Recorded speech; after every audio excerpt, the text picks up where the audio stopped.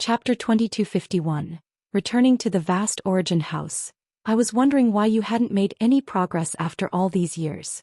Turns out you never truly recovered from the injuries you sustained in your battle with me.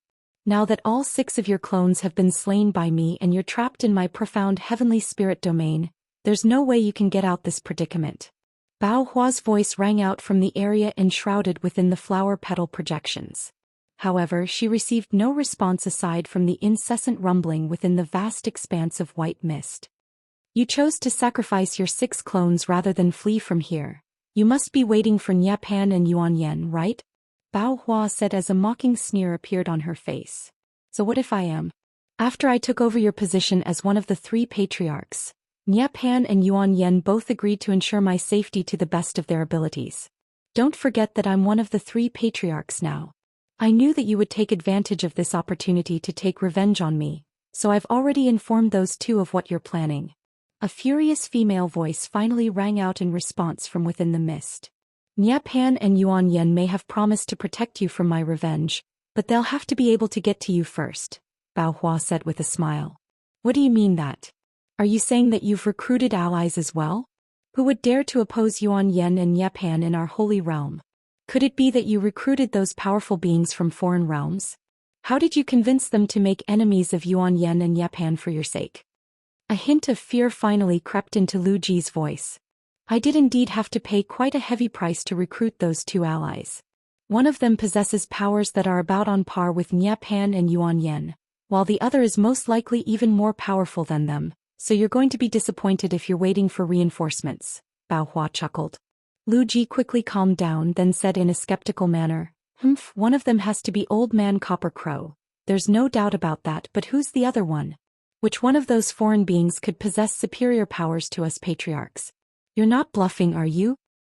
You'll know soon enough whether I'm bluffing or not. After all, Yuan and Pan aren't that far away from where we are right now. Perhaps they'll be able to come and save you given enough time, but you'll have to be able to last that long first, Bao Hua replied in a cold voice. Lu Ji harumphed coldly in response before falling silent once again.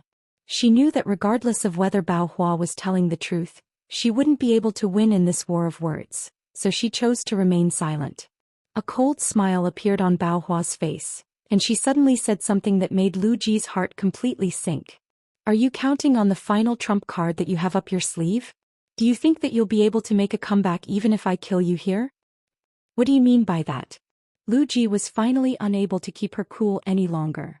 I'm referring to the 7th clone that you've never revealed to anyone. You've always been very careful in hiding that 7th clone and never told anyone about it, but don't forget that there are no absolute secrets in this world, Bao Hua said with a smile.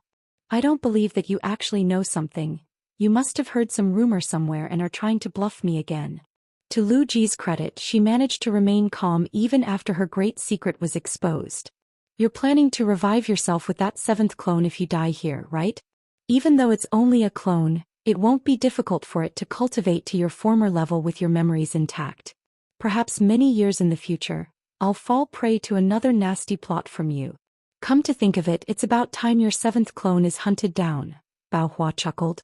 What? You managed to find the hiding place of that clone? That's impossible. Who did you send to hunt it down? A hint of alarm and fury crept into Lu Ji's voice upon hearing this. Haven't you noticed that Hei isn't here? Bao Hua asked in an unhurried manner. Lu Ji's heart immediately eased upon hearing this. Hei, you think a mere body integration stage junior like him can break through the restrictions I set up?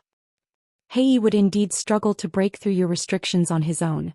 But what if he's carrying a profound heavenly treasure that just so happens to suppress your restrictions? Bao Hua mused. Lu Ji's expression completely darkened upon hearing this. You dared to lend him a profound heavenly treasure? Aren't you afraid that he'll take the treasure and run?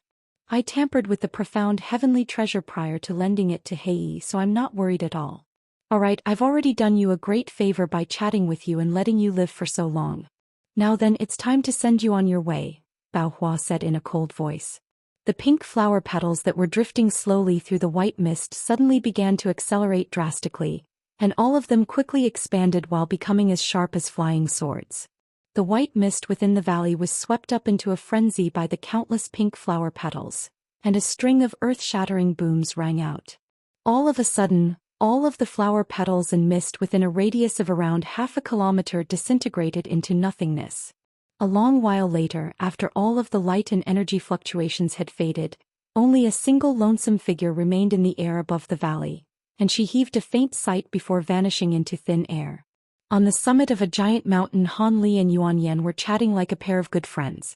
As expected of one of the three devilish patriarchs, some of Yuan Yan's cultivation insights were very eye-opening even to Han Li.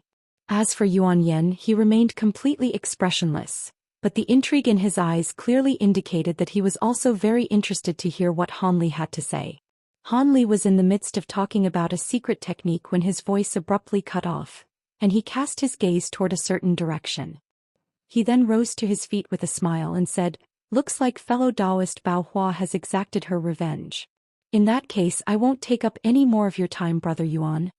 After that, he immediately flew away as a streak of azure light before Yuan Yan even had a chance to respond. Yuan Yan could only look on as Han Li departed with a resigned look on his face. Shortly thereafter, Han Li landed on the summit of a small mountain not far away, where Silvermoon was waiting for him with an anxious expression. Standing beside her were an elderly man and a handsome young man with shoulder-length silver hair. They were none other than Mo Jianli and Patriarch Ao Shao. Both of them smiled as Han Li arrived before them, and Silvermoon immediately approached him with an elated expression. 3 months later, a white flying boat with countless runes inscribed on its surface was flying at an incredible speed over the vastly renowned Blue Waterfall Lake, completely disregarding the massive flight restriction that encompassed the entire lake.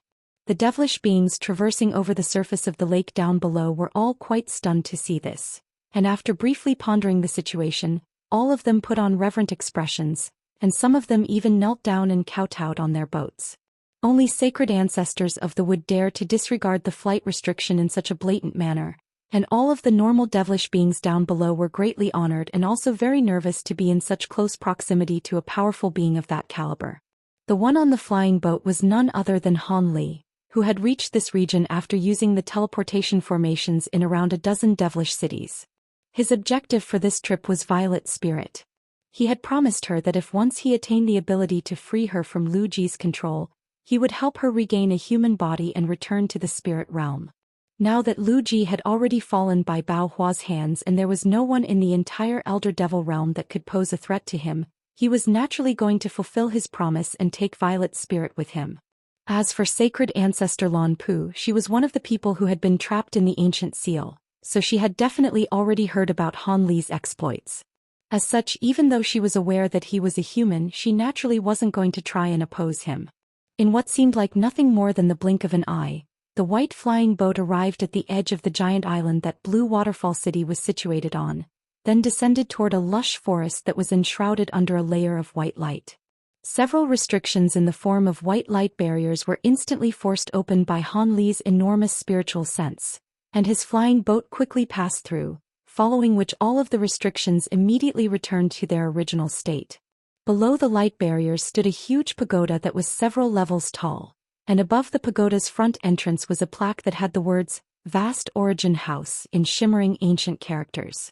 At the same time, a young woman who was lazily reading a book in a secret chamber on the 4th floor suddenly stood up from her chair with an alarmed expression.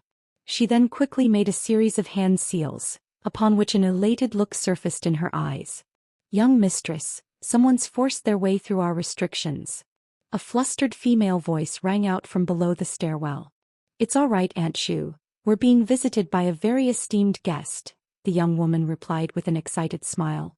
Chapter 2252, Violet Spirit's Intentions. A short while later, Han Li appeared in the hall on the 3rd floor before taking a seat with the young woman.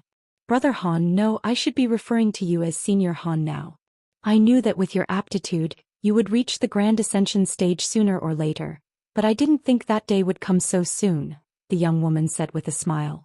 "There's no need to be so formal, fellow Daoist Lan.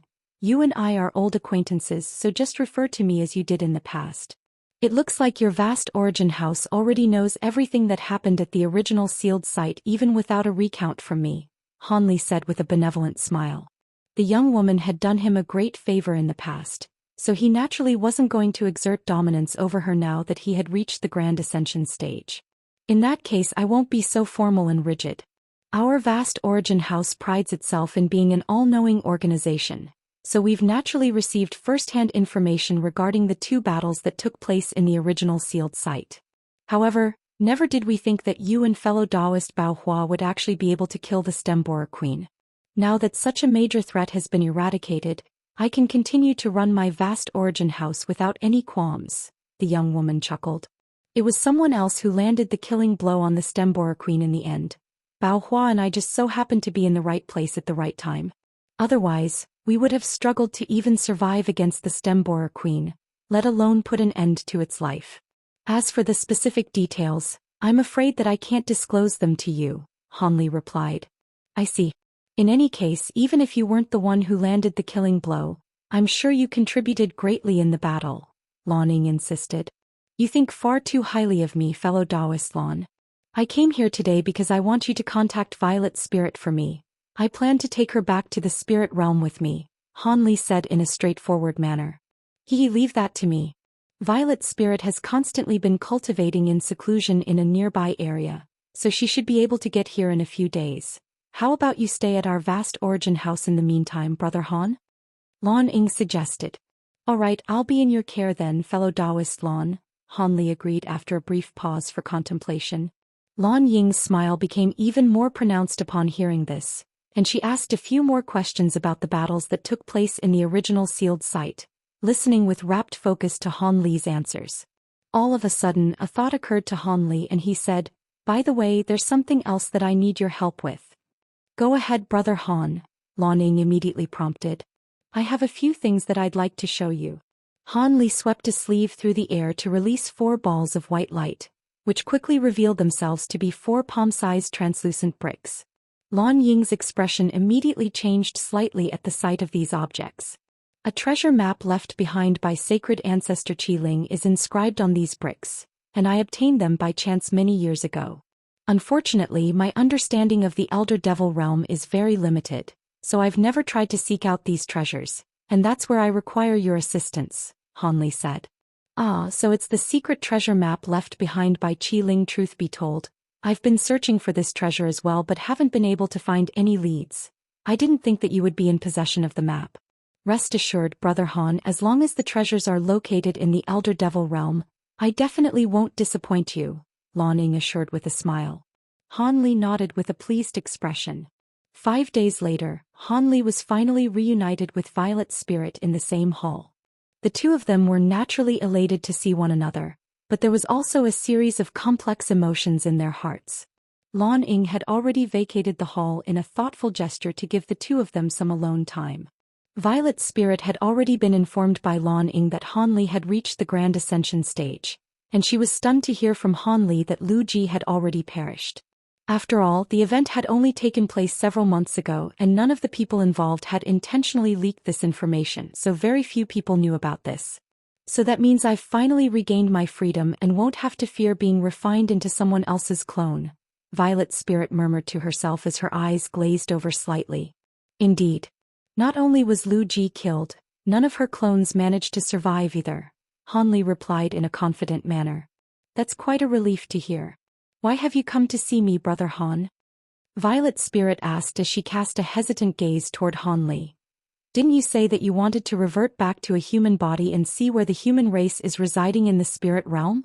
I found a few secret techniques that can eradicate the true devilish qi within your body and return you to your former physique.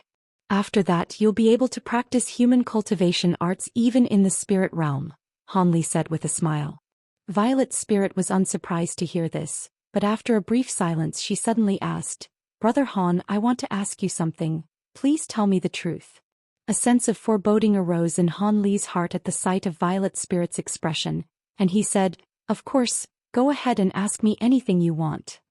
I want to know roughly how much of a chance you have of ascending to the true immortal realm and becoming an immortal, Violet's spirit said with a serious expression. Han Li was rather taken aback by this question. Why did you suddenly think to ask me something like this? Please give me your answer, Violet's spirit insisted with a determined expression. Han Li hesitated momentarily before replying, If anyone else had asked me this, I definitely wouldn't tell them the truth. However, I have nothing to hide from you. In the past, my chances of successfully ascending would have only been just over 20%, but I encountered some opportunities during my trip to the original sealed site. I'm not sure whether those opportunities will spell fortune or tragedy for me, but they've doubled my chances of successful ascension. Violet's spirit was quite surprised to hear this.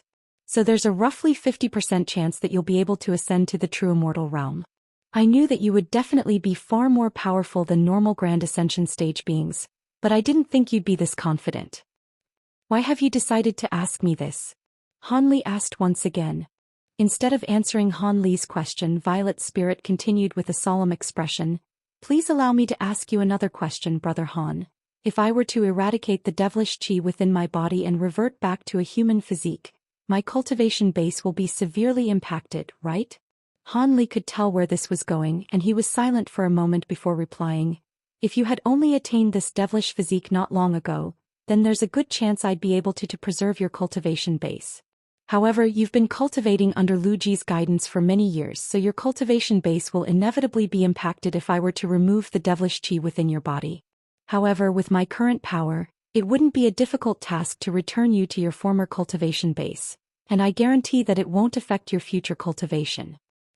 Ever since we parted ways last time, I've considered my situation extensively, and no matter how I thought about it, I always arrived at the conclusion that staying in the Elder Devil realm was the best option for me. Just like Lu Ji had once said, cultivating devilish arts is the ideal path for my physique. If I were to return to the spirit realm, perhaps I would be able to reach the Grand Ascension stage with your assistance and by some immense stroke of fortune, but it'll definitely be very difficult for me to ascend. I don't want to see you ascend and become a true immortal while I remain in the spirit realm and await my death with each passing heavenly tribulation, Violet's spirit said with a determined expression. Han Li was silent for a long while upon hearing this before heaving a faint sigh. So you've made your decision? At your current cultivation base, I can still revert your back to your human physique, but as you progress, it'll become more and more difficult for me to do that. Once you reach the Grand Ascension stage, there will be no way for you to attain a human physique again.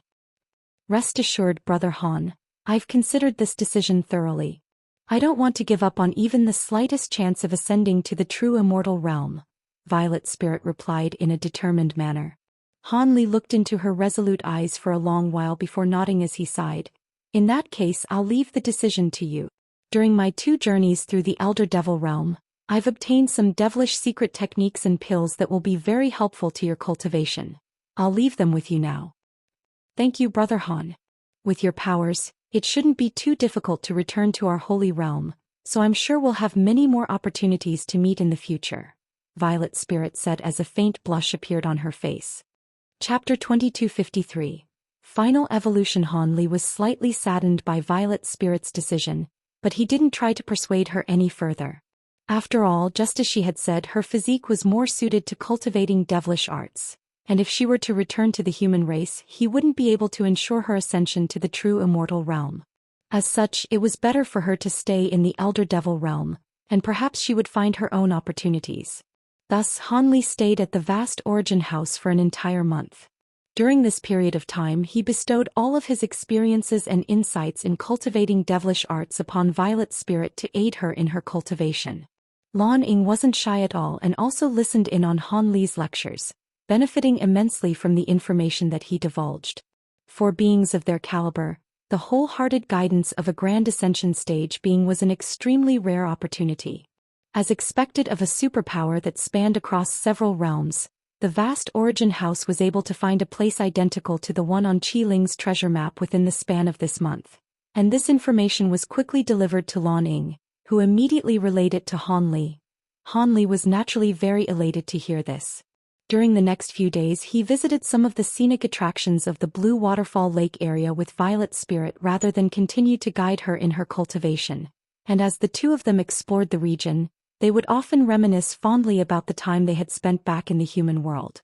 However, neither of them mentioned that night of lust and desire, and they weren't even all that intimate with one another. It was as if they were simply a pair of close friends. Time quickly passed by, and on this morning Han Li finally departed from Blue Waterfall City. On the 4th floor of the vast Origin House, Violet's spirit was staring at his departing figure through the window with a complex look in her eyes. Are you really willing to separate yourself from Brother Han like this, Sister Violet? I clearly recall that you were very much looking forward to being able to stay by his side not long ago, Liang asked with furrowed brows. If I go with him, we'll temporarily be together, but what'll happen tens of thousands of years in the future? With his aptitude, it's only a matter of time before he ascends to the true immortal realm, and if I want to truly stay by his side, I have to do the same. Do I pursue temporary happiness or a chance at eternal happiness? What would you do if you were in my place, Sister Liang? Violet's spirit sighed. Liang couldn't help but fall into deep thought upon hearing this.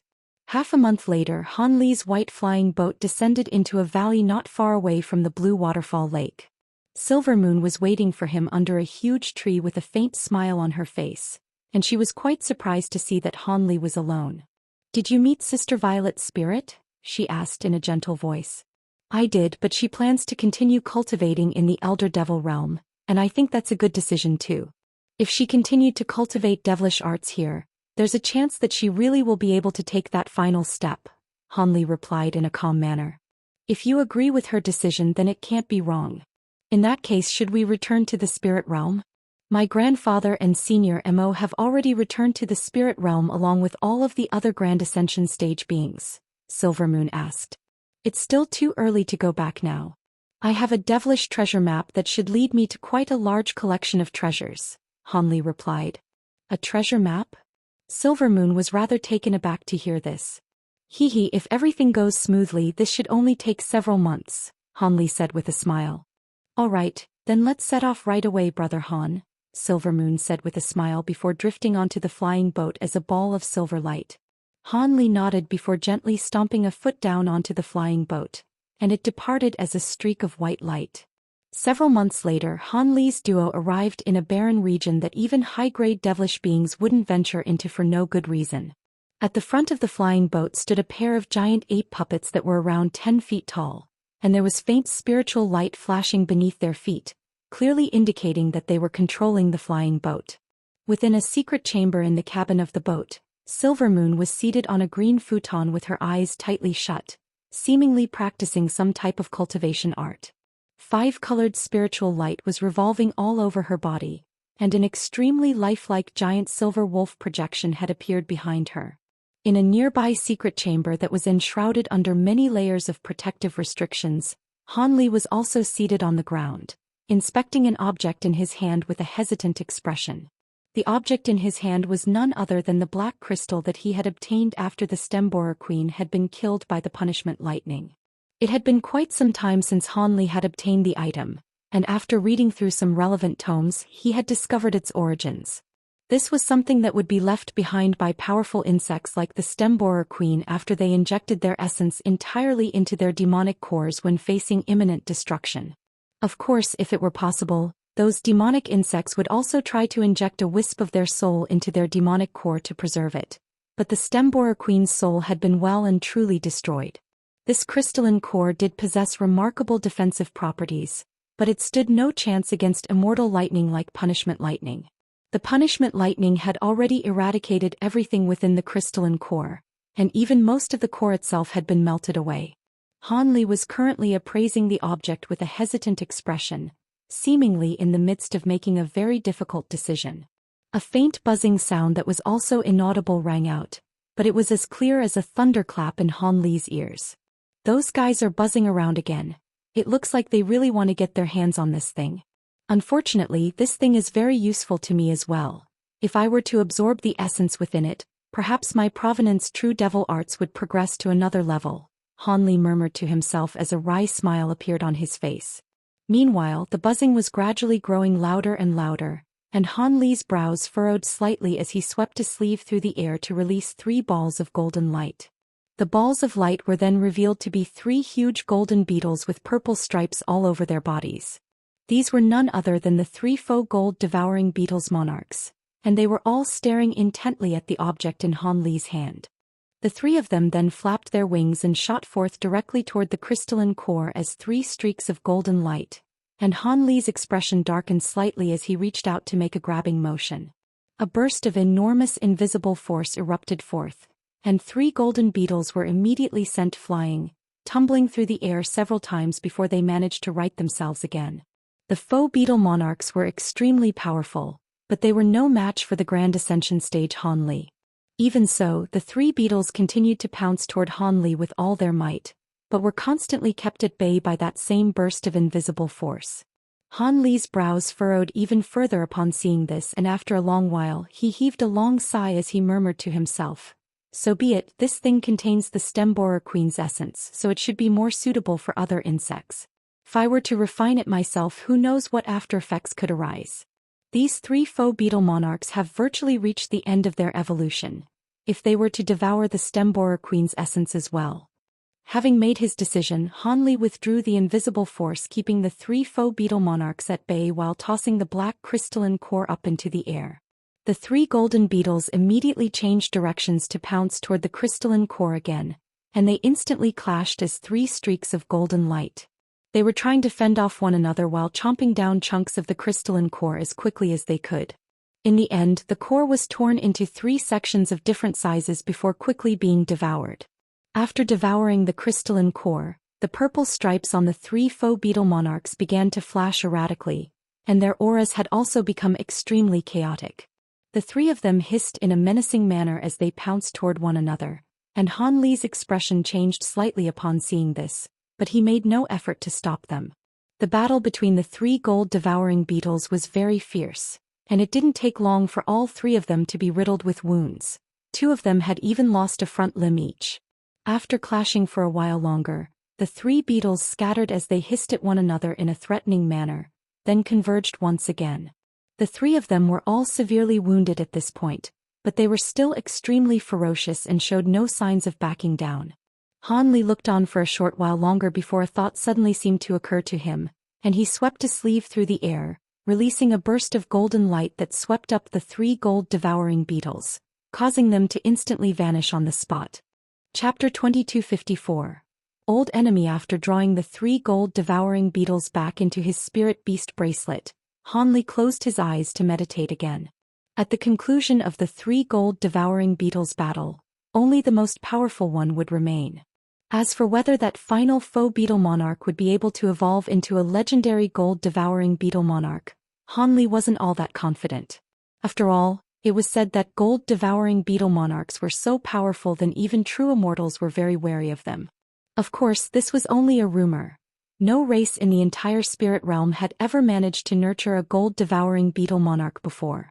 As such, it was difficult to say just how powerful the beetle monarch would be. Han Li would just have to wait and see. With his current powers, the average Grand Ascension stage being wouldn't be of much assistance to him. Thus, he had already decided that once he returned to the spirit realm, he was going to get his leopard Kirin beast to go into seclusion as well. Even though spirit beasts generally progressed slowly with age, he should be able to accelerate that process with his vast collection of pills. With that in mind, Han Li gradually entered a state of deep meditation. The white flying boat surged through the air without any disguise or concealment, but the Grand Ascension stage aura emanating from it was enough to scare away all of the nearby devilish beasts. Half a month later, a boundless snowland appeared down below. Heavy snow intermingled with frosty winds and chunks of fist-sized hail were sweeping incessantly through the air, but the flying boat was completely unaffected, enshrouded within a white light barrier. The two giant ape puppets continued to guide the flying boat forward, and several days later the thick snow down below was nowhere to be seen, having been replaced by massive icy glaciers. There were countless transparent mountains of different sizes in the surrounding area, as well as some small white furry beasts that were running around on the ice, completely disregarding the flying boat up above. It was clear that these devilish beasts were of such a lowly caliber that they couldn't even sense Han Li's almighty aura.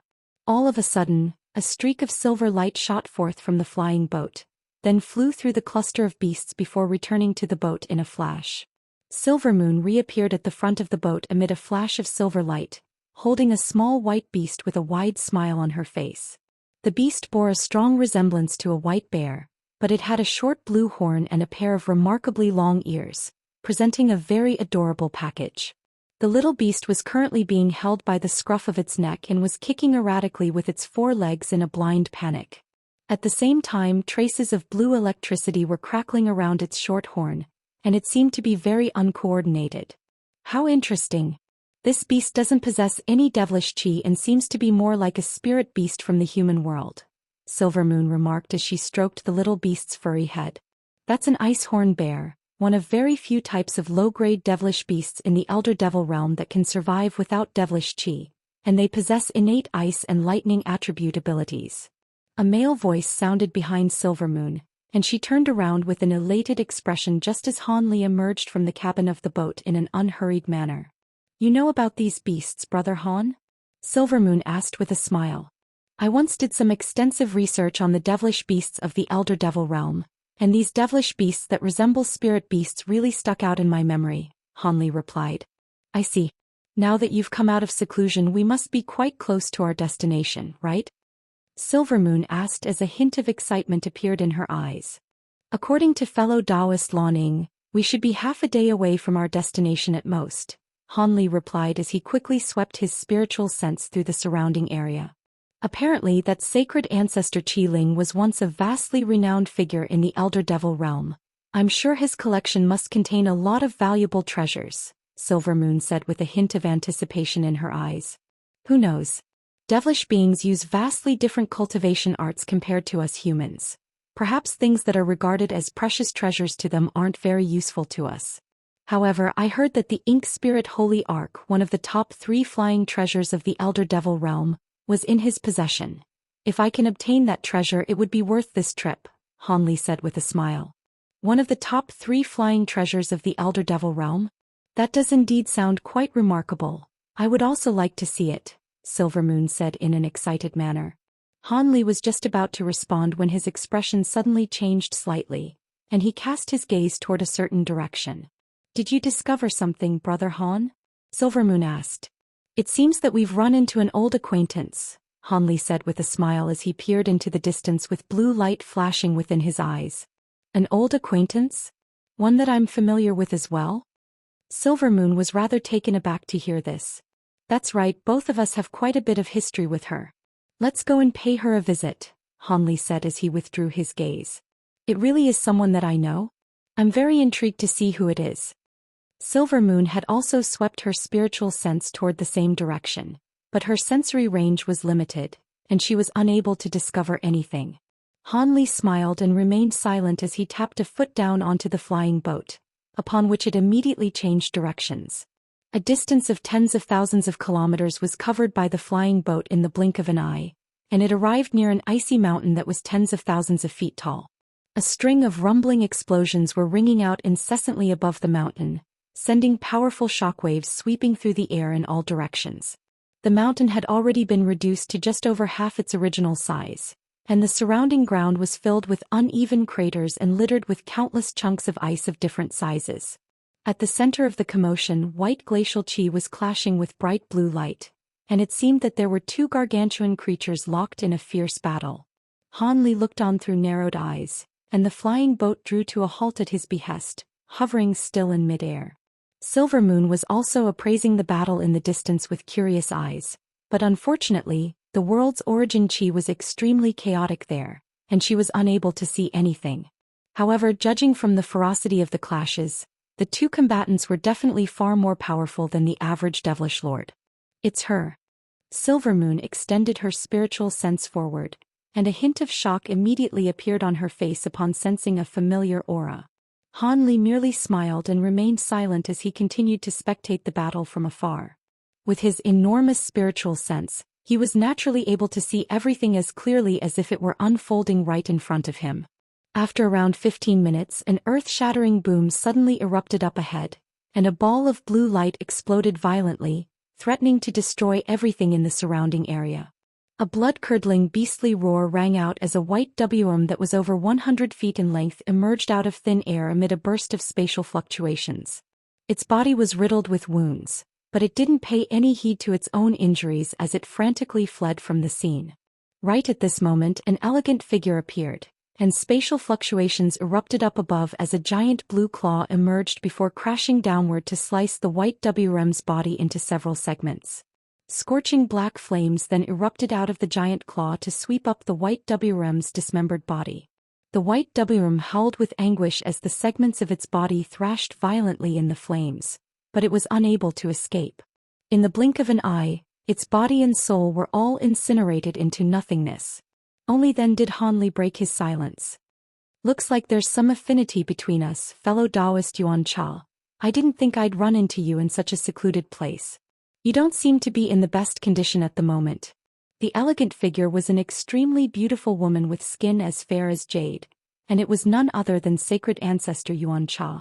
She was wearing a suit of blue armor, but it was only glowing with very dim light, and not only was her face very pale, her aura was also fluctuating in a very unstable manner. What was most perplexing of all was that she seemed to only possess a body integration stage aura. I also didn't expect to see you here, fellow Daoist Han. Could it be that Bao Hua changed her mind and sent you to finish me off? Instead of being all that surprised to see Han Li, a sour look appeared on her face. That's not the case. I did assist Bao Hua on that one occasion, but that's all. Do you think I'm some sort of subordinate to Bao Hua? Han Li asked as his expression darkened slightly. Yuan Cha faltered slightly upon hearing this before a wry smile appeared on her face. Please forgive me for misunderstanding the situation, fellow Daoist Han. Come to think of it, now that you're at the Grand Ascension stage, your powers are most likely not inferior to Bao Hua's, so there's no reason for you to do her bidding and finish off a disabled wretch like me. Disabled? There is indeed something wrong with your aura. Why has it fallen to below the Grand Ascension stage? Did Bao Hua do this to you? Han Li asked. No, I did this to myself, Yuan Cha replied, much to Han Li's surprise. Chapter 2255. Discovering the treasures. You're telling me you disabled your own cultivation base? Han Li asked with a skeptical expression. If I hadn't done that, there's no way that Bao Hua would be content with only banishing me to this place. After all, I was the one she once trusted the most, yet I stabbed her in the back. It's already a huge surprise to me that I was able to survive this ordeal, Yuan Cha explained. I see. To think that she was still willing to let you live after what you did to her.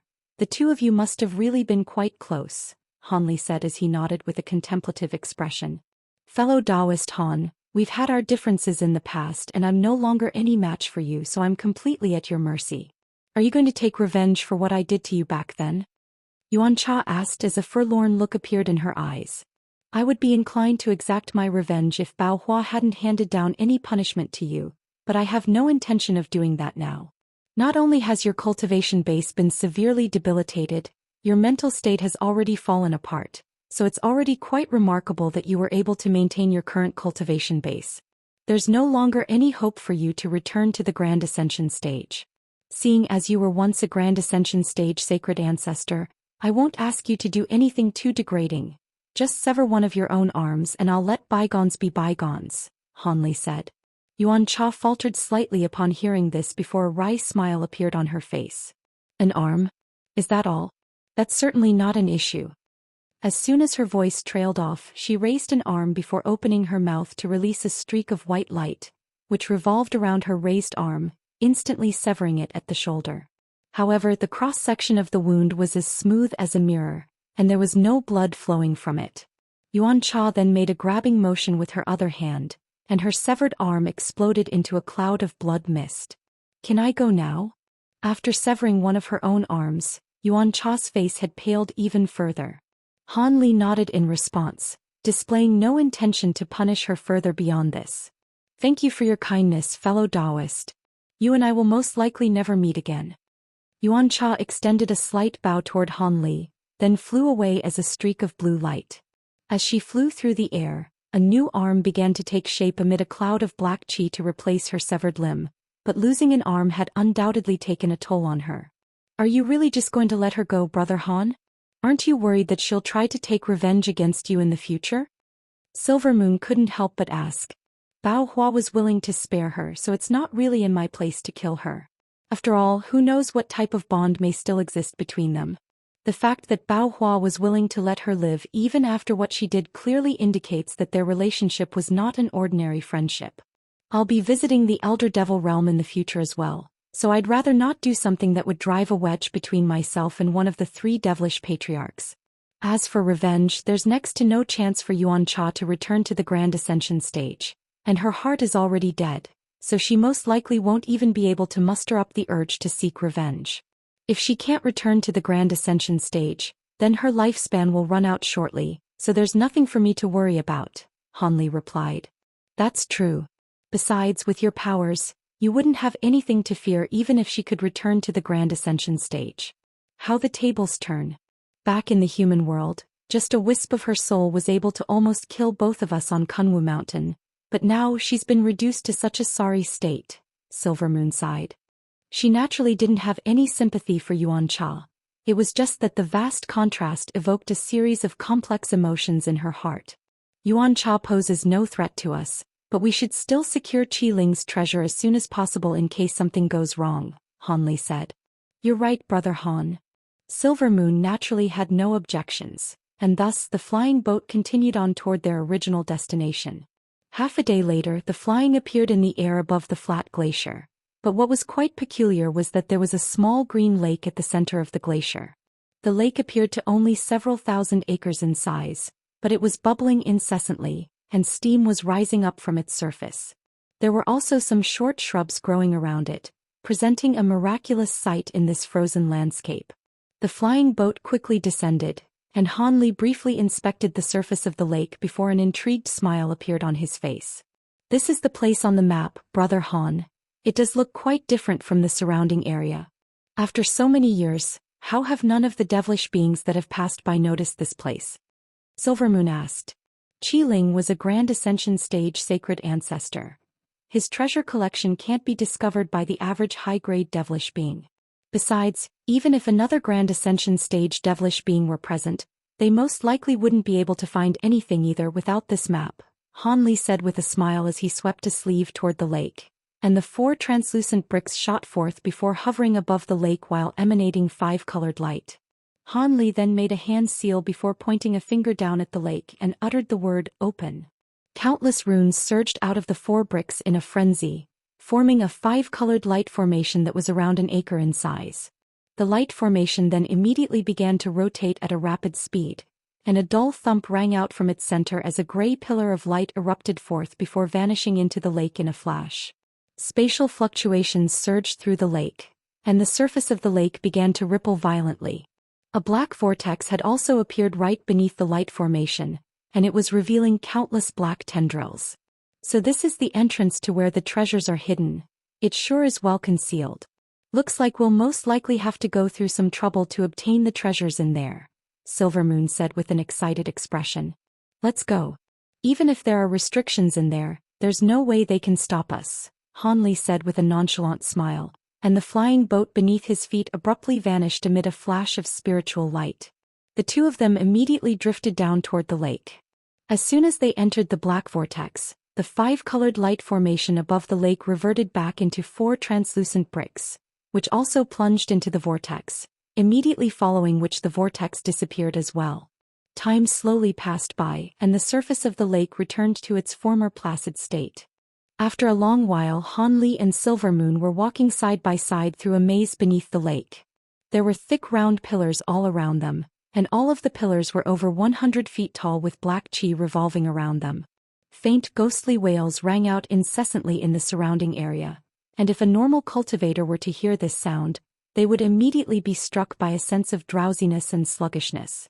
However, Silvermoon was easily able to keep the sound at bay by conjuring up a layer of protective spiritual light, while Han Li was able to simply ignore the sound altogether. The sky above the round pillars was completely concealed by a blanket of black mist, and all of a sudden several blurry projections erupted out of several of the nearby stone pillars. The projections were in the form of giant menacing wolves, and even as they pounced toward Han Li, he didn't pause in the slightest as he released a burst of gray light to sweep up the oncoming projections in a flash. Meanwhile, 2 of the giant wolf projections had pounced toward Silvermoon, and they were met by a giant silver wolf projection that devoured the oncoming pair of projections in a single mouthful. After that, the 2 of them continued onward as if they were taking a stroll in the park. How many waves has it been, Brother Han? Silvermoon suddenly asked. That was the 7th wave, Han Li replied in a calm manner. Surely this wouldn't be the extent of the restrictions set up by the vastly renowned sacred ancestor Qiling. These restrictions don't even pose any threat to a body integration cultivator like me, let alone a Grand Ascension stage being like you, Silvermoon chuckled. If you continue to think like that, You're going to fall into Qiling's trap, Han Li replied in an indifferent voice. What do you mean by that, Brother Han? Silvermoon was rather befuddled to hear this. Han Li smiled and asked, do you really think these pillars are just here to make some sound effects and manifest some spatial tempering stage beast projections? Is there something special about them? Silvermoon asked with a surprised expression. Let me show you something, Han Li said with a smile, then suddenly raised a hand and made a grabbing motion. A burst of silver spirit flames immediately erupted between his fingertips, and he grabbed onto something before forcibly pulling it out of thin air. Silvermoon's eyes widened as she stared intently at Han Li's hand, and Han Li smiled as he slowly spread open his fingers. Chapter 2256. Giant puppet within the silver flames was a thin gray line that was writhing incessantly, but no matter how much it struggled, it was unable to fly out of Han Li's grasp.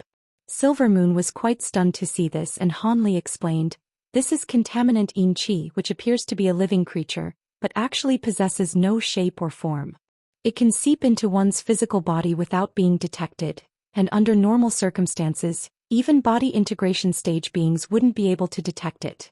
Only after it accumulates to a certain extent and spontaneously erupts will its presence be made known. What? Doesn't that mean I've already? Silvermoon was given quite a fright upon hearing this, and hurriedly inspected her own internal condition. Rest assured, I'm aware of this thing's presence, so I naturally wasn't going to allow it to approach us. I've already kept it out with my spiritual sense, Han Li chuckled. You gave me a huge fright there. You withheld this information from me on purpose, didn't you? Silvermoon said as she rolled her eyes in an unintentionally seductive display. Even with Han Li's resolute and steadfast mental state, he couldn't but be momentarily entranced by her stunning beauty, and he immediately averted his gaze. It's not that I didn't want to tell you about this in advance. It's just that this type of qi is only dangerous due to its undetectable nature. Once detected, even a spatial tempering stage being would be able to easily keep it at bay with their spiritual sense. So it's that easy to ward off. That's quite a relief. Silvermoon was elated to hear this, and she hurriedly released her spiritual sense as well. We should reach Sacred Ancestor Qiling's treasure once we get out of this maze, right? We already passed by 2 so-called treasure pavilions, but the treasures in there will only be able to fool the average devilish being. They're nowhere near valuable enough to catch our eyes, Silvermoon said with a smile.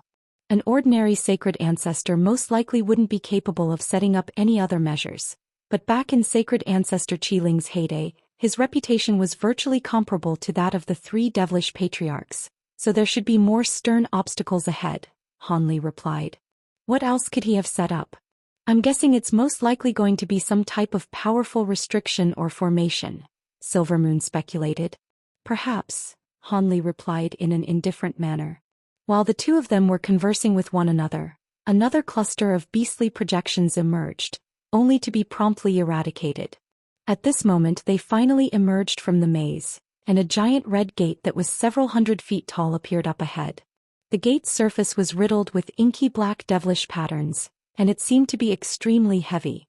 Han Li swept his spiritual sense toward the gate while appraising it with blue light flashing within his eyes, and he said in a rather surprised manner, "This gate is constructed from fire origin crystal. Looks like this sacred ancestor Qiling was wealthier than I imagined." Han Li pointed a finger toward the giant gate as he spoke, and a ball of silver flames shot forth from his fingertip before vanishing into the gate in a flash. Countless bursts of crimson flames immediately erupted out of the gate in a frenzy, transforming it into a giant flaming gate, but at the same time, the gate slowly began to open amid a burst of rumbling. A scorching aura instantly swept forth from behind the gate, and as soon as it came into contact with Silvermoon, her expression changed drastically as she stumbled back a few steps while the protective spiritual light around her body flashed erratically. Behind the giant gate was a sea of crimson flames that were far hotter than normal flames, and even the body integration stage Silvermoon didn't dare to let it come into direct contact with her body. Han Li's brows furrowed slightly upon seeing this, but he remained still on the spot. With his spirit engulfing heavenly flames, there was no way that these flames would be able to harm him in the slightest. However, he could sense some restriction fluctuations emanating from within the sea of flames, so it clearly wasn't as simple as it appeared. With that in mind, he immediately made a hand seal before opening his mouth to expel a silver fireball, which instantly transformed into a massive fire raven that was around 10 feet in size. The fire raven spread its wings and let loose a clear cry, then plunged headfirst into the sea of flames. All of the crimson flames in the path of the fire raven immediately parted, creating a path that was around 10 feet wide. "Let's go, Silver Moon," Han Li said as he took a step forward, then abruptly appeared right at the center of the path. Silver Moon smiled and immediately followed along behind him. Thus, the two of them were able to traverse through the sea of flames behind the silver fire raven. Beneath the parted sea of flames were countless fist-sized crimson crystals that littered the entire ground, and each crystal was releasing wisps of crimson fire. Han Li and Silver Moon were both hovering around 10 feet in the air as they flew along behind the silver fire raven, and they reached the center of the sea of flames in the blink of an eye. All of a sudden, the ground below the silver fire raven split open, and a thick arm holding a giant translucent blade lashed out to instantly slice the fire raven in half. If a normal spirit beast were to be dealt such a heavy blow, they would at least suffer severe injuries and perhaps even be killed.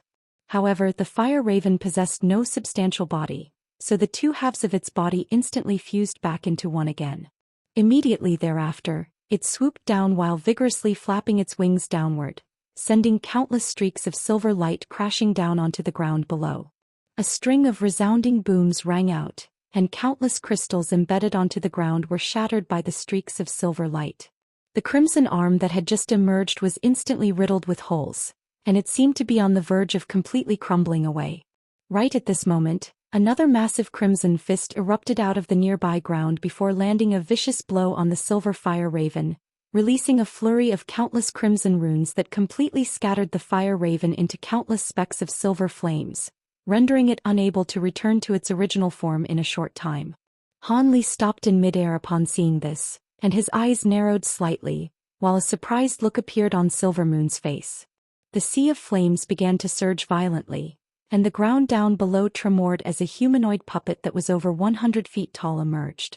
The puppet wore a suit of crimson armor that covered every single inch of its body, and its body was attached to the crumbling arm that was holding the giant blade.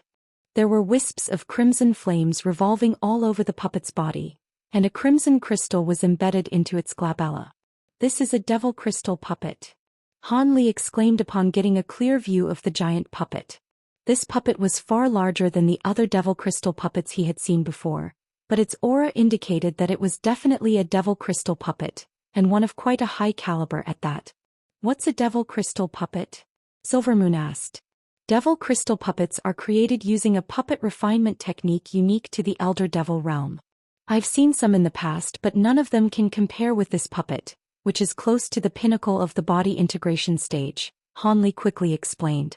Right at this moment, the giant puppet had already completely emerged from the ground, and it immediately sent its giant blade crashing down toward Han Li. The puppet was quite massive and bulky, but its saber strike was as fast as lightning, and it instantly reached Han Li, striking him with a bone-chilling sensation that threatened to freeze his blood solid. "Heavenly frozen light? Interesting, no wonder you were able to scatter my spirit-engulfing fire raven." Han Li's eyes lit up as he swept his spiritual sense toward the giant blade, then raised an arm upward, catching the blade in a casual manner. A dull thump rang out as powerful shockwaves erupted in all directions, causing the entire sea of flames to surge violently once again. Glacial light was surging toward Han Li from the giant blade, but he seemed to be completely unaffected. Indeed, with Han Li's current physical body, this glacial light was nowhere near powerful enough to harm him. However, that wasn't the extent of the giant puppet's abilities. A cold light flashed through its eyes and it suddenly opened its mouth to release a pillar of white light. At the same time, it swept its other arm through the air, and a giant crimson hand emerged before crashing down viciously toward Han Li with countless runes revolving around it. A burst of scorching red light came surging down along with the arm, and a charred odor immediately wafted through the air. The red light seemed to be capable of melting through space, and that was a clear testament to just how fearsome it was. Han Li's expression darkened slightly as he swept a sleeve forward to release a burst of gray light. As soon as the pillar of white light came into contact with the gray light, the former abruptly vanished into thin air. At the same time, Han Li extended a pristine white hand out of his sleeve before thrusting it toward the oncoming red light and giant crimson hand in an unhurried manner. Chapter 2257. Puppet Army. His nonchalant-looking palm strike was instantly able to pierce through the red light before clashing with the giant crimson hand, which was immediately struck by a burst of devastating force and crumbled into powder. Despite this, the giant puppet remained completely expressionless, and crimson light radiated from its body as several devilish beastly projections that resembled cow-tiger hybrids emerged before pouncing toward Han Li. Right at this moment, Han Li opened his mouth to release a streak of azure sword chi, which instantly reached the puppet before revolving around its massive body. Spiritual light flashed violently from the puppet's body, but it was still sliced in half at the waist and toppled to the ground. As for the beastly projections that had just been conjured up, all of them disappeared into plumes of smoke. However, in the next instant, scorching crimson flames erupted from the crystals on the ground, releasing countless translucent threads that abruptly pulled the two halves of the puppet's body together again, and its wounds were instantly healed. Han Li's expression remained unchanged upon seeing this, and he thrust a hand downward, upon which a shimmering golden hand that was around an acre in size appeared above the puppet before crashing down with devastating might. The giant puppet was completely immobilized under the tremendous power being exerted by the palm, and countless white cracks appeared all over its body before it exploded into a ball of red light. A fist-sized ball of golden light erupted out of the explosion before immediately attempting to flee, but Han Li seemed to have already anticipated this, and he harumphed coldly as he made a grabbing motion with his outstretched hand. The golden ball of light was immediately enveloped by a burst of enormous power, then drawn into Han Li's grasp, and he looked down to find that it was a golden ball that was riddled with holes and intricate runes. The ball was virtually weightless, seemingly completely hollow. "This is most likely the core of the puppet," Han Li said with an intrigued expression as he inspected the golden ball in his hand. A wry smile appeared on Silvermoon's face upon seeing this. She knew that Han Li's powers would be unimaginable to her now that he had reached the Grand Ascension stage, but she hadn't witnessed him in action since his breakthrough, so there was no standard for her to judge just how powerful he was. However, she knew that she would definitely be no match for that giant puppet, yet Han Li had destroyed it with ease. This made it clear to her just how massive a disparity there was between her and Han Li, and the realization saddened her slightly. Just as she was becoming absorbed in her own thoughts, the specks of silver flames in the air converged, and the silver fire raven re-emerged. However, on this occasion Han Li didn't spur on the fire raven to continue onward. Instead, he stowed the golden ball in his hand away before sweeping his spiritual sense through the surrounding area, then immediately made a hand seal. The fire raven raised its head and let loose a clear cry, following which its body began to swell drastically in size. In the blink of an eye, it had swelled to over 1,000 feet in length, forcing the surrounding sea of flames back to create a massive empty area. Han Li then pointed a finger up at the silver fire raven before uttering the word, "Absorb." A burst of loud rumbling rang out as the fire raven flapped its wings to release countless silver runes, and at the same time, a burst of enormous suction force surged forth in all directions. The surrounding sea of flames instantly converged toward the fire raven through around a dozen massive pillars of flames, and as soon as the flames came into contact with the fire raven's body, they were instantly absorbed. As the fire raven absorbed more and more crimson flames, its body expanded further and further, and it didn't take long before the entire sea of flames was completely absorbed, thus finally revealing the true appearance of the surrounding area. Silvermoon quickly inspected her surroundings, and a surprised look appeared on her face. They were currently situated on a tall platform around 1,000 acres in size that was riddled with crimson crystals. Around the platform was a boundless trench, within which were countless deep craters of different sizes. Spiritual light was flashing within all of those craters, and within each of them was a devil crystal puppet. These puppets were clad in suits of 5-colored armor, wielding weapons of different shapes, forms, and sizes, and there were even some menacing beastly puppets among them. At a glance, it could be estimated that there were close to 100,000 of these puppets. Han Li quickly swept his gaze through the surrounding area, and he discovered that most of the puppets were at the core formation stage and nascent soul, and around 10% of them were at the deity transformation stage and spatial tempering stage. However, what was most eye-catching were the dozens of top-grade puppets that bore a strong resemblance to the one that Han Li had just destroyed. Those Devil Crystal puppet hadn't reached the late body integration stage yet, but they were all still at the early and mid-body integration stage. If this army of puppets were to appear in the outside world, it would be powerful enough to raise many major powers to the ground. Looks like sacred ancestor Qi Ling was a master in refining Devil Crystal puppet. That's quite a pleasant surprise, Han Li said as he stroked his own chin with a faint smile. Silver Moon was already completely dumbstruck by what she was seeing, and only now did she return to her senses as she asked, "What do you plan to do with these puppets?" "I'm going to take them all away, of course. What else would I do? Leave them for someone else?" Han Li replied without any hesitation. "All right, I'll help you collect them," Silver Moon said in an excited voice. Han Li nodded in response, and Silver Moon immediately rose up into the air, flicking her wrist to release several storage bracelets toward all of the puppets in one direction. Han Li also swept a sleeve through the air to release dozens of storage bracelets that surged toward the other directions. Spiritual light of all colors surged out of these storage bracelets in a frenzy, and all of the Devil Crystal puppets swept up by the spiritual light quickly disappeared. There was an astonishing number of puppets present, but the two of them were able to collect the puppets quite quickly by working together. However, when attempting to collect the dozens of body integration stage puppets, the puppets suddenly released light barriers to keep the storage bracelets at bay. As opposed to being enraged by this, Silver Moon was quite elated, and she immediately began flicking incantation seals of different colors through the air, all of which vanished into the bodies of these top-grade puppets in a flash. The giant puppets' bodies shuddered slightly before they relinquished their resistance and were also stowed away into the storage bracelets. After the final puppet had been collected, the entire platform suddenly began to sink into the ground on its own amid a burst of loud rumbling. Silver Moon hurriedly flew back to Han Li's side upon seeing this, while Han Li raised a hand to withdraw the Silver Fire Raven before standing on the spot with his hands clasped behind his back. Only after the entire giant platform had sunk over 1,000 feet into the ground did the violent tremors cease. Right at this moment, Han Li and Silver Moon's attention were both drawn toward the same direction, where an azure stone door was situated on a gray stone wall. "Let's go. I can't sense any restriction fluctuations in there, so that must be where sacred ancestor Qi Ling's true treasure is stored," Han Li said with a smile. Silver Moon nodded in response with a hint of excitement in her eyes. Thus, the two of them immediately made their way toward the stone door. Once they were no more than several tens of feet away from the stone door, Han Li thrust a hand through the air, and the door was pushed open by a burst of enormous power. A massive hall was revealed behind the gate, within which were a series of long stone benches with various items placed upon them. A hint of elation surfaced in Han Li's eyes, and he immediately strode into the hall with Silver Moon in tow.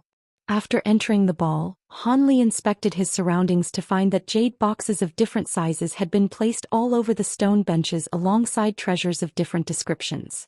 All of these treasures were either glowing with scintillating light, or were dilapidated and completely unremarkable in appearance. However, judging from their auras, all of them were top-grade treasures that could easily start a war in the outside world. Despite this, Han Li didn't display much interest toward these treasures. Instead, his gaze was drawn toward the 3 stone platforms in the hall, which stood taller than all of the stone benches. Atop these 3 intricate stone platforms were 3 different items, comprised of a rusty azure halberd, a yellow gourd, and an inky black flying arc that was only around half a foot in length. Han Li swept his spiritual sense toward the 3 treasures, and his expression immediately changed slightly. Silver Moon's attention had also been drawn entirely to those 3 treasures. Chapter 2258. Return to the Spirit Realm. Han Li swept a hand toward the azure halberd first, and it immediately flew over to him. He caught the halberd before giving it a brief appraisal, then smiled as he handed it over to Silver Moon. "This is a treasure that's incorporated a fragment of a profound heavenly treasure. It's not very useful to me, but it should be perfect for you." "Thank you, Brother Han." Silver Moon accepted the halberd with glee and began to inspect it with an elated expression. Meanwhile, Han Li drew the yellow gourd into his grasp, and after another brief appraisal, a hint of surprise appeared on his face. He then flipped his hand over to stow the gourd away before casting his gaze toward the final treasure among the 3. That miniature flying ark was most likely the legendary ink spirit Holy Arkansas. Han Li inspected the ark through narrowed eyes for a short while, then made a hand seal and pointed a finger at the ark.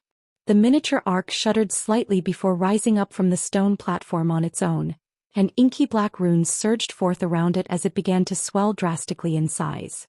All of the treasures in the hall began to buzz incessantly, as if to resonate with the black ark. Around an hour later, the surface of the lake up above suddenly began to churn, and massive waves surged forth in all directions. An earth-shattering boom rang out, and the entire glacier that the lake was situated upon shattered, upon which a gargantuan black object emerged amid a flurry of ice and snow. This was a gigantic ark that was over 10,000 feet in length. The ark was comprised of over 10 levels, and it had countless profound spirit patterns etched onto its surface. At the front and rear ends of the giant ark stood around a dozen giant silver flags of different heights, bearing images of all types of strange and exotic beasts. An army of devil crystal puppet guards was situated on the deck of the ark, and as soon as it appeared, the ark sped away as a ball of black light, vanishing into the distance in the blink of an eye. 2 months later, a rumbling boom suddenly rang out above a small mountain range in the spirit realm, and dark clouds converged from all directions to form an enormous black vortex.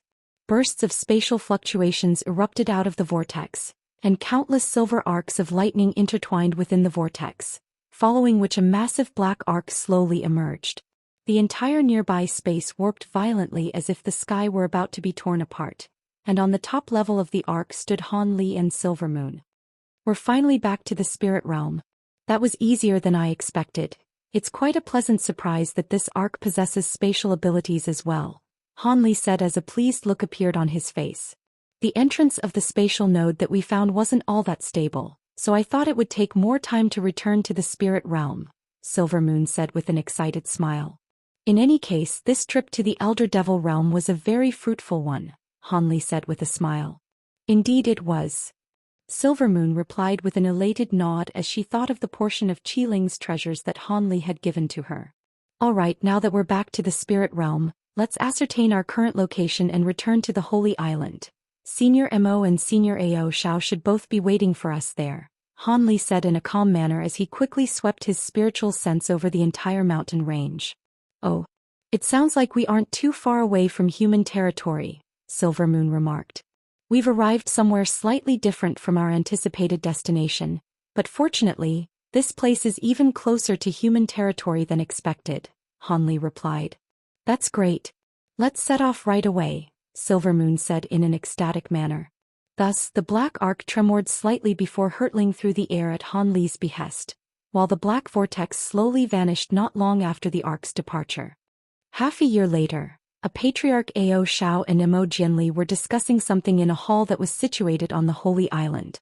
On either side of the hall stood the dozen or so Holy Island elders.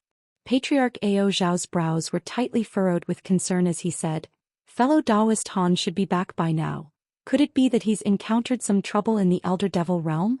Mo Jianli shook his head in response. "Don't worry, fellow Daoist Han is far more powerful than we can imagine. How can anything happen to him when even that stem-borer queen wasn't able to kill him?" "That may be true, but there are countless powerful beings in this world and he's often getting himself into trouble. Who knows if he's landed himself in some hot water again," Patriarch Ao Shao said as he pursed his lips. "Ah, why do you sound like a grumpy father scolding his son-in-law? You're not really trying to make a match out of your granddaughter and fellow Daoist Han, are you?" Mo Jianli said as he stroked his chin with an amused smile. "So what if those were my intentions? With Linger's aptitude, I can't say that she'll become a Grand Ascension stage being for sure, but she's definitely more likely to get to that level than everyone else here. Besides, if my granddaughter becomes Han Li's Dao companion, our human and demon races will truly be one massive family," Patriarch Ao Shao said. Awkward looks appeared on the faces of all of the Holy Island elders in the hall upon hearing this, but they didn't dare to raise any objections. Mo Jianli could only shake his head with a wry smile, but he had to admit that Patriarch Ao Shao was right. "I heard that fellow Daoist Han already had a Dao companion in the human world and they seem to be very close. Otherwise, he wouldn't have refrained from finding a Dao companion even after spending so many years in the spirit realm." "That may be true, but it's extremely common for beings of our caliber to find a few Dao companions. I may be old, but I'm not senile yet, and I can tell that fellow Daoist Han definitely has some feelings for my Linga, Patriarch Ao Xiao chuckled. Emo Jianli nodded in response with a thoughtful expression. Come to think of it, fellow Daoist Han is still far younger than us. If he's willing to find a few more Dao companions for himself, there's a good chance that he'll be able to produce some extremely talented descendants. Patriarch Ao Xiao faltered slightly upon hearing this, and he was just about to respond when a slightly exasperated male voice suddenly rang out in the hall. Please stop making jokes at my expense, fellow Daoists. Otherwise, I wouldn't even dare to come and see you. As soon as the voice trailed off, Han Li and Silvermoon appeared at the entrance to the hall amid a burst of spatial fluctuations. Han Li was currently wearing a resigned expression, while Silvermoon had a faint blush on her face. We pay our respects to Senior Han. The Holy Island elders hurriedly gathered to pay their respects, while Patriarch Ao Xiao and Emo Jianli exchanged an ecstatic glance. You're finally back, fellow Daoist Han. I was growing a little worried. I thought you'd eloped with my Ling. The two Grand Ascension stage beings also rose to their feet to greet Han Li. Sorry for making you worry, fellow Daoists, Han Li said with a smile before giving the Holy Island elders a slight nod of acknowledgement. You can all go now. The two of yous wish to speak to fellow Daoist Han in private, Patriarch Ao Xiao said to all of the elders. The Holy Island elders immediately gave affirmative responses before exiting the hall. Following the departure of the elders, Han Li took a seat across from Emo Jianli and Ao Xiao, while Silvermoon made her way over to Patriarch Ao Xiao and gave him an indignant pout before standing behind him. It was clear that she was still quite embarrassed by what he had said earlier. Fellow Daoist Han, brother Ao Xiao and I would have most likely perished in the Elder Devil realm if it hadn't been for you. I'll remember what you did for us, Emo Jianli said in a genuine manner as he cupped his fist in a salute toward Han Li. Indeed. If fellow Daoist Han hadn't come to rescue us, that ancient seal would have become a tomb for all of us. I'll be sure to repay you for this, fellow Daoist Han. Patriarch Ao Xiao also expressed his gratitude toward Han Li. You're far too kind, fellow Daoists. You've done so much for our two races over the years. It was only expected of me that I would do everything in my power to save you, Han Li hurriedly replied. That's not the same thing. We have indeed contributed greatly to our two races, but that still doesn't change the fact that you saved our lives. This is something that we must repay you for, Emo Jianli insisted. Patriarch Ao Xiao also nodded in agreement. Han Li could only shake his head with a resigned smile upon seeing this. After that, Han Li and the two Grand Ascension stage beings discussed their experiences in the Elder Devil realm, as well as some matters regarding the Stemborer Queen. Of course, Han Li made no mention of the ancient true immortals still residing in the original sealed site. He merely attributed the destruction of the Stemborer Queen to Bao Hua and the ancient seal, and Patriarch Ao Xiao and Emo Jianli had no reason to suspect that he was lying. Fellow Daoist Han, you've only just returned, so why don't you take a rest and refrain from going anywhere for now, Emo Jianli suddenly said with a slightly peculiar expression. Chapter 2259. Sanqing Lightning Talisman. What do you mean by that, brother Emo? Han Li could immediately tell that there was a hidden meaning behind Emo Jianli's words. Brother Ao's next heavenly tribulation is going to arrive soon, and we'll have to assist him with that. Emo Jianli sighed with a grim expression. Han Li's expression changed slightly upon hearing this, and he immediately turned to Patriarch Ao Xiao. Is that true, grandfather? Silvermoon's smile also instantly faded as her face paled slightly. My heavenly tribulation should have arrived over 1,000 years ago. It's only been delayed to this point as I had taken some special measures. As a result, this heavenly tribulation will be even more fearsome than it otherwise would have been. However, I never had much of a chance of transcending this tribulation to begin with, so the benefits outweighed the consequences. During this period of time, Linger has reached the body integration stage, and fellow Daoist Han has become a new pillar for our two races. So I can let go without any qualms now, Patriarch Ao Xiao chuckled. So you did this for my sake, Silvermoon said in a trembling voice. Not entirely. Even if you didn't exist, I would have still made the same decision so I could be around to protect our two races from the invasion of the Elder Devil race, Patriarch Ao Xiao said with a shake of his head. However, Silvermoon was shaking her head vigorously, clearly not trusting his alibi. Is there really no hope for you to transcend this heavenly tribulation, fellow Daoist AO? If you require certain treasures, I can try to seek them out for you, Han Li said with tightly furrowed brows. If I hadn't delayed this tribulation, I'd still have a roughly 10% chance of being able to transcend it. But now that probability has fallen to less than 5%. As for treasures, I've already prepared as much as I can. There are a few that I still haven't found, but it was always going to be a struggle to find them, so I'm not too fixated on that, Patriarch Ao Xiao sighed. Less than 5% is way too low. Isn't there any way to increase that probability, grandfather? Silvermoon asked as tears began to well up in her eyes. If that disciple of fellow Daoist Hans with the recessive lightning spiritual root were a grand ascension stage being, that probability would be increased by about 10% with his assistance. But as he currently is, he won't be of any use, Patriarch Ao Xiao replied. Silvermoon's face paled even further upon hearing this. Han Li and Mo Jianli could only exchange a resigned glance as well. Perhaps it would be possible for them to raise Hai Yuetian's cultivation base to the body integration stage in a short time, but it was entirely impossible to help him reach the Grand Ascension stage on such short notice. As for Han Li's extreme mountains, they were very effective against heavenly lightning tribulation, but they had already been completely refined, so he couldn't lend them to anyone even if he wanted to. There's one thing that may be able to increase your chances of transcending your heavenly tribulation by as much as 15% to 20%, Mo Jianli suddenly said. What is it, Senior Mo? A hopeful look immediately appeared in Silvermoon's eyes upon hearing this. At the same time, a surprised look appeared on Patriarch Ao Xiao's face, indicating that he had never heard Mo Jianli mention this before. Instead of directly answering Silvermoon's question, Mo Jianli asked, You've heard of Patriarch Xian, right, fellow Daoist Ao Xiao? Of course. Isn't he the Cloud Mound race Grand Ascension stage being who entered the original sealed site with us? I spoke to him on one occasion, but didn't he perish in the ancient seal in the end? What does this have to do with him? Patriarch Ao Xiao asked. Patriarch Xian didn't possess any treasures that could resist heavenly tribulations, but he did know of such a treasure, and that treasure should be in the spirit race, Mo Jianli explained. Prior to entering the Elder Devil realm, those foreign Grand Ascension stage beings stayed at the spirit race for some time, so this information is most likely reliable. But what exactly is this treasure that you're talking about, Brother Mo? Patriarch Ao Xiao asked. I'm referring to the Sanqing lightning talisman, Mo Jianli finally revealed. Patriarch Ao Xiao's expression changed drastically upon hearing this. What? Isn't that a talisman that can only be found in the true immortal realm? Is there really such a talisman in our realm? Han Li was also quite taken aback by this revelation. The Sanqing lightning talisman was one of very few types of treasures that could resist Grand Ascension stage heavenly tribulations, so it was vastly renowned across all realms.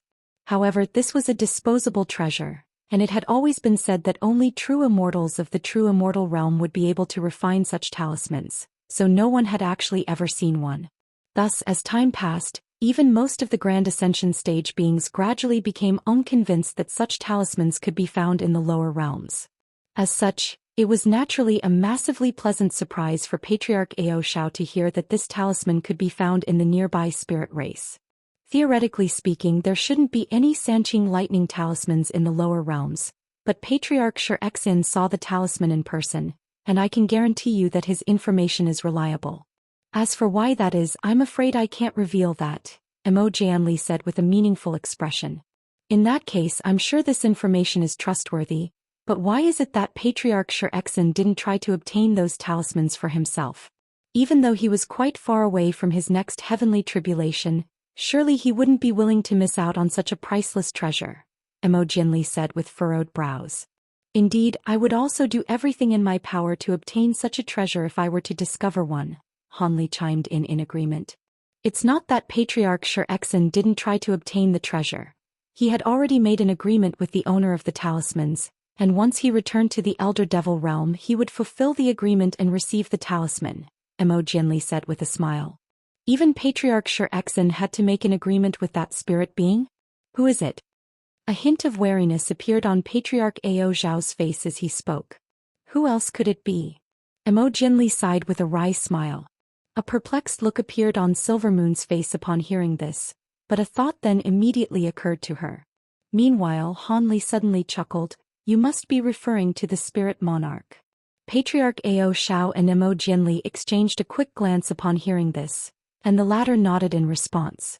I am indeed referring to the spirit monarch. He is in possession of the Sanqing lightning talisman and he seems to have more than one. More than one? Patriarch Ao Xiao was quite taken aback to hear this.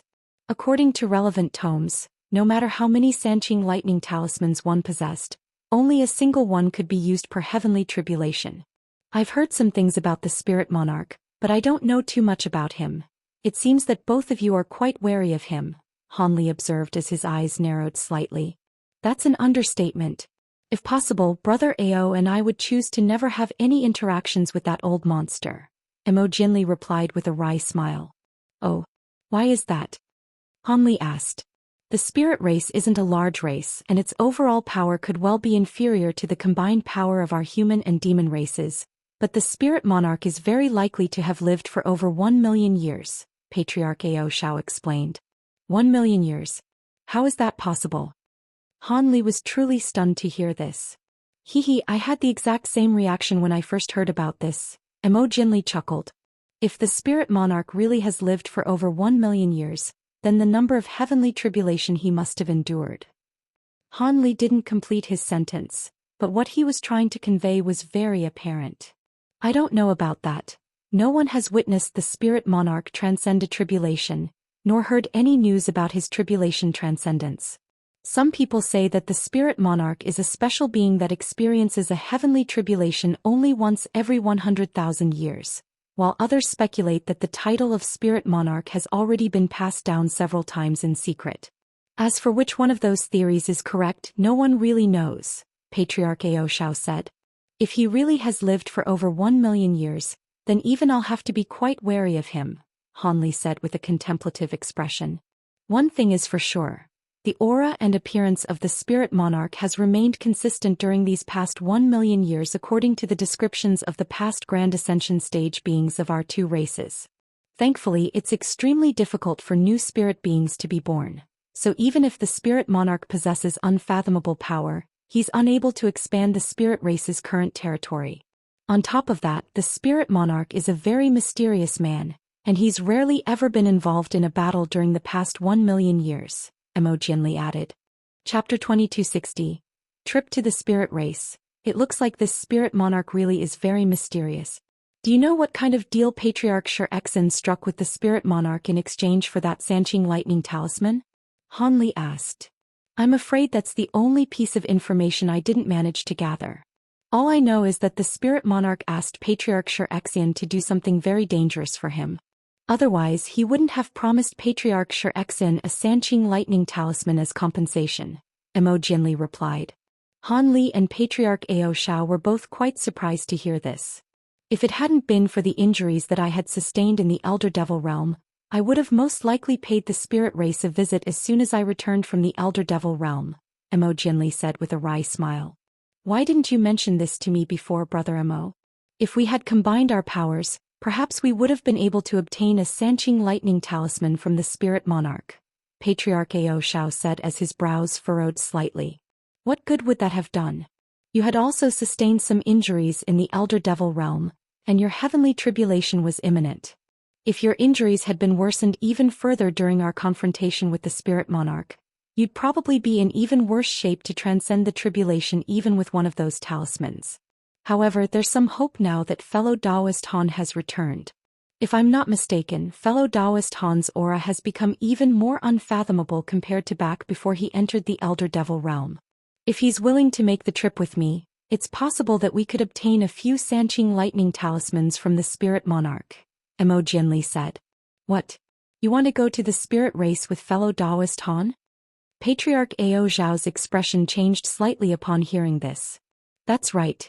With fellow Daoist Han to accompany me, the spirit monarch wouldn't dare to plot against us even though the relations between the spirit race and our two races is rather strained. On top of that, we'll have to make this trip sooner or later. After all, my heavenly tribulation isn't far away either, and I'm also not very confident that I'll be able to transcend it. In addition to that, the Sanqing lightning talisman will be very useful for fellow Daoist Han as well. Who knows if it could save you during a future heavenly tribulation? Emo Jianli said. A hesitant look appeared on Patriarch Ao Zhao's face, and he didn't say anything in response. Senior Emo, if those talismans really are that valuable, then the task that the Spirit Monarch wants to have done is most likely going to be extremely dangerous, Silvermoon cautioned. Emo Jianli seemed to have already considered this and he replied, it's naturally going to be dangerous making a deal with the Spirit Monarch, but cultivators like us are constantly living on a knife's edge. Of course, fellow Daoist Han doesn't have to worry about heavenly tribulations anytime soon, so if the risk really is too great, then I can try to complete the task on my own. Silvermoon cast her gaze toward Han Li upon hearing this, then turned to look at Patriarch Ao Zhao, and a complex look appeared on her face. If we can obtain a Sanqing lightning talisman, how much would it increase fellow Daoist Ao Zhao's chances of transcending his next heavenly tribulation? Han Li asked. At least 15%, Emo Jianli replied in a concise manner. Patriarch Ao Zhao remained silent, clearly agreeing with this figure. That's a significant improvement. Fellow Daoist Ao Zhao, how much longer will you be able to delay your heavenly tribulation? Han Li asked. 10 more years at most. I won't be able to manage any longer than that, Patriarch Ao Zhao replied. 10 years should be more than enough time, Han Li said as a decisive look appeared in his eyes. Obtaining the Sanqing lightning talismans would be greatly beneficial to all three of us, and it could save fellow Daoist Ao Zhao from a potentially dire situation, so there's no reason for me not to go on this trip. Here, Brother Emo, Han Li said with a smile as he swept a sleeve through the air, sending a ball of white light flying directly toward Emo Jianli. Emo Jianli reflexively caught the streak of white light to discover that it was a small white vial that was giving off a faint medicinal aroma. Those pills are very effective for aiding in recovery. Take those pills and go into seclusion for a year and you should be fully recovered from your injuries. When that time comes, we'll be able to go and see the Spirit Monarch with no qualms, Han Li said. You have my thanks, Brother Han. Emo Jianli was ecstatic to hear this, and he immediately opened the vial to examine its contents with his spiritual sense before stowing it away. If he had only had access to normal pills, then it would have taken several times longer to recover from his injuries. After that, Han Li turned to Patriarch Ao Zhao and said, Fellow Daoist Ao Zhao, if I'm not mistaken, your injuries seem to be far more severe than fellow Daoist Mo's. Even your soul appears to have been wounded. Back when I was trapped in the ancient seal, I fell prey to a sneak attack by several extremely powerful insects, and my soul was damaged as a result. It'll take some more time for me to recover, and I'm not 100% sure whether I'll be able to fully recover before my heavenly tribulation. If I can't, then my chances of transcending my heavenly tribulation will be even less than 5%. Patriarch Ao Zhao sighed. Is that true, grandfather? Silvermoon was distraught to hear this. Why would I lie about something like this? Patriarch Ao Zhao sighed in a resigned manner. Silvermoon immediately turned to Han Li with an urgent expression. Brother Han, do you have? Han Li raised a hand to cut her off before summoning several vials of different colors, then tossed them toward Patriarch Ao Zhao. Rest assured, I have some pills in my possession that can heal spiritual injuries as well. Thank you, Brother Han. I knew you'd have a way.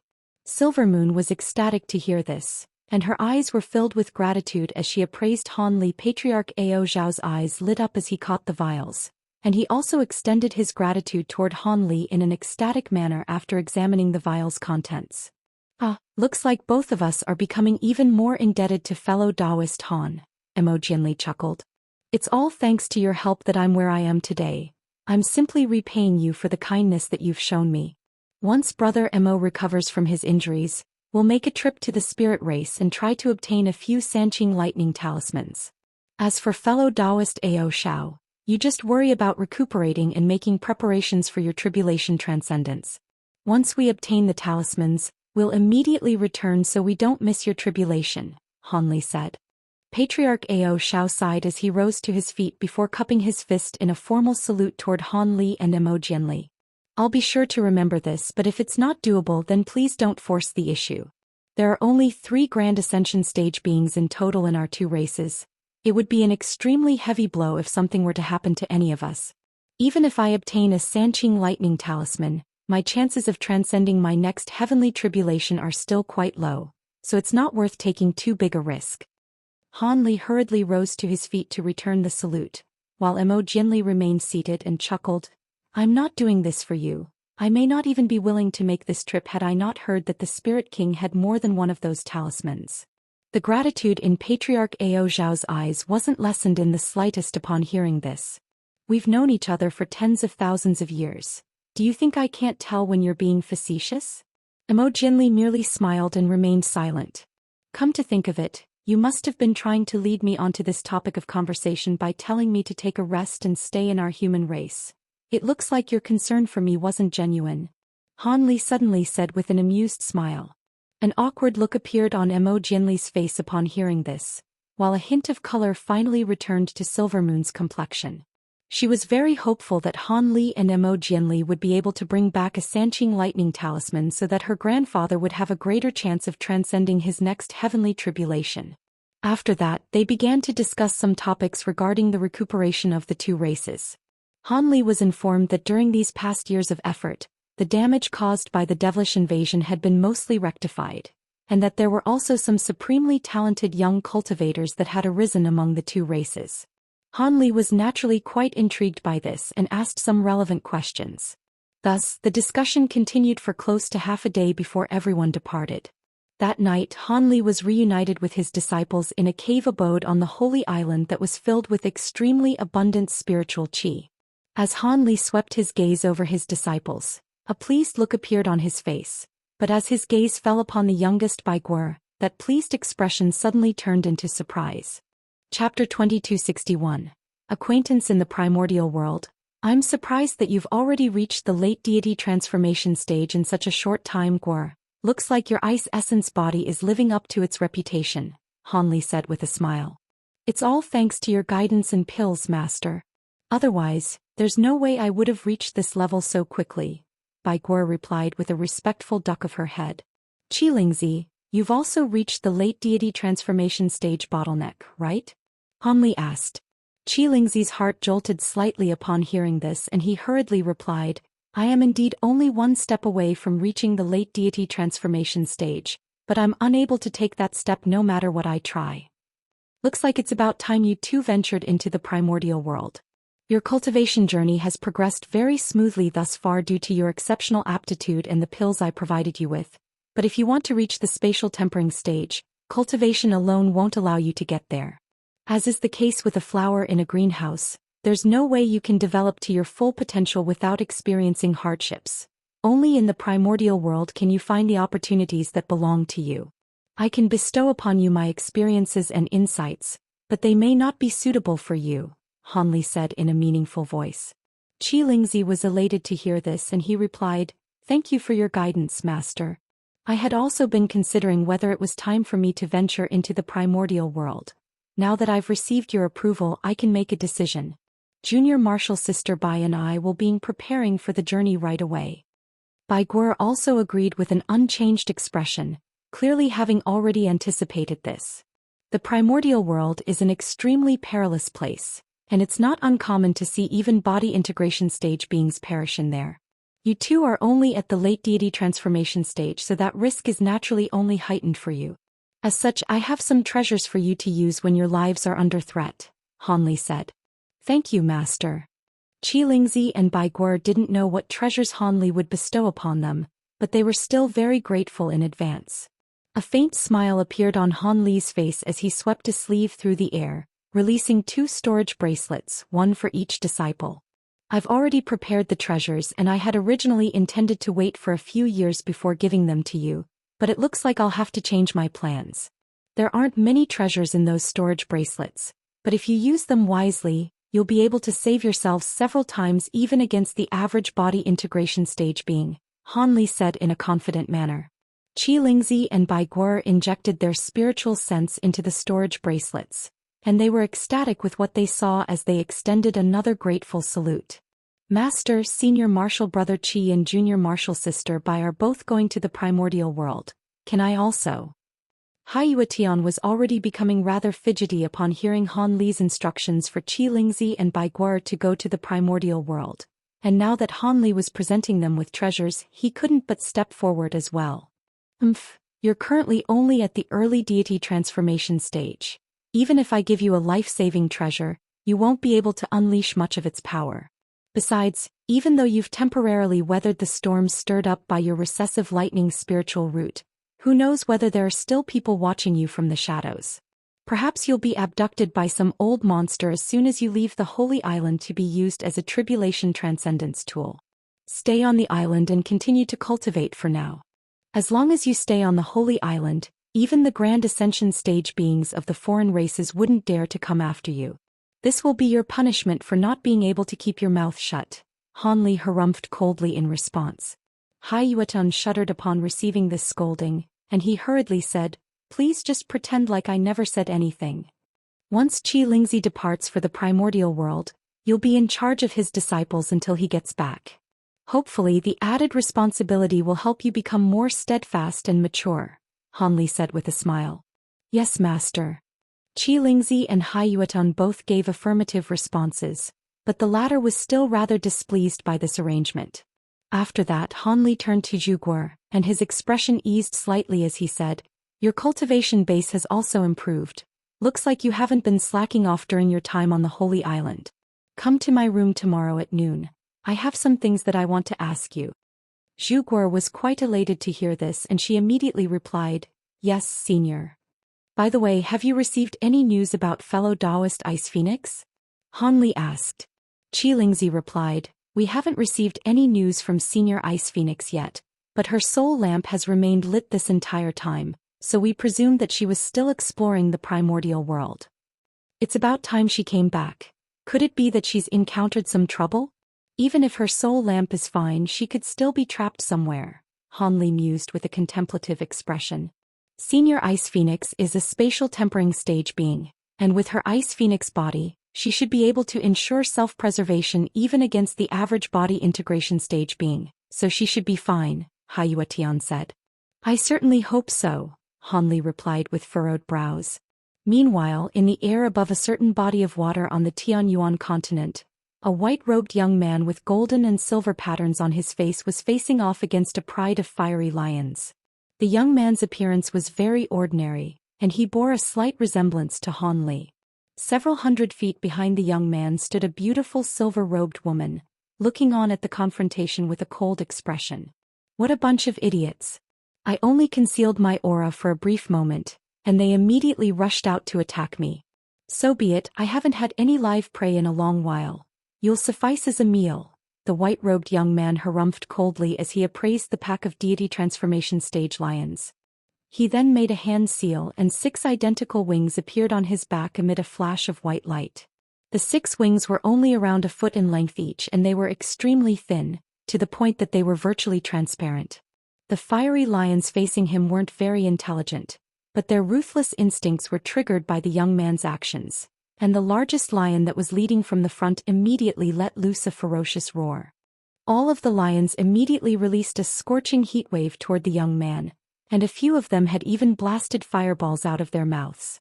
In the face of their collective attacks, a cold smile appeared on the white-robed young man's face, and he suddenly flapped his 6 wings, upon which he instantly vanished on the spot.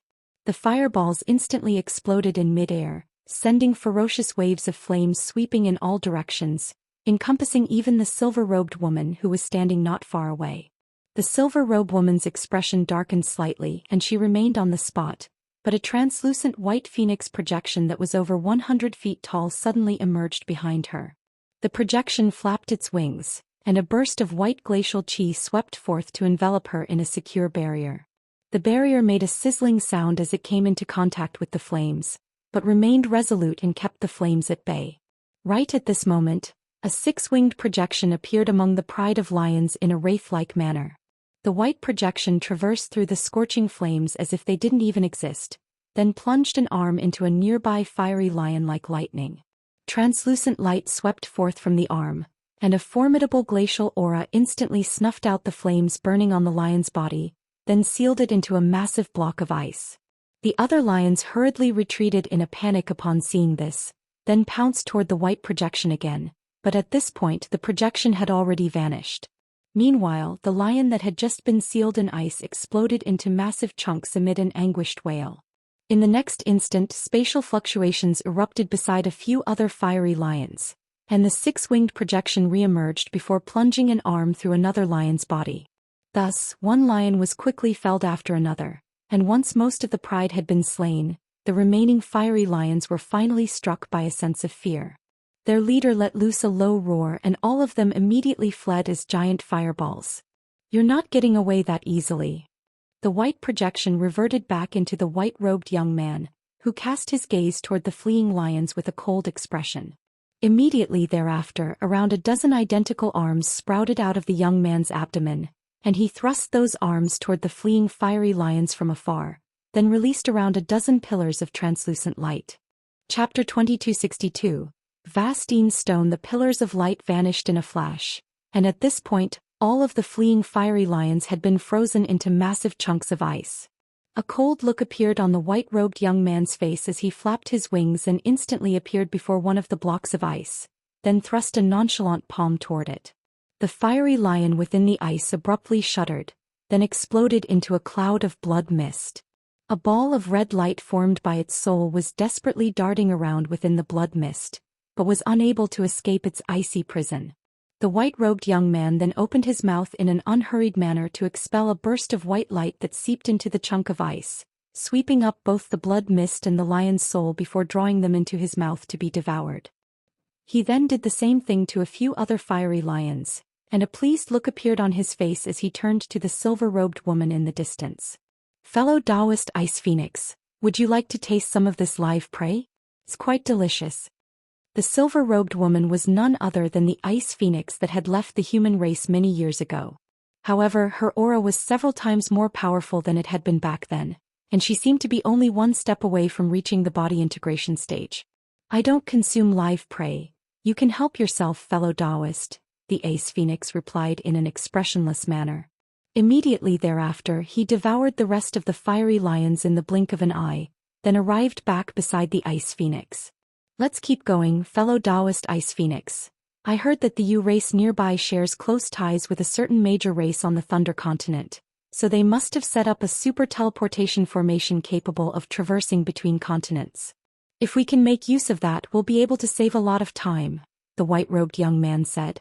The Ice Phoenix hesitated momentarily before asking with a grim expression, "Are you really planning to travel to the Thunder Continent, fellow Daoist Six-Wing?"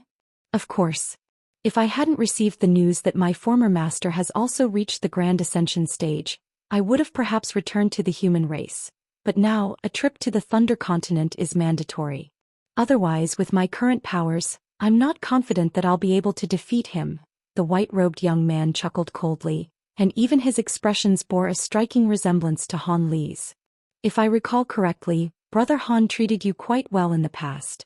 In fact, if he hadn't fed you all those pills, you wouldn't even have been able to attain intelligence, let alone make it to this point," the Ice Phoenix said as her brows furrowed slightly.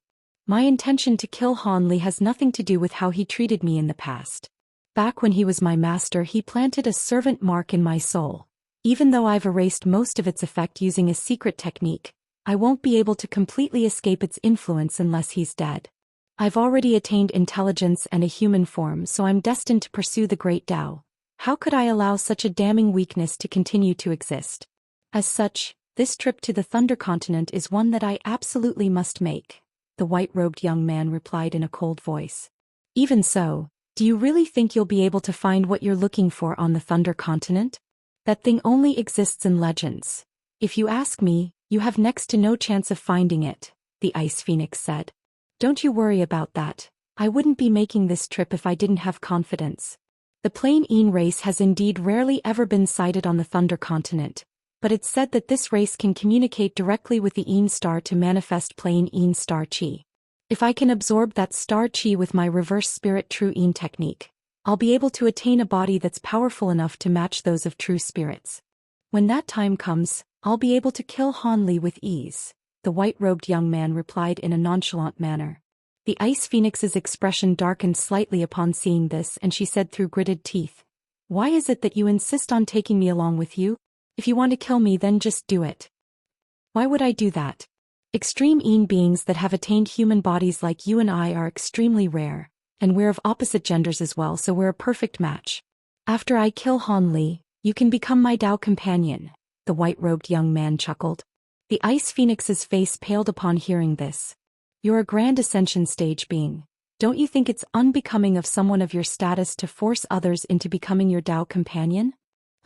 It's exactly because I'm a grand ascension stage being that I'm unwilling to give up on a potential Dao companion like you, who possesses power of the same attribute as myself and aptitude to match mine as well. As for how others see me, why should I care? The white-robed young man harumphed in a disdainful manner. A hint of fury flashed through the Ice Phoenix's eyes upon hearing this, but she knew that she had no chance of escaping from this man, so she simply fell into a brooding silence. The white-robed young man didn't continue the conversation either, and he swept a sleeve through the air, upon which a six-winged white centipede projection emerged behind him, then encompassed both of them before flapping its wings and flying away as a streak of white light. After just a few flashes, both of them had vanished into the distance. Meanwhile, on the Holy Island, Han Li discussed some important matters with his disciples in his cave abode, then waved a dismissive hand and instructed, "All right, aside from Bai Guo, you can all go now. I'd like to speak to her in private." "Yes, master." "Yes, senior." Qi Lingzi, Hai Yuetian, and Zhu Guo all gave affirmative responses in a respectful manner before exiting the hall, leaving only Han Li and Bai Guo in the room. "Guo, do you know why I asked you to stay behind?" Han Li asked following everyone's departure. "I'm assuming it has something to do with my upcoming journey to the primordial world," Bai Guo replied after a brief hesitation. "You're a smart girl. It does indeed have something to do with that. Do you remember what I said when I first took you as my disciple?" Han Li asked with a faint smile. "Are you referring to the object that you wanted me to seek out with my ice essence body?" "I never dared to forget this even for a single instant," Bai Guo hurriedly replied. "Hee, now that you've reached a decent cultivation base and are about to head to the primordial world, I can disclose the full details of the task to you," Han Li said. "Please go ahead, master," Bai Guo prompted in a respectful manner. "The task shouldn't be too difficult for you to complete. The item that I want you to search for is known as Vastine Stone, and it's generally situated hundreds of thousands of feet below glaciers and surrounded by boundless glacial qi, so it's undetectable to spiritual sense. Only someone like you with an ice essence body would be able to sense it from afar. I require a lot of this material, so I'll need you to collect it for me during your journey. If you can find a satisfactory amount, I'll be sure to reward you handsomely," Han Li said. "If you hadn't saved me from my dire condition as a child, I wouldn't even be alive today. I'll be sure to do everything in my power to complete the assigned task," Bai Guo immediately replied as she knelt down onto the ground. "Your cultivation base isn't very advanced, so don't force yourself. Just keep an eye out for this material during your journey," Han Li said as he gestured for Bai Guo to rise to her feet. Bai Guo stood up and gave an affirmative response, but in her heart she had already decided that she was going to search for Vastine stones with all her might. After chatting for a while longer, Han Li dismissed Bai Guo, and thus he was the only one left in the hall. He sat on his chair and tapped the armrest absent-mindedly with one hand, while stroking his chin with the other.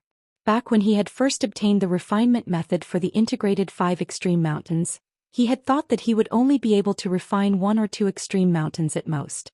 To his surprise, he had encountered many opportunities since then, allowing him to refine the extreme essence-fused mountain, extreme high zenith azure mountain, and extreme 5 elemental yin-yang mountain.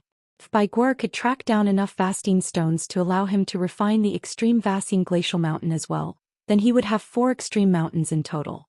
The only one that remained was the extreme Great North Essence Mountain, which he had received some leads on back in the human world.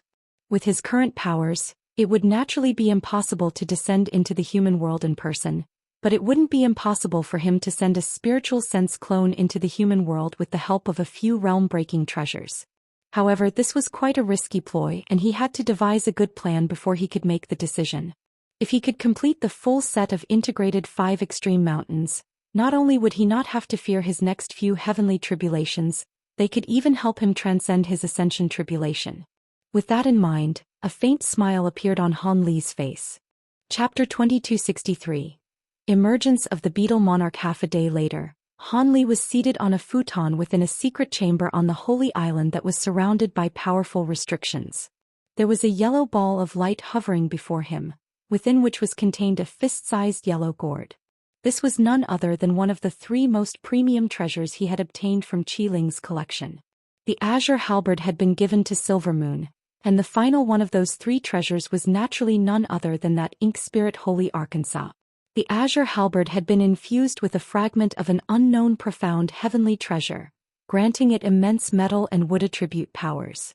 As for the ink spirit Holy Ark, not only was it extremely massive and fast, it also possessed the ability to tear through space, so it certainly lived up to its reputation as one of the top 3 flying treasures of the Elder Devil realm. In contrast, this yellow gourd was refined from some type of unknown material that could absorb one's spiritual sense, and its lid was sealed tightly on its opening, making it impossible to open through conventional means. As such, Han had no idea what the gourd contained, nor what its true purpose was. However, whenever he grabbed the gourd and shook it around, a string of resounding booms would ring out within, indicating that it most likely contained something quite extraordinary. The mysterious nature of the gourd naturally made Han very intrigued. Back when he had first obtained the item, he had swallowed it and used his true essence to refine it day and night. Now that so many days had passed, the treasure had finally been mostly refined and could be truly opened. Han appraised the gourd momentarily before making a hand seal, then instantly flicked his 10 fingers through the air. A string of 5 colored runes shot forth, then vanished into the gourd in a flash.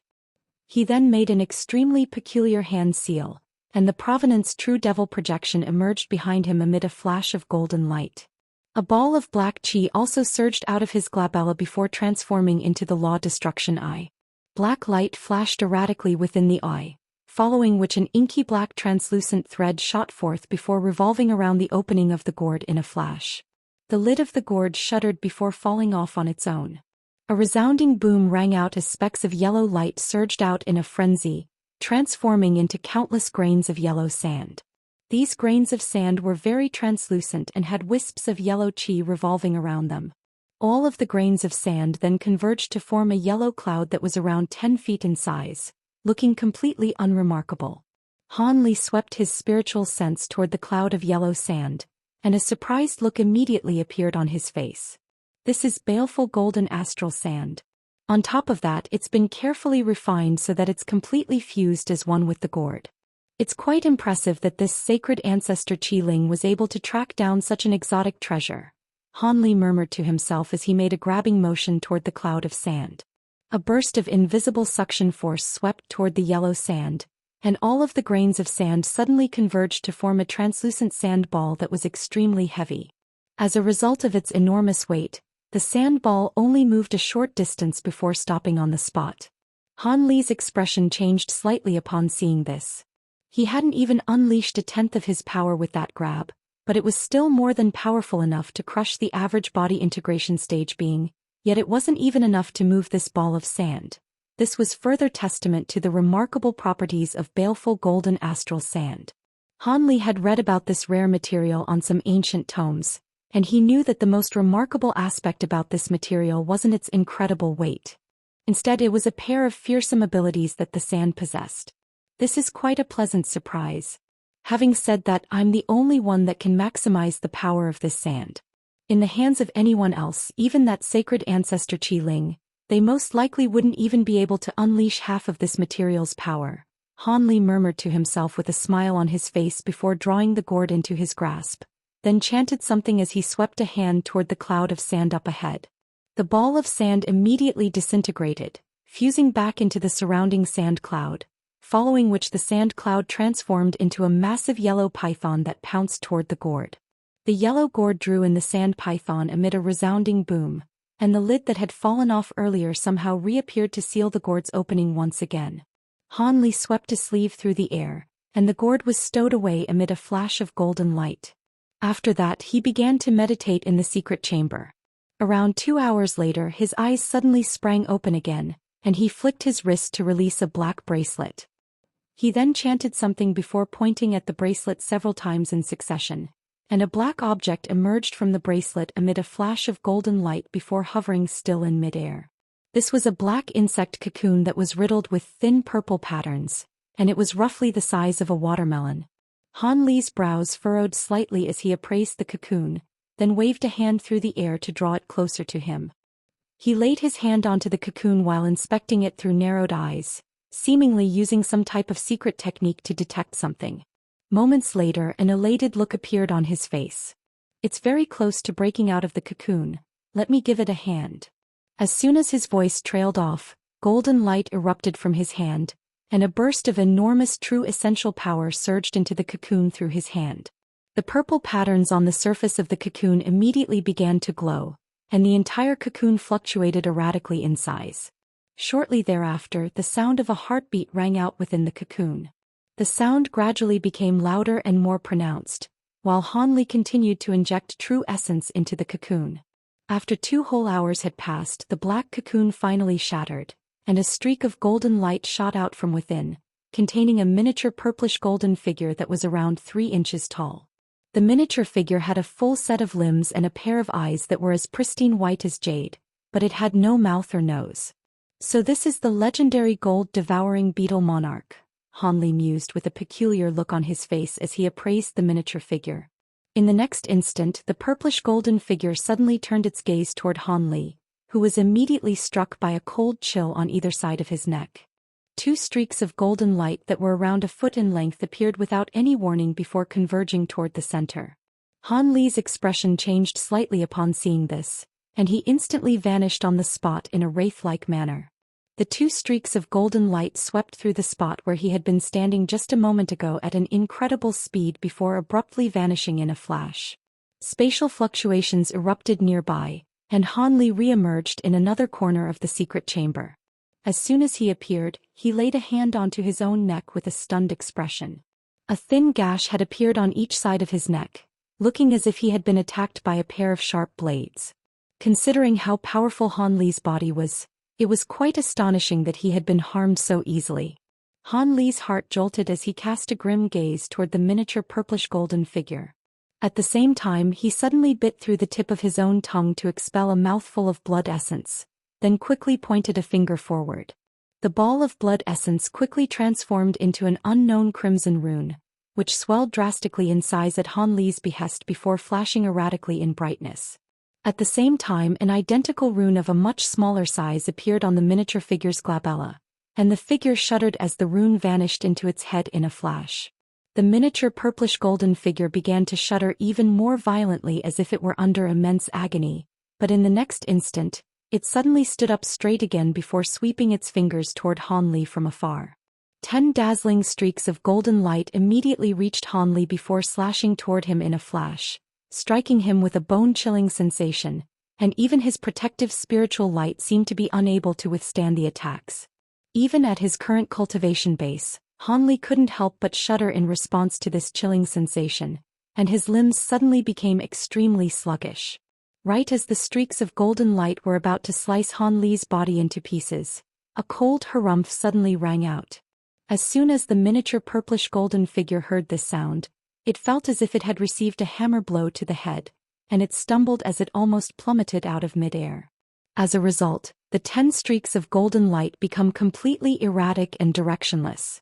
Han Li took advantage of this opportunity to transform into a bolt of lightning to evade the attacks, then appeared elsewhere in an unhurried manner. Almost at the exact same moment, the massive crimson rune also shot forth toward Han Li as a ball of crimson light. Countless spiritual sense threads suddenly erupted out of Han Li's glabella, all of which vanished into the crimson rune in a flash, and the rune was abruptly brought to a screeching halt. Right at this moment, the miniature purplish-golden figure suddenly let loose a sharp cry, then fell onto the ground in an unconscious state. Chapter 2264.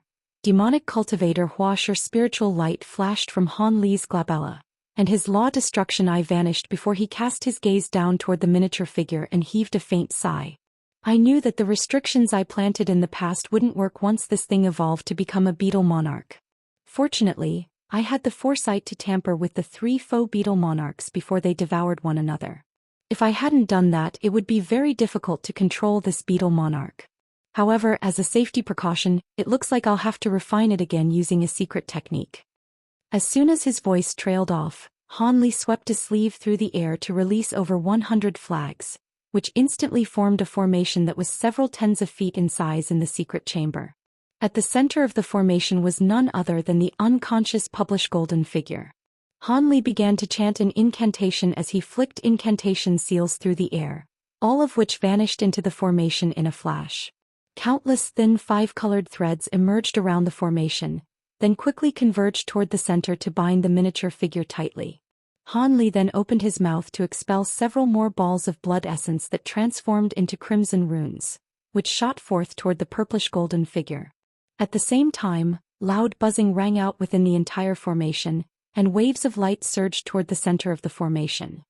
After a long while, the door of the secret chamber was opened, and Han Li emerged from within with a smile on his face. It was clear that his refinement of the gold-devouring Beetle Monarch had been very successful. A month later, Qizi and Bai Guo bade farewell to Han Li, embarking on their journey to the primordial world.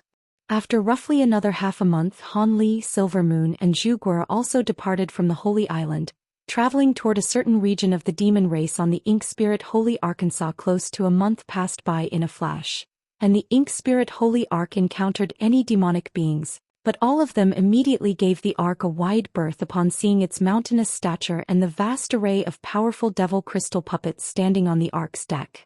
However, not long after that, Han Li's Ark still alerted a demonic cultivating residing deep in the sea as if it was flying over that stretch of the ocean.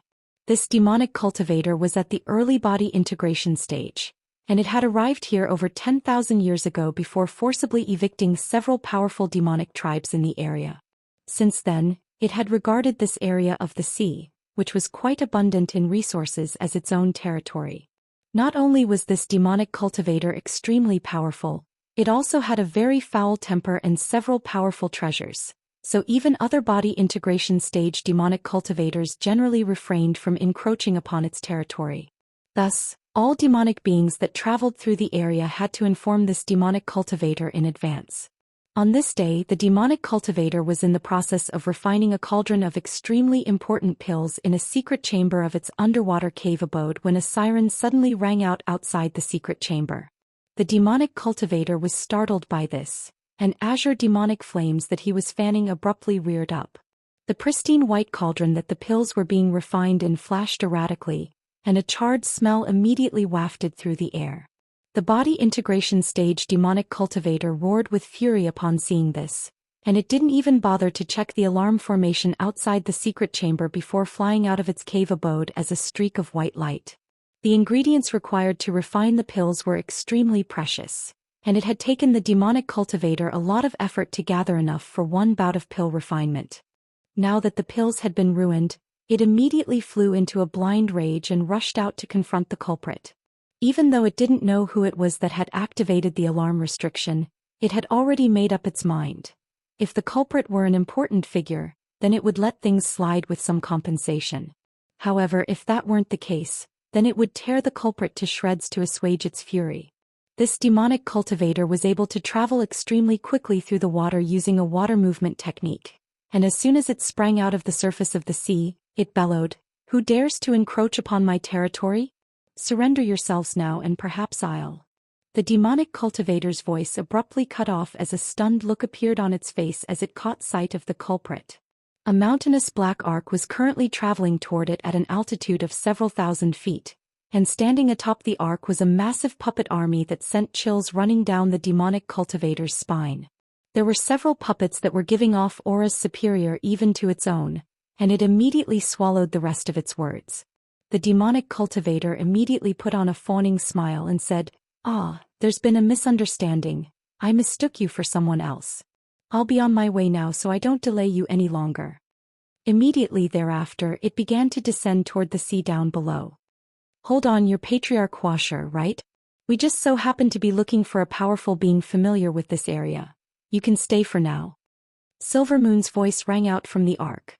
As soon as her voice trailed off, 4 body integration stage puppets rose up from the ark before flying directly toward the demonic cultivator. Patriarch Washer's expression changed drastically upon seeing this, and he immediately plummeted out of the sky as a streak of white light while releasing several protective treasures at once. However, right at this moment, the 4 devil crystal puppet thrust their 8 palms down toward Patriarch Huasher in unison, unleashing a burst of tremendous force that instantly shattered his protective treasures into specks of spiritual light. Patriarch Huasher himself was also completely immobilized as the air tightened around him. His face turned deathly pale, and he could only look on helplessly as the 4 puppets flew toward him. One of them puppets picked him up with a single hand, then flew back toward the giant black ark with its puppet companions. Moments later, Patriarch Huasher was presented before Han Li Zhuguer and Silvermoon in the hall on the highest level of the Ink Spirit Holy Arkansas. The puppet tossed Patriarch Huasher onto the ground, then retreated expressionlessly out of the hall. Even though Patriarch Huasher was no longer being bound, the puppets had somehow managed to completely seal away his magic power, making it impossible for him to access it.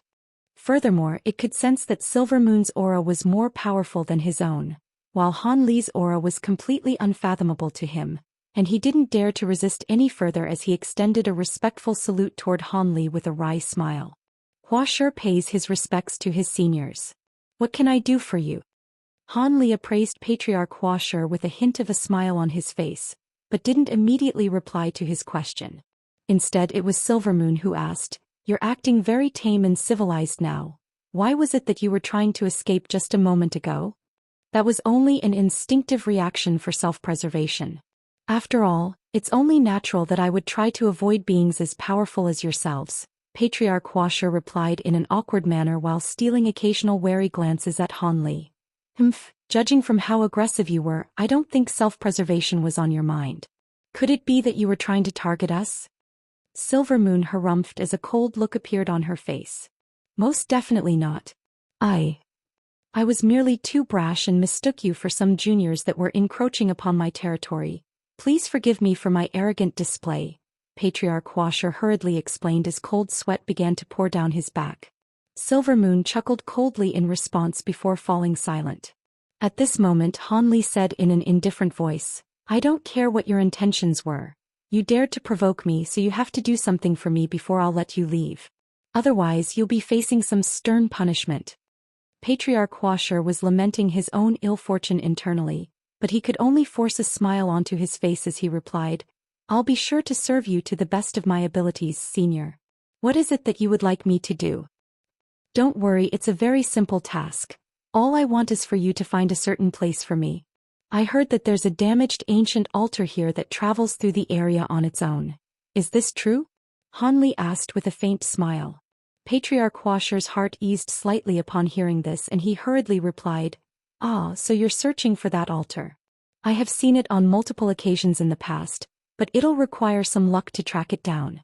All I can do is take you to the places that the altar has frequently been sighted at." "All right, then lead the way," Han Li instructed, and Zhu Guer's eyes immediately lit up with excitement upon hearing this. Chapter 2265. Ancient Altar. Thus, the giant black ark paused in midair for a while longer before flying toward another direction, quickly vanishing into the distance. 2 months later, the mountainous Ink Spirit Holy Ark appeared in the sky above a massive lush forest. Han Li, Silvermoon, and Zhu Guer were all standing at the front of the ark, while Patriarch Huasher was standing slightly behind them with a respectful expression. At this point he had already been made aware that Han Li was the new Grand Ascension cultivator that had arisen from the human race, and he immediately abandoned all of the sneaky plots he was contemplating upon learning this. During this period of time he had guided Han Li's trio through this region in a very obedient manner, and they had visited several places that the ancient altar regularly appeared at. Unfortunately, they still hadn't tracked down the altar yet. "This is the next place you were talking about?" Han Li asked. "Yes, Senior. This forest is very renowned among our demon race as a lethal region for all those below the deity transformation stage. Beings of the spatial tempering stage and above can ensure self-preservation in the forest, but anyone with a lower cultivation base than that will be very prone to losing their lives here. Not only is this forest filled with vicious natural traps, the demonic beasts here are extremely powerful, and there are also several species of poisonous insects that are very difficult to deal with. Of course, none of that applies to a powerful being of your caliber, Senior," Patriarch Huasher explained in a respectful voice. Han Li nodded before asking in an expressionless manner, "Has the altar really appeared here before?" I've heard from several fellow Daoists that they've seen the altar from afar on a few occasions at the center of the swamp down below. However, the altar is already damaged, so it doesn't have much use aside from some of the ancient runes on its surface that can be referenced by formation masters, Patriarch Huasha replied. In that case, let's go down there. I have a feeling that there's a 70% to 80% chance that the altar is situated here, Han Li said with a faint smile. Silvermoon and Zhu Guo were both elated to hear this. Thus, they descended from the giant arc toward the vast swamp in the forest down below. There was a layer of poisonous green mist above the swamp, and no cultivator below the spatial tempering stage would be able to stay in there for very long unless they possessed special protective treasures. Furthermore, there were tiny wasp-like poisonous insects within the mist that were extremely difficult to expel once they entered one's body. As such, this was indeed an extremely perilous place for the average demonic cultivator, but it was naturally nothing in the eyes of Han Li. Several balls of silver flames erupted out of his body, and bursts of heat waves instantly swept forth in all directions, eradicating all of the poisonous mist within an area of around an acre. All of the poisonous insects lurking within the mist were also instantly incinerated into nothingness. Occasionally, the group was attacked by a few reckless demon beasts, but those were all taken care of by Silvermoon with ease. A short while later, the group arrived at a nondescript corner of the swamp, and Han Li's eyes abruptly lit up. From several kilometers away, he could see an ancient altar that was around 1,000 feet tall hovering in mid-air. There it is. Huasha, you can stay here while we go on ahead, Han Li instructed. Patriarch Huasha naturally had no objections and hurriedly agreed with a respectful bow. Thus, Han Li's trio headed toward the tall altar, and a short while later, they arrived at their destination.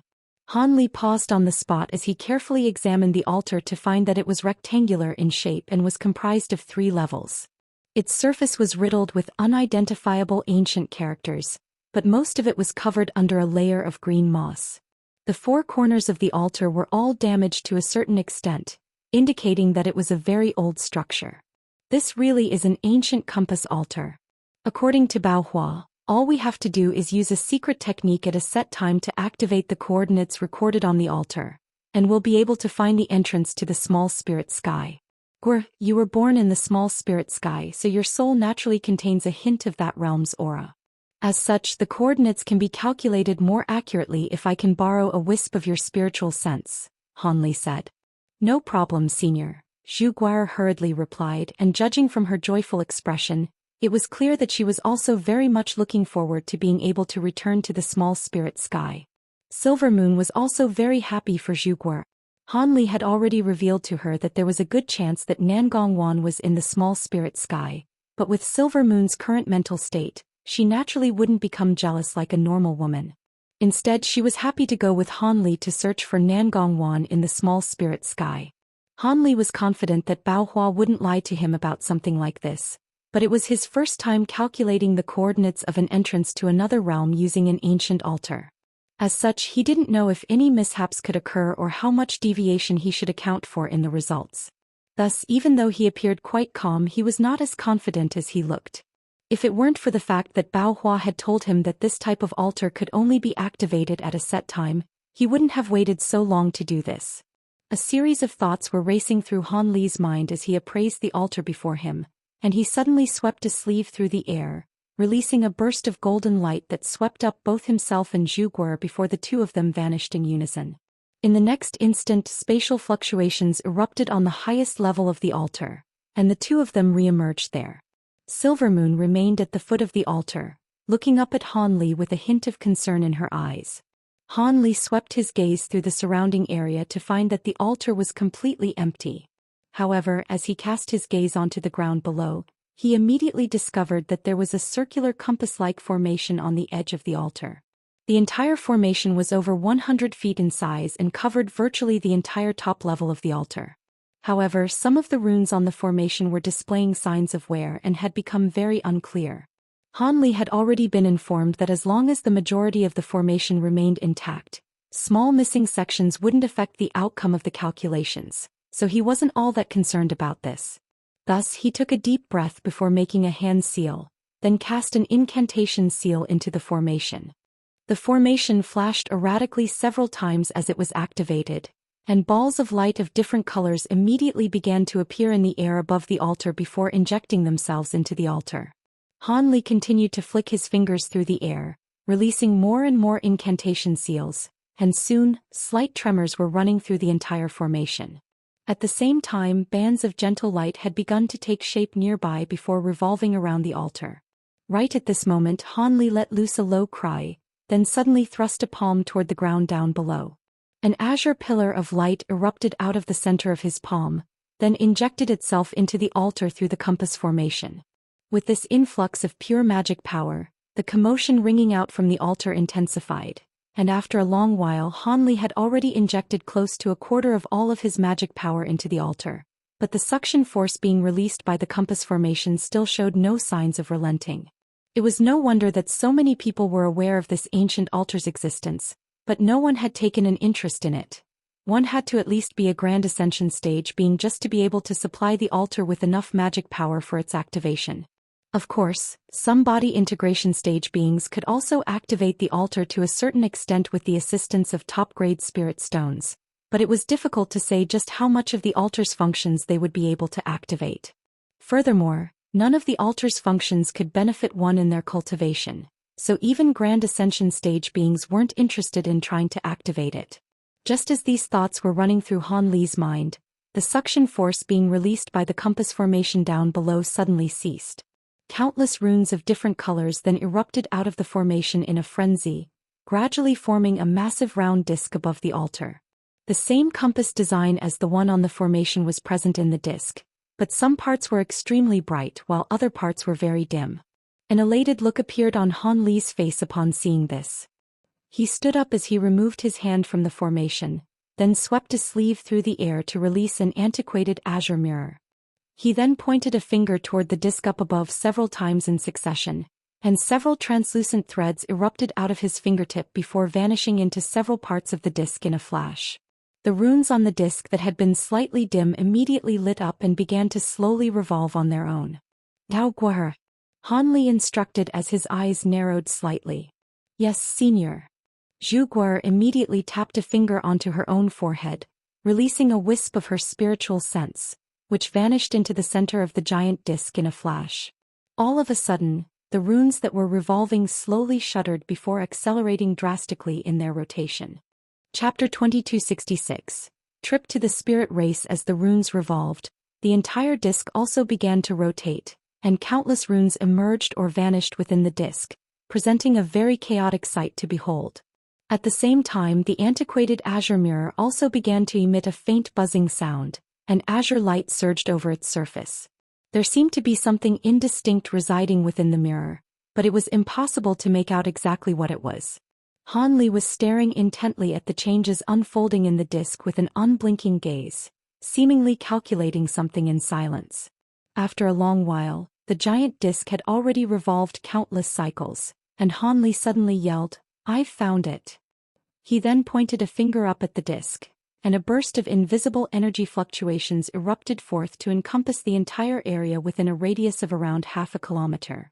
A dull thump rang out as the giant disc shuddered, and most of the runes on it disappeared, while only around a dozen runes remained, forming a strange diagram at the center of which was a ball of gentle white light. Han Li carefully examined the diagram, then cast his gaze toward the azure mirror up ahead. The blurry image on the mirror gradually became clearer and clearer, and all of a sudden, a massive map appeared on its surface. There was a scintillating speck of light on one part of the map, and it seemed to be resonating with the diagram on the giant disc. Han Li stared at the map for a short while before his brows furrowed slightly. Zhu Guo'er had been waiting this entire time and she couldn't help but ask, "Senior Han, have you found the entrance to the small spirit sky?" "Not really. I can only say that I've narrowed its location down slightly," Han Li replied with a shake of his head. "What do you mean by that, Senior Han?" Zhu Guo'er was rather perplexed.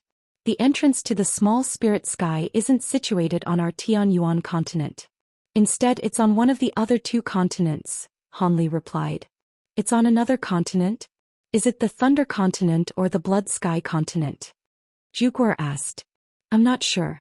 The sensory range of this altar is limited only to the Tianyuan continent, so if we want to find the location of the entrance to the small spirit sky, we'll We'll have to find the same altars on the other continents, Han Li replied. Zhu Guo'er's face immediately fell upon hearing this. So that means we'll have to go to the other continents. Looks like we'll have to. Thankfully, once the entrance to the small spirit sky is finalized, it won't change location for at least the next few centuries, so we have plenty of time to do this. It's just that our entry to the small spirit sky will have to be delayed, Han Li sighed with a resigned expression. Fortunately, with his current level of power, he was virtually a dominant force across the entire spirit realm, so exploring the other continents wouldn't be a perilous task for him. Furthermore, this was also an opportunity for him to complete the task that he had agreed to complete for Fairy Ice Soul's clone. With that in mind, he swept a sleeve through the air, releasing a burst of golden light that stowed the azure mirror away, then cast string of incantation seals toward the formation on the altar. Another burst of violent tremors ran through the altar, and all of the lights on it were instantly snuffed out, while the compass formation also reverted back to its original form. As a result, the giant round disc up above also slowly disintegrated into nothingness. Another burst of golden light erupted from Han Li's body, and both he and Zhu Guo'er vanished on the spot. In the next instant, the two of them appeared beside Silvermoon amid a burst of spatial fluctuations. How did it go, Brother Han? Silvermoon asked. It didn't go very well, but it didn't go too badly either, Han Li replied with a wry smile, then revealed the outcome to Silvermoon. After hearing his recount, Silvermoon chuckled. It's just like you said, it's not great but it's not bad either. Even though we haven't found the entrance to the small spirit sky, this at least confirms to us that the method provided by Bao Hua is feasible. Now all we have to do is explore the other continents and find ancient compass altars there as well. It looks like I'll have to leave the Tianyuan continent for some time. I just so happen to have some things I need to do on the other continents anyway, so I'll be able to kill multiple birds with one stone. However, before that, I have to make a trip to the spirit race and resolve the issue of your grandfather's tribulation transcendence first, Han Li replied. We'll do as you say, Brother Han. That spirit monarch is an extremely mysterious figure. Make sure to take care when facing him, Silvermoon cautioned. I'll be sure to do so. Regardless of whether this spirit monarch really has lived for 1 million years, his origins are very suspicious, so I'm very interested in him, Han Li said with a smile. With Silvermoon's exceptional intelligence, she was immediately able to infer what Han Li was implying. Are you suspecting that he's not a being from our spirit realm? I checked through some tomes, and according to the information I found, the spirit race has existed for the shortest time among all of the races in this area. Apparently, it's only been around for about 1 million years, and most of the spirit beings seem to have suddenly emerged in a very short time, but their population has been increasing extremely slowly since then, Han Li analyzed in a calm manner. Silvermoon's expression changed slightly upon hearing this, and she didn't ask any further questions, but she had already formed her own conclusions on the matter. It's time for us to go back now. That Patriarch Huasher isn't all that powerful, but he possesses some decent water attribute abilities, so he may be useful on our trips to the other continents. Let's take him back to the Holy Island with us, Han Li said. That shouldn't be an issue. I'm sure fellow Daoist Huasher wouldn't refuse the chance to stay with a Grand Ascension stage being and occasionally receive some guidance from you, Silvermoon chuckled. Han Li merely smiled in response, then released a burst of golden light that swept up all three of them before flying away into the distance. Over half a year later, a clear cry suddenly erupted into the heavens from a restricted area on the Holy Island, causing all of the spirit clouds above the Holy Island to tremor violently. All of the high-grade beings on the Holy Island all sensed this commotion, and elated looks appeared on all of their faces. Han Li was in the process of refining a certain type of pill in his cave abode, and he smiled as he cast an incantation into his cauldron, then murmured to himself, Fellow Daoist Mo has finally recovered, so it looks like we'll be able to set off to the spirit race soon. I hope I'll reap some rewards from this trip. After that, Han Li continued to cast incantation seals toward his cauldron. A month later, the enormous ink spirit Holy Ark appeared above the Holy Island again, then immediately sped away into the distance. Han Li, Silvermoon, and Zhu Guo'er were all situated on the Ark, and they were accompanied by Mo Jianli and Patriarch Huasher. Just as Silvermoon had anticipated, Patriarch Huasher was ecstatic that Han Li was willing to keep him around for a while, and he immediately rushed back to his cave abode to pack up his things before traveling to the Holy Island with Han Li. To his credit, Han Li had treated Patriarch Huasher very well, bestowing upon him some pills and guidance in his cultivation. As a result, Patriarch Huasher had benefited significantly, and made a breakthrough to the mid-body integration stage during this short span of less than a year. As such, Patriarch Huasher was filled with gratitude and veneration toward Han Li, and he had become virtually half a disciple to Han Li. After departing from the Holy Island, the giant ark immediately sped toward a predetermined direction, and at its extraordinary speed, it reached Deep Heaven City in the span of just over 2 months. Han Li and Mo Jianli only stayed in the city for 2 or 3 days to meet some of the elders, then continued onward into the primordial world. With 2 grand ascension stage beings at the helm, a trip through the perilous primordial world was like a stroll in the park. They encountered some ancient beasts along the way, but the puppet army on the ark was more than enough to handle them. The only time they encountered any real trouble was when they had flown into a gale storm as they were traveling over a massive canyon. Pillars of gale force winds that were over 100,000 feet tall surged toward the giant ark from all sides, making it look extremely tiny and insignificant. The puppet army was only able to protect the ark to a certain extent, but was unable to truly alleviate the threat. Only then did Han Li and Mo Jianli appear on either side of the giant ark. The latter made a grabbing motion to conjure up 2 balls of lightning, which transformed into a pair of lightning swords that swept viciously through the air, while the former transformed into a giant golden ape that was over 1,000 feet tall, then thrust his fists violently toward the pillars of wind in the distance. Chapter 2267. Spirit Sky Stronghold. The pair of gargantuan lightning swords flashed through the air, and several pillars of wind were instantly sliced in half before dissipating into gusts of fierce winds. At the same time, golden light flashed within some of the pillars of wind, and a series of giant vortexes, each of which was around an acre in size, appeared inside them. The pillars of wind shuddered as they were drawn into the golden vortexes that had arisen inside them, causing them to quickly disintegrate. In the face of the combined attacks from the pair of Grand Ascension stage beings, the fearsome natural phenomenon was dispelled in the blink of an eye. After emerging from the gale storm, the Ink Spirit Holy Ark quickly flew out of the canyon. During the rest of the journey, Han Li and the others didn't encounter any other noteworthy perils, and they finally arrived in the territory of the spirit race after around half a year. Han Li and the others stood at the front of the giant ark, looking on at the natural city wall in the distance that was formed by a series of connected undulating mountain ranges. Beyond this massive city wall, a gigantic mountain that was hundreds of thousands of feet tall and pierced directly into the clouds could be seen in the distance. Halfway up the mountain was a series of triangular pagodas that were spread virtually over the entire mountain. The vastly renowned Spirit Sky Stronghold of the spirit race is just up ahead.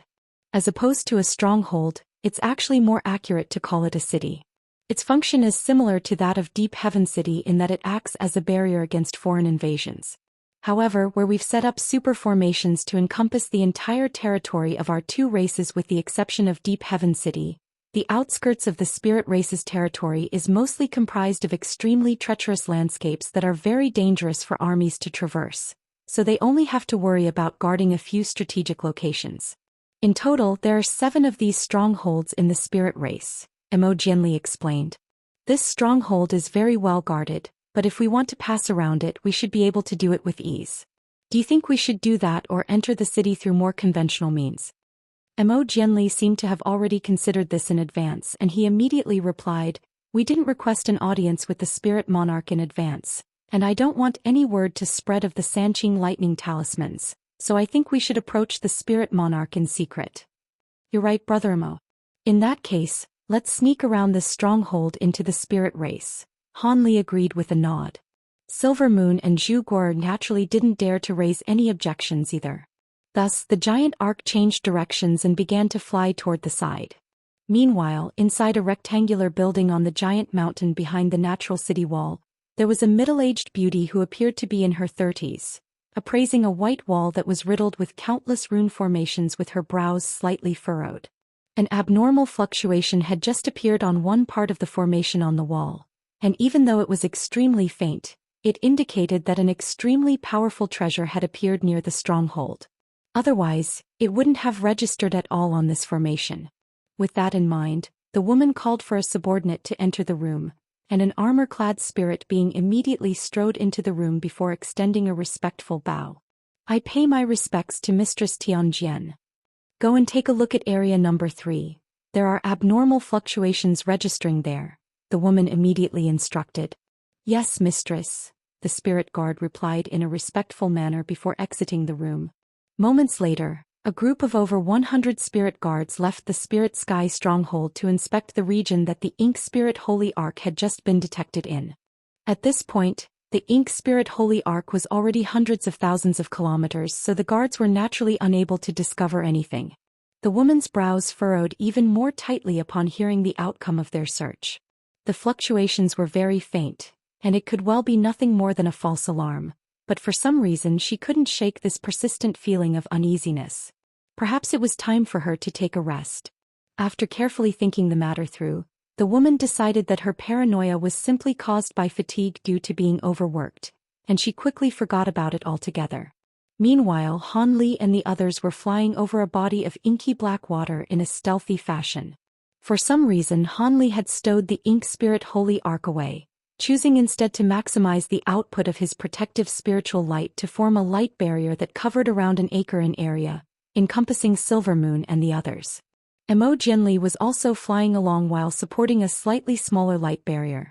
Wisps of yellow mist were revolving outside the light barriers, and an occasional peculiar sound would ring out from the black water down below before impacting the light barriers.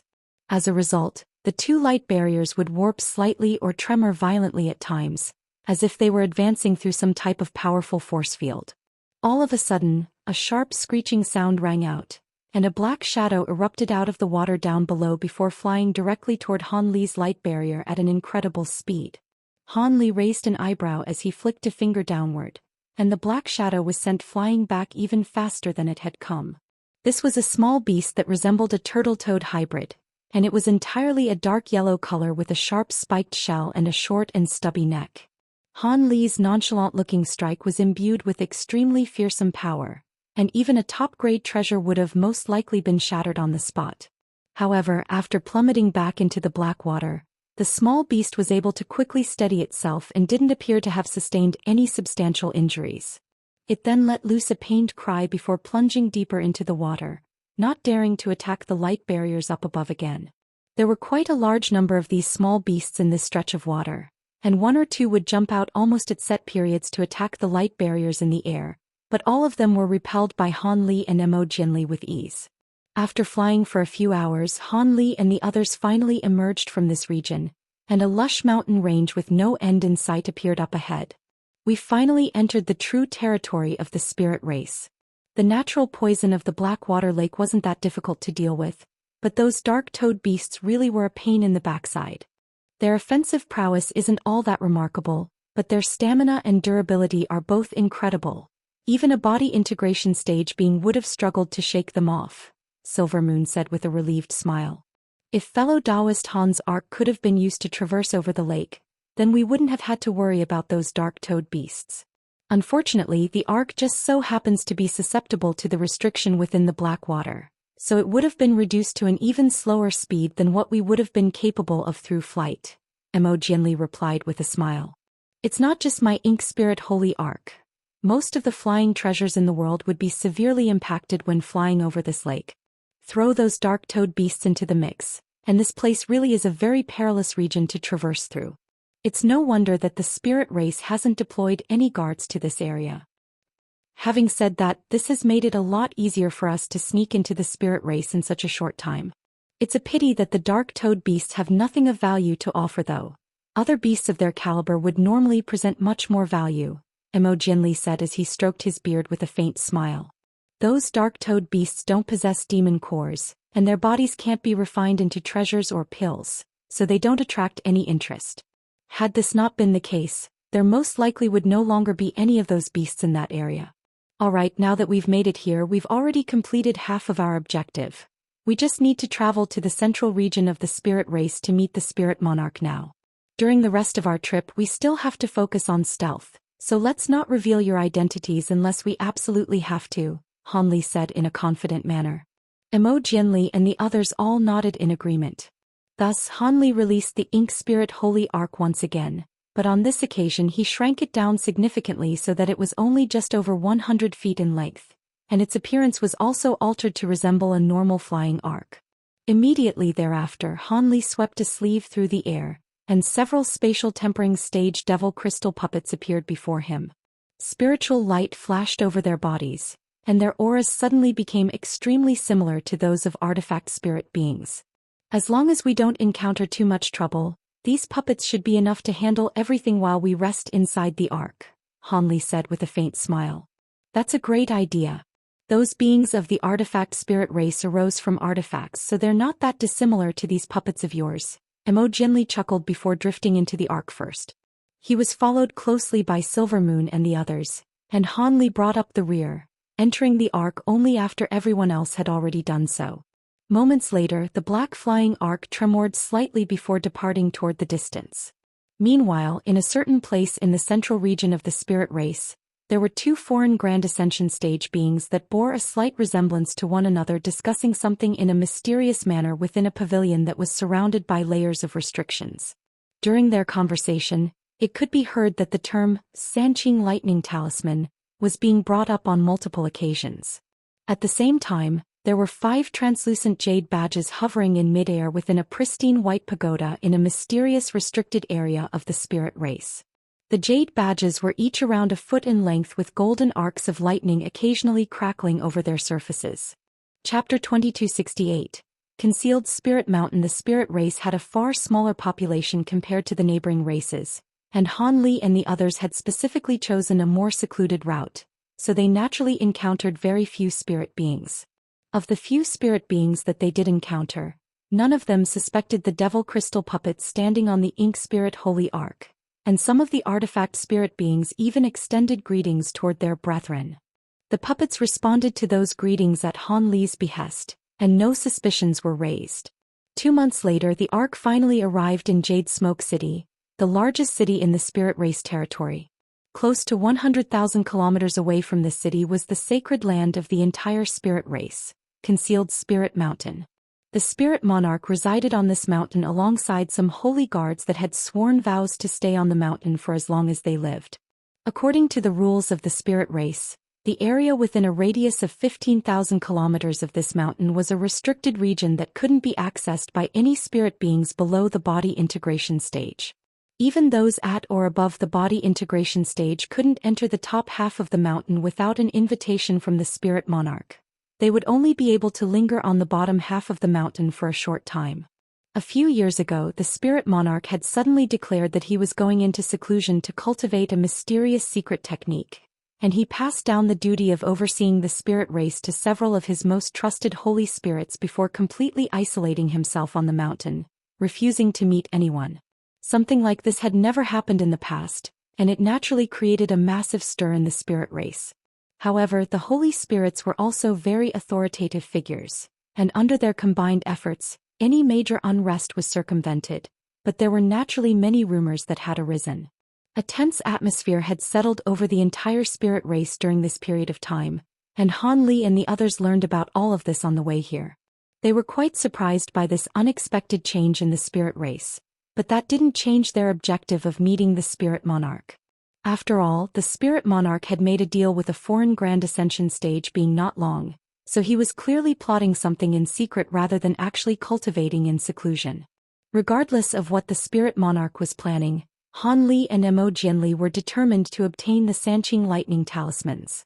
After a brief discussion, they decided to park the Ink Spirit Holy Ark near Jade Smoke City, leaving Silvermoon and the others behind, along with all of the devil crystal puppets. After that, the two of them traveled toward Concealed Spirit Mountain together. Even if something were to happen during their meeting with the spirit monarch, the two of them would be able to look after one another. Half a day later, Hanli and Imogenly arrived at Concealed Spirit Mountain in a stealthy manner. Hanli looked up and was greeted by the sight of a lush mountain that was over 100,000 feet tall with a series of 5-colored rainbows above it. Hanli's pupils immediately contracted slightly upon seeing this. He could sense extremely formidable spiritual pressure emanating from this Concealed Spirit Mountain, indicating that it was an immensely powerful treasure not inferior to his extreme mountains. Interesting. The spirit monarch has completely sealed this place at the expense of revealing the holy mountain's true form. Looks like there really is something fishy going on, Imogenly mused in an intrigued voice. It was clear that he had also made the same observations as Han Li. Looks like the spirit monarch has set up some extremely powerful restrictions here. Should we scale this mountain? Han Li asked in a calm manner. Why not? The restrictions here are indeed quite powerful, but they're not powerful enough to stop us. Besides, if we don't display some of our power, the spirit monarch may not even be willing to grant us an audience. You're not having cold feet now, are you, fellow Daoist Han? Imogenly chuckled. Of course not. I'm more than willing to see this through to the end, Han Li replied with a calm smile, and after a brief discussion, the two of them decided to split up. Imogenly made a hand seal as he began to chant something, and a white halo appeared around his body. Immediately thereafter, his body melted away into a puddle of unremarkable transparent liquid, which quickly seeped into the ground. A hint of surprise flashed through Han Li's eyes upon seeing this, and he immediately swept a sleeve through the air, releasing a talisman that exploded into countless purple runes, which inundated his body before disintegrating into clouds of purple mist. Once the mist faded, Han Li had also vanished on the spot. That talisman was none other than a high-zenith invisibility talisman that Han Li had refined not long ago. He very rarely used this talisman after reaching the body integration stage, but that didn't mean that the talisman was no longer of much use to him. On the contrary, due to the fact that the talisman was refined using a secret technique from the true immortal realm, its efficacy would increase alongside Han Li's cultivation base. Unfortunately, the materials required to refine this talisman were extremely rare, and he had completely exhausted his supply in the past. Even after making such rapid progress in his cultivation base, he was only able to refine a few more of these talismans, so he naturally wasn't going to use them lightly. With his current abilities, it was extremely rare for him to have to conceal himself, but it was required for him to sneak into this concealed spirit mountain to meet the spirit monarch in secret. After attaining an insubstantial body, Han Li rose up into the air and drifted toward the mountain up ahead. As soon as he entered concealed spirit mountain, he could clearly sense several layers of restriction fluctuations wash over his body, but they were completely unable to detect him. A faint smile appeared on Han Li's face upon seeing this. It was clear that after reaching the Grand Ascension stage, his high zenith invisibility talismans had become even more efficacious. Thus, he didn't hesitate any longer as he drifted straight up toward the mountain peak. Through a spiritual sense connection, he could clearly sense that Imogenly had also traveled into the mountain somehow, and he was silently passing through the mountain's rocky terrain without any impediment. Thus, the two of them scaled the mountain in a completely stealthy manner. Along the way, they would occasionally encounter some spirit guards, all of whom wore suits of armor of different colors and possessed powerful auras. Most of them were at the deity transformation stage and spatial tempering stage, which made them high-grade beings among the spirit race, but on this mountain they were merely ordinary guards. It seemed that this holy mountain really was guarded very securely, but that certainly wasn't going to stop a pair of Grand Ascension stage beings like Han Li and Imogenly. Han Li drifted up the mountain without any inhibitions, and he quickly reached the halfway point, upon which he caught sight of a massive purple building in the distance. There was a white-robed middle-aged man seated on each side of the building's entrance, and among the two men, one of them was completely bald, but had a pair of graceful and refined features. As for his companion, this was an extremely hideous man with pits and bumps all over his face and a ball of crimson flames burning on his head. However, what drew Han Li's attention naturally wasn't their appearance. Instead, it was the fact that one of them was at the mid-body integration stage while the other was a late-body integration stage being. Could it be that these were two of the holy spirits responsible for overseeing all matters on the holy mountain? Even as he was contemplating all of this, Han Li didn't pause for even a moment and quickly passed by the building. The eyes of the two-body integration stage spirit beings remained tightly shut, seemingly having completely failed to detect Han Li. A faint smile appeared on Han Li's face upon seeing this, and he was just about to continue onward when the building suddenly began to buzz loudly and flash with purple light. Who goes there? The two spirit beings immediately opened their eyes before lashing out one after another.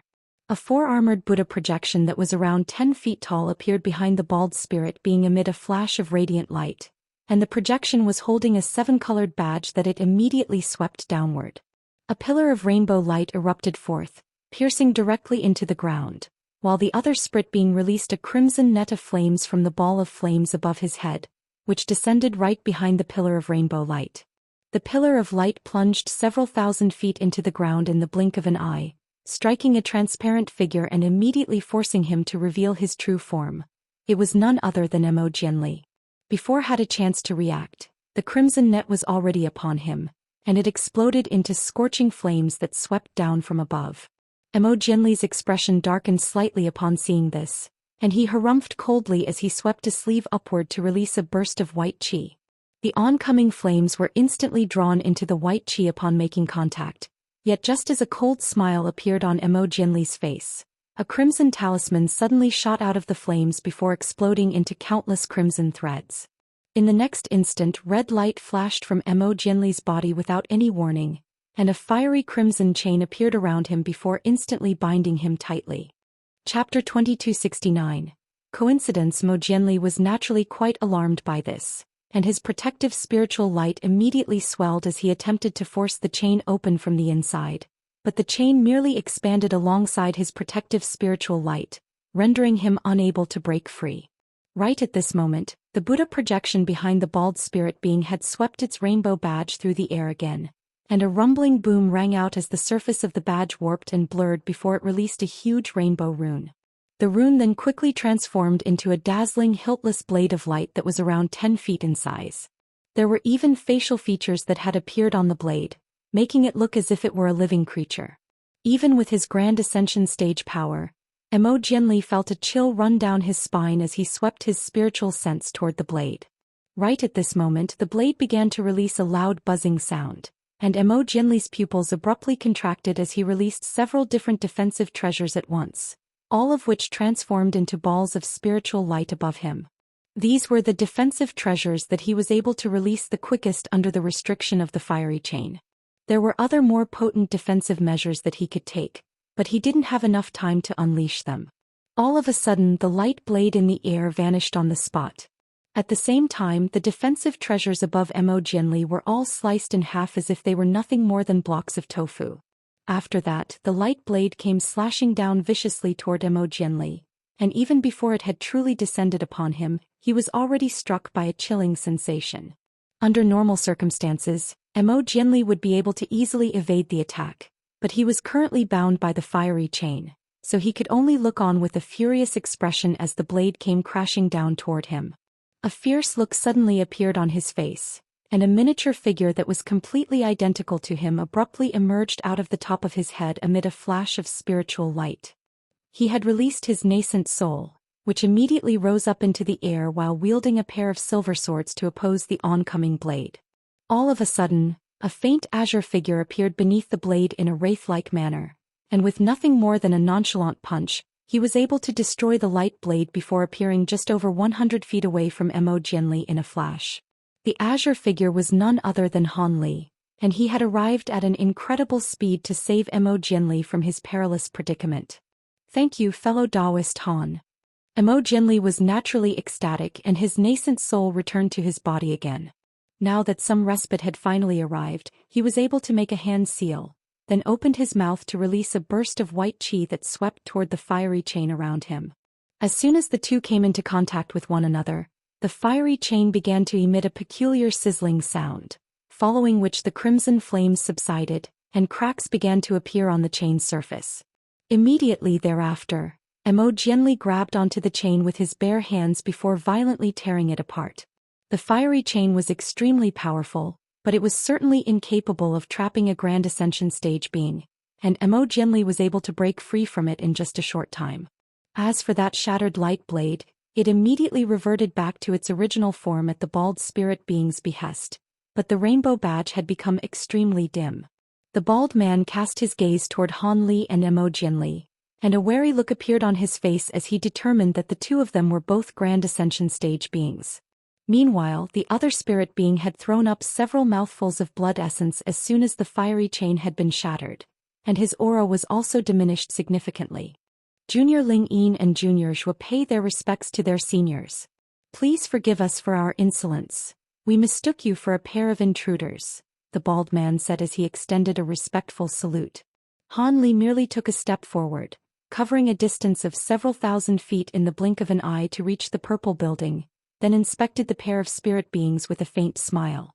Mo Jianli arrived beside Han Li immediately thereafter, but his expression was a little sour as he said, "Those two treasures you just used definitely don't belong to the two of you. Were they given to you by the spirit monarch?" Even though it had been a surprise attack and his two assailants had used extremely powerful treasures, Mo Jianli was still quite embarrassed to have been forced into such a perilous situation by a pair of body integration stage beings. "Please forgive us, senior. We were only acting on the orders of our spirit monarch," the bald man hurriedly replied with a slight bow. Mo Jianli's expression didn't ease in the slightest as he continued. "So it really was the spirit monarch. Why did he bestow these treasures upon you two? It's clear that these treasures were assigned specifically to target Grand Ascension stage beings like us. Otherwise, I wouldn't have fallen prey to them." The two spirit beings exchanged a hesitant glance, and just as the bald man was about to say something, 6 streaks of light suddenly descended toward them from higher up the mountain. The two spirit beings were elated to see this, while Han Li's expression remained unchanged, and Mo Jianli's eyes narrowed slightly at the sight of the new arrivals. The 6 streaks of light faded, revealing 6 spirit beings in very similar attire to the bald man and his companion. They were also at the body integration stage, and judging from their auras, they were also all carrying powerful treasures. The expressions of all 6 spirit beings changed slightly as they swept their spiritual sense toward Han Li and Mo Jianli, but they didn't seem overly surprised, and that was quite intriguing to Han Li. The bald man was quite relieved to see the arrival of his allies, but he still remained quite respectful to Han Li and Mo Jianli. "You came at just the right time, fellow Daoists. I was just about to inform you all that 2 Grand Ascension stage seniors have come to visit our holy mountain. The two of us attacked these 2 seniors thinking that they were intruders and were currently extending some apologies toward them." Mo Jianli's expression darkened even further upon hearing this. Now that the situation had been disclosed to more people, he couldn't teach these 2 spirit beings a lesson. Otherwise, the spirit monarch could accuse him of bullying juniors, and that would not be a good starting point to their meeting. The 6 body integration stage spirit beings immediately extended respectful salutes toward Han Li's duo as well, and a white-horned elderly man among them said with a wide smile, "It's an honor for our race to welcome 2 esteemed seniors like yourselves. Our spirit monarch is already aware of your arrival and has been waiting for you two at the Purple Qi Hall for quite some time now." "He was aware of our arrival?" Mo Jianli faltered slightly upon hearing this, and Han Li was also rather taken aback to hear this. "Haven't you two arranged to meet our spirit monarch in advance? Are you two not Senior Xuan and Senior Heilin?" the white-horned elderly man asked with a surprised expression. It was clear that he also realized that there was some kind of misunderstanding. The other body integration stage spirit beings were also quite befuddled by this situation. "I've heard of Xuan and Heilin. They're a pair of foreign Grand Ascension stage beings from the tyrannical continent. I've heard that they're quite powerful, but unfortunately I've never had the chance to meet them. In any case, I am Mo Jianli of the human race, and this is fellow Daoist Han Li. I'm not sure if you've heard of us before," Mo Jianli said with a smile. An awkward look appeared on the white-horned elderly man's face, but the tone of his voice remained as respectful as ever as he said, "Ah, so it's Senior Mo and Senior Han from the human race. My sincerest apologies for misidentifying you. May I ask why you've suddenly come to our spirit race's holy mountain?" "It's all right, we came here to meet the spirit monarch. Seeing as he's already waiting in the Purple Qi Hall, it looks like we came at just the right time," Mo Jianli chuckled. Han Li was also quite amused by this situation. They had been concerned that the spirit monarch would refuse to see them, but there was no excuse that the spirit monarch could use here. The only thing that they were slightly worried about was that they didn't know what the spirit monarch's intentions were behind suddenly inviting 2 foreign Grand Ascension stage beings to see him. I'm not sure that's appropriate. Our spirit monarch only invited Senior Xuan and Senior Heilin. If you'd like to request an audience with him, I'll have to inform him and leave the decision to him," the white-horned elderly man said with a hesitant expression. So you're saying Xuan and Heilin can meet the spirit monarch but we can't? What do you take our human race for? Jianli's smile immediately vanished as he took a step forward, releasing a devastating aura as he did so. Chapter 2270. The Spirit Monarch. All 8 of the body integration stage spirit beings possessed powerful treasures, but they were still forced back several steps by Jianli's fearsome Grand Ascension stage aura, and a hint of fear appeared in all of their eyes. It was never my intention to insult the human race, Senior. The white-robed elderly man hurriedly yelled as sweat began to pour down his forehead. However, Jianli merely elevated his aura even further, as if he didn't hear what the elderly man had just said. The 8 body integration stage spirit beings were no longer able to contend with Jianli's spiritual pressure, and only after 8 projections of different treasures emerged from their bodies were they able to stand their ground. Han Li immediately determined the treasures to be 3 talismans, 2 badges, a small white cauldron and a silver scepter. Jianli harumphed coldly upon seeing this, and he was just about to take another step forward and unleash his full spiritual pressure to teach these 8 juniors a lesson when all of a sudden, a gentle breeze swept past Jianli. A warm aura swirled around Jianli's body, and the fearsome spiritual pressure that he was releasing was instantly nullified. Immediately thereafter, a gentle elderly voice rang out from within the breeze. Allow me to offer my apologies on behalf of these juniors, Brother Emo. I am honored that the 2 of you have decided to visit me. There's no way I would refuse an audience with you. I'll be waiting at the summit for the 2 of you. Lingmia, I've detected through my spiritual sense that Xuan and Heilin have already arrived at the foot of the mountain. 4 of you go and greet them, while the rest invite Brother Emo to the Purple Chi Hall. Yes, Spirit Monarch. The 8 body integration stage spirit beings extended respectful bows toward the mountain summit in unison, then withdrew their treasures projections, and the bald man immediately traveled down the mountain with 3 companions, while the white-horned elderly man and the others made inviting hand gestures toward Han Li and Jianli. Seeing as the Spirit Monarch has spoken, I'll let things slide for now, Jianli said after a brief pause, then flew up toward the mountain summit. Han Li followed along behind him with a faint smile, and he was followed by the 4 remaining body integration stage spirit beings. As they were flying up the mountain, the white-horned elderly man was surreptitiously appraising Han Li from behind with a peculiar expression. Even though Han Li hadn't said anything just now, all of the holy spirits of the spirit race were aware that he was a new Grand Ascension stage being that had just arisen among the human race. There wasn't much information about him, but there was a confirmed rumor stating that he had once severely wounded a Grand Ascension stage being from the Wuxia race. This evoked a sense of fear and curiosity within the elderly man toward Han Li. The spirit realm was a massive place, but there were very few people capable of defeating veteran Grand Ascension stage beings after only just progressing to the Grand Ascension stage.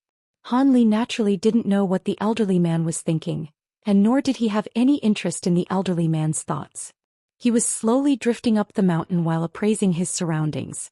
The top half of Concealed Spirit Mountain was rife with restrictions and formations, far more so than the second half, but most of the formations had been deactivated to grant them passage. Otherwise, even as Grand Ascension stage beings, it wouldn't be this easy for Han Li and Jianli to travel up the mountain. It appeared that there were only less than 10,000 feet to the summit of the mountain, but it ended up taking them quite a while to arrive at the top, and it seemed that the journey up the top half of the mountain actually spanned over 1 million feet. This was quite surprising to both Jianli and Han Li. It seemed that aside from the restrictions on the mountain, there was something else extremely profound about it. Otherwise, it wouldn't have been able to fool Han Li and Jianli's spiritual sense. The white-horned elderly man and the others were unsurprised by this, seemingly already accustomed to this phenomenon. After passing through a thin blanket of white mist, the 7 of them finally arrived at the mountain summit. Han Li looked around to find on the vast expanse of land on the mountain summit, there stood only a single 3-story pavilion. Above the entrance of the pavilion was a plaque with the words, Purple Chi Hall, inscribed upon it in flowing golden text. There was not a single person to be seen outside the pavilion. Our spirit monarch is waiting inside. We won't be able to accompany you any further, so please go in on your own, seniors, the white-horned elderly man said as he extended a respectful salute. All right, then you can all wait outside. Jianli immediately strode toward the pavilion after sweeping his spiritual sense toward it. Through his spiritual sense detection, he discovered that this purple chi hall wasn't giving off any restriction fluctuations. And aside from a faint peculiar aura within it really did seem to be nothing more than a normal pavilion. As such, he naturally wasn't going to be wary of entering the pavilion. Han Li followed along closely behind him, and after entering the pavilion, the two arrived in a giant hall that was around 400 to 500 feet in size. Pots of floral trees that were several feet tall were placed throughout the hall, and there on those trees grew fist-sized flowers of all types of different colors. In front of one of the pots stood a white-robed elderly man, who had his hands clasped behind his back, and was facing away from the entrance. "Are you the spirit monarch?" Imogenly asked with a slightly cautious expression. "Please take a seat, fellow Daoists." The white-robed elderly man didn't directly reply to Imogenly's question. Imogenly appraised the elderly man for a while longer before doing as he was told. Han Li also took a seat on another chair before casting his gaze toward the white-robed elderly man. "I'm used to living here on my own, so I can only offer you some tea. I hope you don't mind," the white-robed elderly man said with a faint smile. As soon as his voice trailed off, a side door was opened and several small white monkeys sprang into the room. Each of the monkeys was around half a foot tall with snowy white fur and crimson eyes. The little monkeys were carrying teapots and teacups on their heads, and they quickly poured Han Li and Imogenly a cup of fragrant spirit tea each. Han Li took a glance at the spirit tea before downing the cup of tea in one go, while Imogenly didn't even take a single glance at the tea as he asked, "I'm sure you're already aware of the reason for our visit, right, fellow Daoist?" "I've heard of you for a long time, fellow Daoist Imo, but this is our first meeting. How would I know the purpose for your visit?" the white-robed elderly man said as he finally turned around. He had a head of white hair but a set of surprisingly youthful features. His eyes were bright and piercing, but his expression was very calm, and there was a purple maple leaf embroidered on one of his sleeves.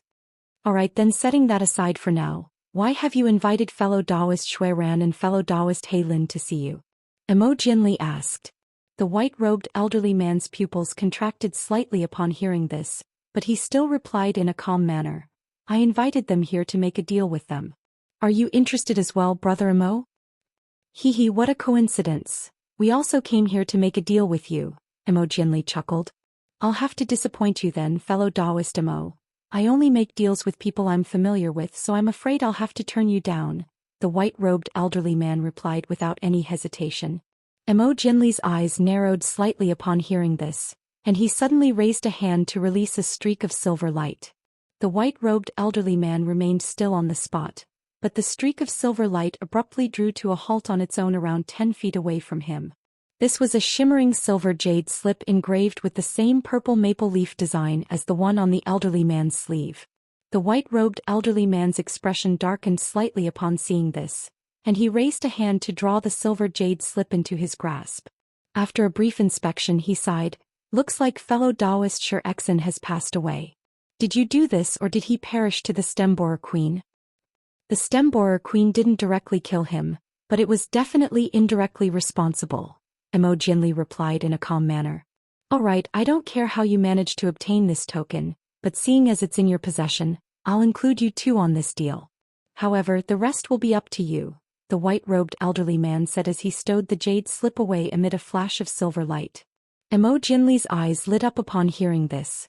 "Of course, we were only searching for an opportunity away. Hee, please don't take any offense to this, fellow Daoist Imo, but with your abilities, it'll be next to impossible for you to satisfy the conditions of the deal I propose. In contrast, your companion has a decent chance. This is the vastly renowned fellow Daoist Han Li, right? As expected, he really is incomparable with normal Grand Ascension stage beings," the white-robed elderly man said with a hint of mockery in his eyes, but that transitioned into a more serious expression as he cast his gaze toward Han Li. "I'm truly honored that you've heard of me, fellow Daoist spirit monarch, but aren't you being a little too disrespectful to Brother Imo and myself?" Han Li replied with a faint smile. Chapter 2271. Xuan and Heilin. The elderly man faltered slightly upon hearing this. "What do you mean by that, fellow Daoist Han? If you mean no disrespect to us, then why have you welcomed us with a mere clone?" Han Li asked. "Clone?" It was Imogenly's turn to be surprised now. He hurriedly swept his spiritual sense toward the elderly man, but all he could sense was that the elderly man's aura was unfathomable to him, and his expression immediately darkened. The elderly man was rather taken aback, and after staring at Han Li for a short while he chuckled, "You have an exceptional eye, fellow Daoist Han. I must say I'm truly impressed. However, the fact that I mean no disrespect to the two of you still remains true. I'm sure that you've heard prior to your arrival that I'm currently in seclusion, and that is the truth. My true body is indeed currently in seclusion and unable to meet you two, which was why I had to send this clone. Truth be told, I was planning to meet with fellow Daoist Xuan and fellow Daoist He Lin using this clone as well," the white-robed elderly man admitted. Imogenli's expression changed slightly upon hearing this, and he was just about to say something when an unfamiliar male voice rang out from outside the pavilion. "You were planning to greet us with a mere clone? Where is your sincerity, brother spirit? Could it be that you're in a seclusion of life and death? Otherwise, are we not worthy of an audience with your true body?" As soon as the voice trailed off, two dark-skinned figures, foreign beings with a layer of scales covering half of their bodies, strode into the hall.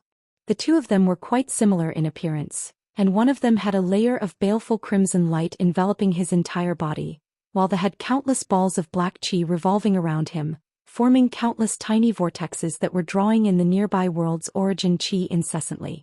"Forgive me for not coming out to greet you sooner, fellow Daoists. I'm currently not in a seclusion of life and death, but this seclusion is very important nonetheless, and it will all be for naught if I come out too early," the white-robed elderly man explained with a smile. I should teach you a..." One of the foreign beings immediately flared up with rage, but his companion cut him off and said, "It's all right, brother He. We're not here to make friends anyway, so what does it matter if this isn't brother Spirit's true body as long as he can give us what we want? Let's not waste any time with pointless arguments. By the way, who are these two fellow Daoists, brother Spirit? You never mentioned that you invited others for this deal." Xuan cast a cold gaze toward Han Li and Imogenli as he spoke, and even with his Grand Ascension stage powers, Imogenli felt a chill run down his spine in response to the Xuan's gaze. It was clear that Xuan had cultivated some type of spiritual sense secret technique that posed a threat even to Grand Ascension stage beings. Otherwise, just his gaze alone wouldn't have such an intimidatory effect. As for Han Li, he remained completely unmoved by Xuan's gaze, and the two foreign beings exchanged a surprised glance upon seeing this, following which the disdain on their faces receded slightly. "Allow me to explain, fellow Daoist Xuan. Tracing back to the beginning, you two weren't even the first people I approached for this deal. Instead, it was fellow Daoist Xianxia. Even though fellow Daoist Xianxia has perished, fellow Daoist Han and fellow Daoist Imo have brought his token to me, so I naturally couldn't refuse them. Thankfully, I have enough Sanqing lightning talismans for all of you, but you'll have to give me what I want in exchange," the elderly man said in an unhurried manner. "The two of us are determined to obtain those Sanqing lightning talismans, brother Spirit. We immediately rushed over upon hearing that you were offering these talismans in a deal, and we cleared out the entire treasure vault on our island, so tell us what you want. As long as it's something that we have, we'll definitely hand it over," Xuan said in a serious manner. "The same applies for fellow Daoist Han and myself. We're also willing to do everything in our power to secure those Sanqing lightning talismans," Imogenli chimed in as well. There's no rush. I made this spirit tea myself. Please have some before we continued our discussion," the elderly man said. The two foreign Grand Ascension stage beings' brows furrowed slightly upon hearing this, but after exchanging a few words through voice transmission, Xuan nodded and said, "All right, I've heard that the spirit tea from your spirit race is quite exceptional. It certainly couldn't hurt to have a taste." Thus, the two foreign Grand Ascension stage beings also took a seat on two nearby chairs. The small white monkeys seemed to be very intelligent, and they scampered over to pour cups of spirit tea for the two dark-skinned beings even without requiring instructions from the spirit monarch, and only then did they depart from the hall. After Xuan and He Lin had also had some tea, the white-robed elderly man finally cut to the chase. "I know that all four of you are here for the Sanqing lightning talismans, but before we begin our discussion, I must ask if there are any rare treasures or materials that you're interested in aside from those talismans. You can take a look at a list I've compiled before deciding what you want. Otherwise, once the terms of the deal are finalized, they can't be changed." "There's no need for that. We came all this way here specifically for those talismans. No matter how precious other treasures are, they won't be of any use to us if we can't transcend our next heavenly tribulations. Xuan immediately replied with a shake of his head. He Lin merely remained silent with a cold smile on his face, not even bothering to answer the question. Emergence replied, "My answer is the same. What about you, fellow Daoist Han? I'm actually quite interested to see what else you can offer, brother spirit," Han Li said with a smile.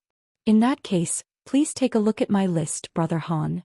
The elderly man didn't waste any time and immediately swept a sleeve through the air to release a ball of azure light.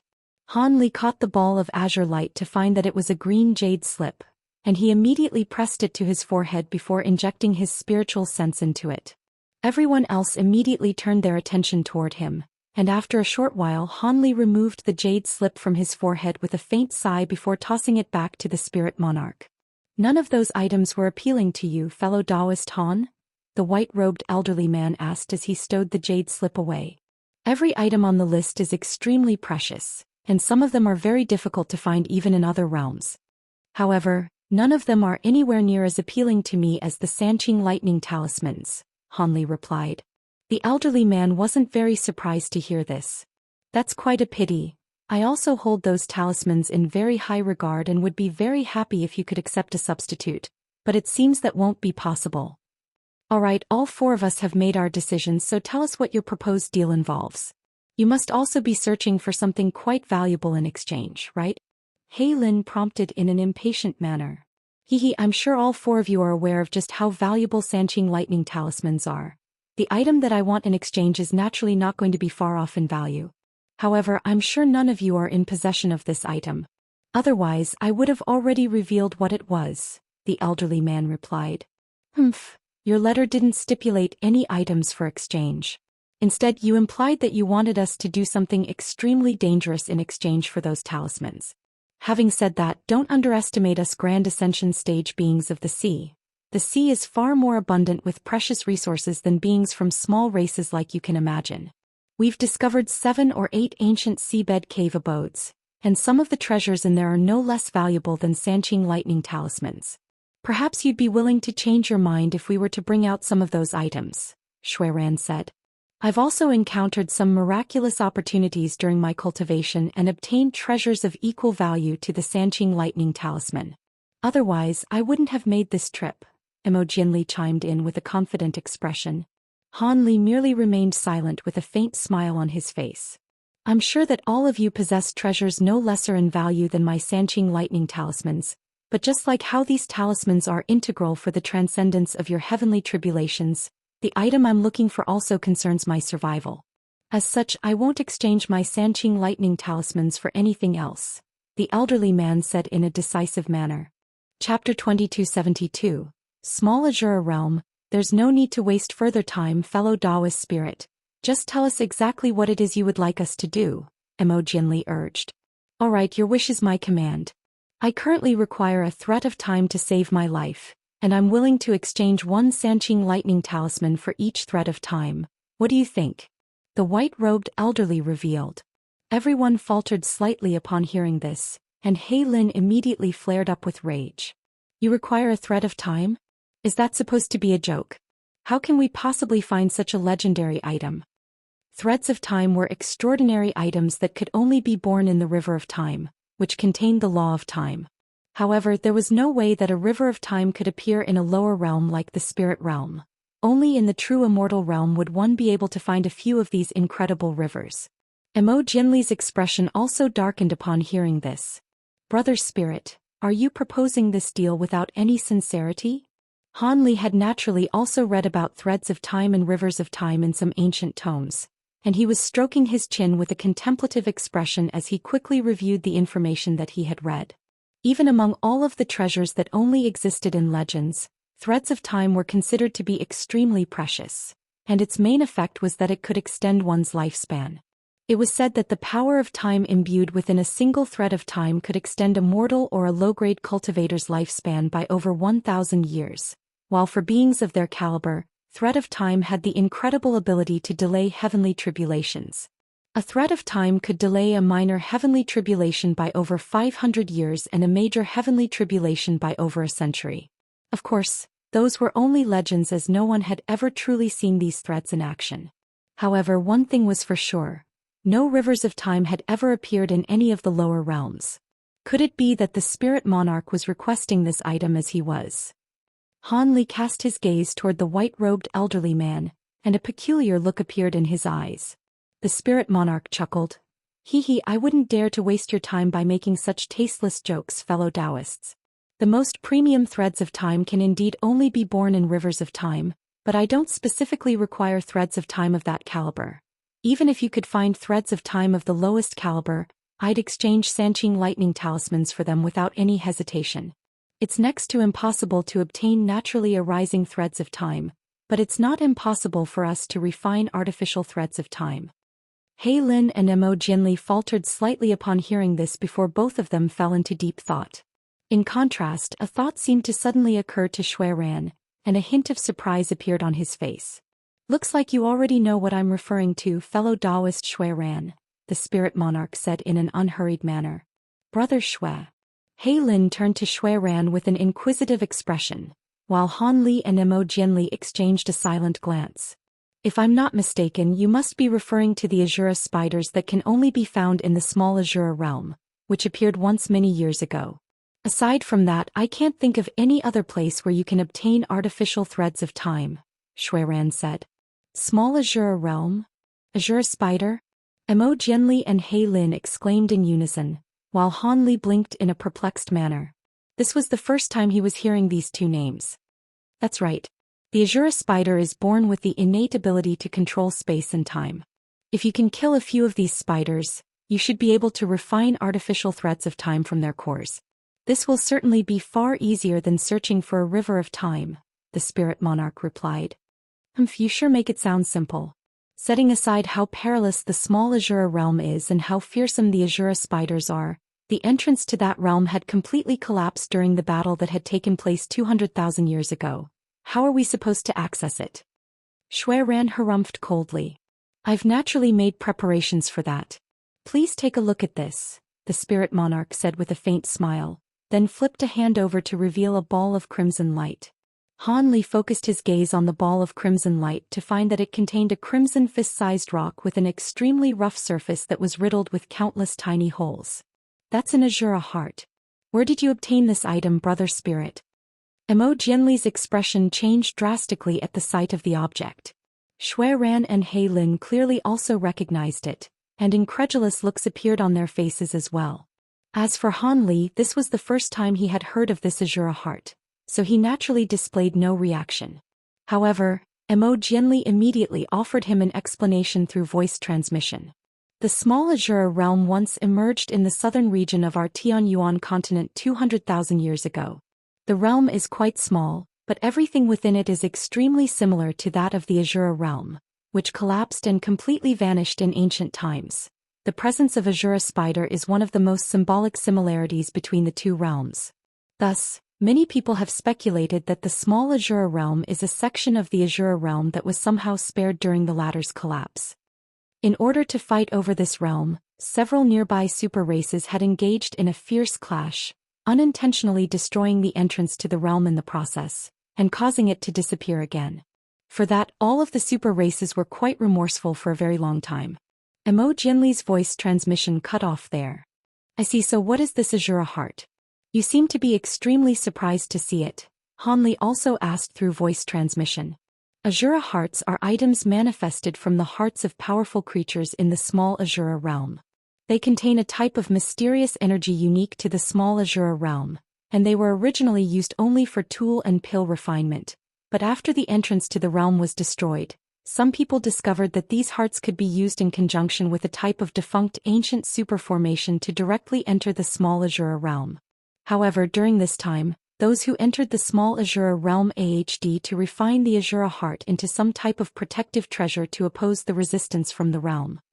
The energy within that treasure will slowly be expended, and once it's been completely exhausted, the resistance of the small Asura realm would automatically eject that person. Unfortunately, the creatures that possess Asura hearts in the small Asura realm are extremely difficult to kill, so there aren't many of these Asura hearts in existence. After the entrance to the realm collapsed, almost all of the remaining Asura hearts were used up over time, so it came as quite a surprise to me that the spirit monarch is in possession of them, Imogen explained. Han Li nodded with a contemplative expression upon hearing this. As the two of them were conversing with one another, Xuan had already accepted the Asura heart from the spirit monarch and was carefully examining it. After a long while he heaved a long sigh and asked, "This is indeed an Asura heart. How many of these do you have in our possession, brother spirit?" "2," the spirit monarch replied. "2. Each Asura heart can only teleport one person into the small Asura realm.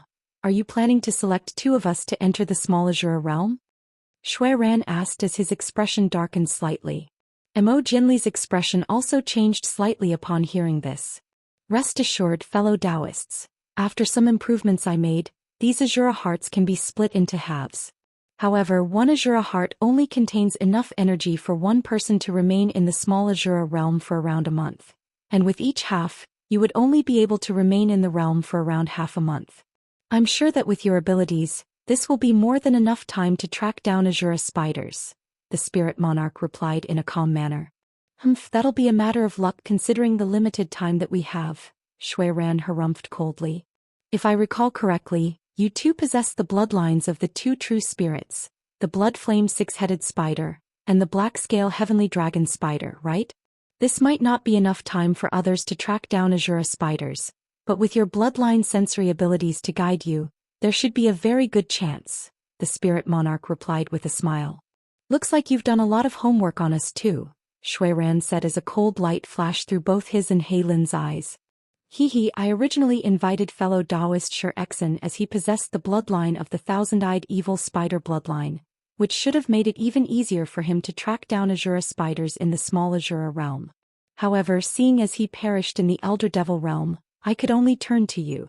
Thankfully, the small Asura realm isn't a large place, so even without your bloodline sensory abilities, you'll have some chances of tracking down Asura spiders. Had it not been for fellow Daoist Xianxia's unexpected demise and the fact that I urgently require these threads of time, I wouldn't even have allowed Brother Mo and fellow Daoist Han to get in on this deal. However, seeing as they came to me with the relevant token, I could only oblige. Now then, I've said everything that needs to be said. Are you willing to venture into the small Asura realm?" the spirit monarch asked in a calm manner. No one offered an immediate reply. Chapter 2273. Icy Peak. I've heard that as soon as Asura spiders are born, they already possess nascent soul stage powers at a minimum, and that as they grow their powers are rapidly enhanced, to the extent that they'll possess powers infinitely approaching the Grand Ascension stage once they reach full maturity. There are even some Asura spiders with exceptional aptitude that are comparable in power to true spirits. In order to be able to refine threads of time, we'll have to kill mature Asura spiders, right? Imogen asked. "You sure know a lot about these Asura spiders, Brother Imo." Indeed, threads of time can only be extracted from mature Asura spiders, and it'll generally take the cores of 3 Asura spiders to refine a single thread of time. Of course, if you encounter an Asura spider that's powerful enough, only 1 core will be required, the spirit monarch replied. Imogen fell silent as a wry smile appeared on his face, while Xuan and Heilin's expressions darkened even further. After a short while, Xuan asked in a cold voice, "The small Asura realm is already fraught with perils, and mature Asura spiders possess the ability to control time to a certain extent. Even if they're not quite at the Grand Ascension stage, they won't be any easier to deal with than the average Grand Ascension stage being. On top of that, we'll have to kill at least 3 of them each to extract a single thread of time. We'll essentially be risking our lives the entire time. Don't you think just a single Sanqing lightning talisman is insufficient compensation?" "I don't think that's the case. Aside from those talismans, I've also brought out these 2 Asura hearts. Considering how rare they are, they're only slightly inferior in value to Sanqing lightning talismans. On top of that, the small Asura realm has always been renowned as a place that's abundant with precious resources, so you should reap many rewards on your trip regardless of whether you manage to track down Asura spiders. You can keep everything you obtain during your trip as an additional reward," the spirit monarch replied. "That's not the same thing. The Asura hearts are required for us to enter the small Asura realm, so they shouldn't count as part of the compensation. Besides, with half an Asura heart each, we'll only be able to remain in the small Asura realm for around half a month. How will we have any time to search for additional treasures on top of Asura spiders? Even if, by some immense stroke of fortune, we do find some valuable treasures, it's still not comparable to the risk that we're incurring. At our cultivation bases, safety is the most important thing. Don't forget that all of us want Sanqing lightning talismans to ensure our safety during our next heavenly tribulations, Xuan said in a cold voice. Everyone else remained silent, but they were clearly in agreement with Xuan's words. The spirit monarch's brows furrowed slightly upon hearing this, and only after a brief pause did he reply, "In that case, if you can obtain threads of time from the small Asura realm, I'll be willing to offer 3 treasures of your choice from the list I just presented in addition to a Sanqing lightning talisman for each thread of time. This is the final concession I'm willing to make. If you're still not satisfied, then you can leave and I'll find someone else." "Alright, you have yourself a deal. Have you prepared the teleportation formation required to travel to the small Asura realm?" "We can't stay here for very long," Xuan replied without any hesitation. The spirit monarch replied with a confident smile. "Rest assured, fellow Daoist Xue, the teleportation formation has already been prepared, and it's situated on this holy mountain. If you're willing to go, I can teleport all of you to the small Asura realm right away." "What's your decision, brother Mo, fellow Daoist Han?" A hesitant look appeared on Mo Jinli's face, but he soon gritted his teeth as he replied, "I'm determined to obtain the Sanqing lightning talismans, so I'm also willing to enter the small Asura realm." "In that case, I'll be accompanying brother Mo to the small Asura realm as well. However, I have a condition. Please allow me to decide the coordinates that we return to from the small Asura realm," Hanli said in a calm manner. A hint of displeasure appeared on the spirit monarch's face upon hearing this. "Why are you making such a request, fellow Daoist Han? Do you not trust me?" "No, it's just that I'm used to controlling as many factors as I can. I hope you can understand. I know a thing or two about teleportation formations, so it won't be a very difficult task for me to alter the teleportation coordinates," Hanli replied. "I think that's a great idea. I'm also quite familiar with teleportation formations, so I'll set my own return coordinates as well. If you don't agree to this request, then I'm going to have to question your sincerity, brother spirit." Xuan chuckled as he appraised the spirit monarch with a hint of a smile on his face. "Alright, in that case you're free to decide your own return coordinates, but I'd advise you not to set the coordinates to outside of our spirit race's territory. Otherwise, if you return too late, I may assume that a mishap has occurred and offer the Sanqing lightning talismans in an exchange to someone else. I'm sure you're aware of just how precious these talismans are. If I were to spread word of their existence, many fellow Daoists will immediately come to see me," the spirit monarch said. "Haha, rest assured, brother spirit. With our bloodline sensory abilities, there should be a 70% to 80% chance that we find Asura spiders. After half a month, we'll be back to complete our deal," Xuan replied with a pleased expression. "Fellow Daoist Han and I will also do our best," Mo Jinli replied. "Alright, then it's decided. Stay here for a night to make some preparations, and I'll teleport all 4 of you into the small Asura realm tomorrow morning," the spirit monarch said before clapping his hands together twice and a side door opened, upon which several young women in palatial dresses made their way into the room. They extended respectful curtsies toward Han Li and the others before standing on either side of them. Xuan nodded before rising to his feet and departing with He Lin and 2 of the women. After that, Mo Jinli stood up and cupped his fist in a salute toward the spirit monarch before also turning to depart. However, as Han Li stood up from his chair, he didn't immediately leave. Instead, he smiled and said, "There's a question I'd like to ask, but I'm not sure if it's appropriate."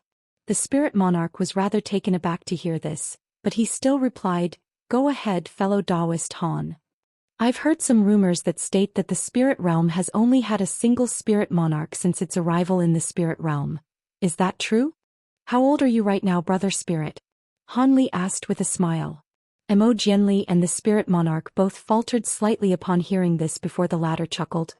"I've heard those rumors as well, but of course they're not true. Our spirit race has been in this realm for over 1 million years.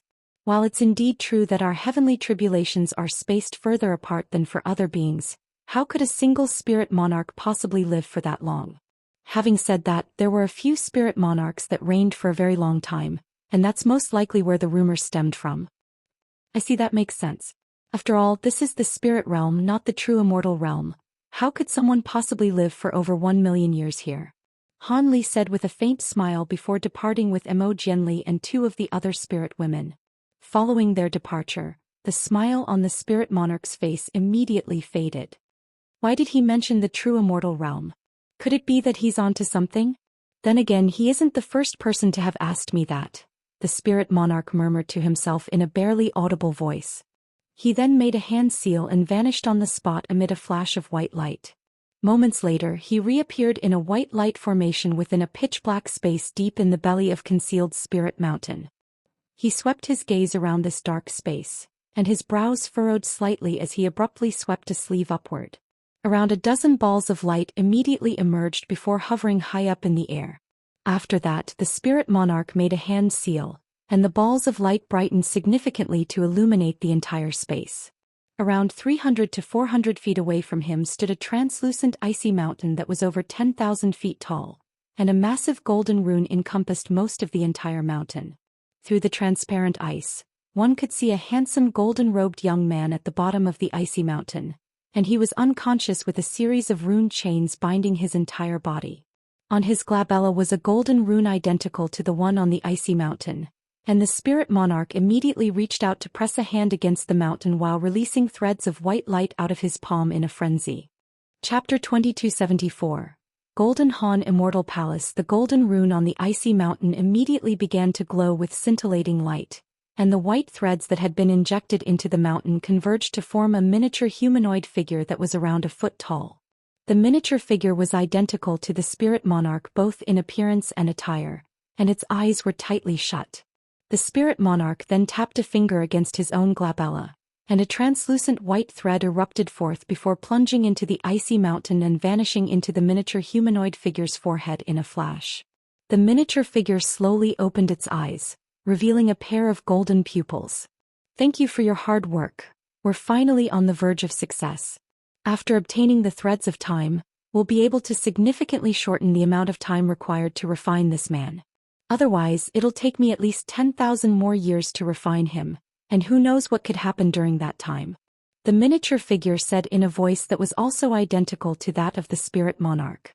"That would naturally be best, but it's a pity that we have to offer those Sanqing lightning talismans for exchange. Those talismans were reserved to assist the most talented juniors of our spirit race to transcend their major heavenly tribulations," the spirit monarch sighed. "It can't be helped. I did possess some talismans and pills from the true immortal realm that can't be found in the lower realms, but they've all been used up over time, so the only things in my possession that'll tempt those Grand Ascension stage beings are the Sanqing lightning talismans. By the way, isn't that Han Li one of the people who ventured into the Elder Devil realm with Thousand Autumns and the others?" the miniature figure asked. "They are indeed one and the same. I don't know what happened during their journey into the Elder Devil realm, but he was the sole survivor while Thousand Autumns and the others all perished.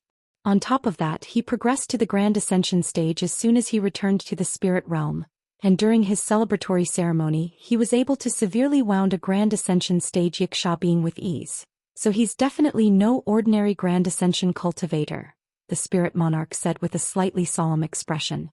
"It looks like he must have entered the spirit cleansing pond and consumed a clean spirit lotus. Otherwise he wouldn't be this powerful. This is a good thing. The more powerful he is, the greater the chance that he'd be able to obtain a thread of time in the small Asura realm," the miniature figure replied. "I was thinking the same thing. Otherwise, if Emo Jianli had been accompanied by Ao Shao, I wouldn't have agreed to let them in on the deal," the spirit monarch said with a faint smile. "Alright, seeing as everything is progressing smoothly, I'll leave everything to you. I have to focus on refining this true immortal's soul now. Don't awaken me again until they've returned from the small Asura realm," the miniature figure said. The spirit monarch nodded in response and said with a smile, "You and I are one entity, so I would also benefit immensely if you could successfully refine an immortal soul pill." The miniature figure also nodded in response before dissipating into specks of spiritual light. After that, a teleportation formation emerged on its own beneath the spirit monarch's feet, and he was teleported away amid a flash of white light. On a continent in the true immortal realm that stretched as far as the eyes could see, there were countless farmers in yellow robes tending to well-organized fields of crops. Upon closer inspection, one would discover that all of these farmers wore completely wooden expressions, and they were all extremely lifelike humanoid puppets. Within those fields were planted massive rice crops with thick stems that were giving off incredibly pure spiritual qi, striking one with a sense of reinvigoration through inhalation alone. In the air above the fields were spirit clouds of different colors, each of which was around an acre in size, and atop the clouds sat a series of robed figures holding a different item. These people either occupied a cloud alone or in groups of 2 or 3, and all of them wore Daoist robes as they patrolled the air above the fields, occasionally releasing a shower of rain from their spirit clouds to nourish the fields down below. Even higher up in the air was a sea of mist at an altitude of over 100,000 feet with no end in sight, looking as if it encompassed the entire continent. A series of spirit birds and spirit beasts were traversing through the mist, carrying some people in different attire in and out of the sea of mist. All of a sudden, a dragon's roar rang out, and a blue ice WM that was over 1,000 feet in length appeared in the distant sky. The blue ice WM reached the air above the fields in the blink of an eye, and the arrival of such a gigantic creature would immediately strike horror and panic into the hearts of ordinary beings if it were to appear in the spirit realm. However, the farmers down below and the Daoist atop the clouds simply ignored it. Only a few of the Daoists took a brief glance at it, but that was all the attention it received. Upon catching sight of the ice WM, a surprised look appeared on the face of a young Daoist who appeared to only be around 12 to 13 years of age. "Isn't that Master Li? He only left the Immortal Palace a few days ago. Why is he back already?" the young Daoist murmured. "He looks to be in quite a hurry, so he must be doing something quite important, and it doesn't appear to be going very well," another Daoist mused. "Perhaps." Having said that, Master Li's powers rank among the top 100 of our Golden Han Immortal Palace. What could possibly be beyond his capabilities in this immortal region? "If you and I could become disciples of Master Li, that would be a brilliant opportunity," the first Daoist said. "Stop daydreaming. You and I are disciples of the lowest grade in the Immortal Palace. We're basically glorified manual laborers. How could someone like Master Li possibly take an interest in us? Having said that, my spirit body is 70% complete, so perhaps I can pass the next trial and become a ranked disciple. When that time comes, I won't have to waste my time on trivial tasks like this anymore." The second Daoist scoffed as he looked at the jade badge in his hand with a hopeful expression. "What? Your spirit body is already 70% complete? I've only just reached 50%. Looks like I have to work harder in my cultivation. If I can't become a ranked disciple in the next few years, I'm most likely going to be banished to a lower realm," the first Daoist said with a panicked expression. "To be honest, going to a lower realm isn't all that bad. Aside from immortality, you can enjoy everything else," the second Daoist chuckled. "I'm not going to a lower realm. I'm definitely going to become a ranked disciple like you, senior martial brother," the first Daoist said in a determined manner. "In that case, you'll have to work hard, junior martial brother. If you still haven't manifested a spirit body in 5 years, the enforcers of the Immortal Palace aren't going to give you any special treatment," the second Daoist replied in a serious manner. "Thank you for the words of caution, senior martial brother. I'll be sure to work hard," the first Daoist said with a determined nod. Just as the two Daoists were chatting with one another, the huge ice WM up above plunged into the sea of mist before rising even further upward, instantly reaching an altitude of hundreds of thousands of feet. The mist abruptly scattered, and the ice WM emerged into a world that was abundant with spiritual qi. There were hundreds of mountains of different sizes hovering above the sea of mist, the tallest of which stood at hundreds of thousands feet tall, while the shortest were only around 30,000 to 40,000 feet in height. However, all of them were covered in exotic plants and flowers, as well as beautifully crafted buildings. The mountains were connected by rainbow bridges, and there were men and women drifting over the bridges in palatial attire, presenting a scene akin to a heavenly paradise. The blue ice WM immediately flew over several mountains before arriving at the center of the cluster of mountains. Down below was a massive city-like palace that was surrounded by around a dozen mountains. The palace was extremely resplendent with countless huge runes revolving around it, and in front of the massive gate that was over 10,000 feet tall stood a series of armed golden armored guards. Above the enormous gate was a silver plaque, upon which was inscribed Golden Han Immortal Palace, in giant golden character. As soon as the blue ice W landed in front of the palace gate, it immediately transformed into a thin and tall Daoist priest with a dark complexion, holding a silver horsetail brush. A few of the golden armored guards standing in front of the gate immediately approached him, and one of them extended a slight bow as he inquired in a voice that was neither arrogant nor humble, "Why have you visited the Immortal Palace, Master Li?" "I wish to see the Palace Master," the Daoist priest immediately replied. "I'm not sure that can be arranged. The Palace Master is currently in seclusion and won't see anyone unless it's for an important reason," the armored guard said with a hesitant expression.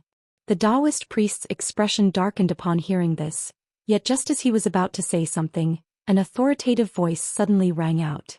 "Let Li Ming come in to see me. I have urgent matters I wish to discuss with him." The armored guard immediately cupped his fist in a salute before stepping away to the side. "Yes, Palace Master. Please go ahead, Master Li." Chapter 2275.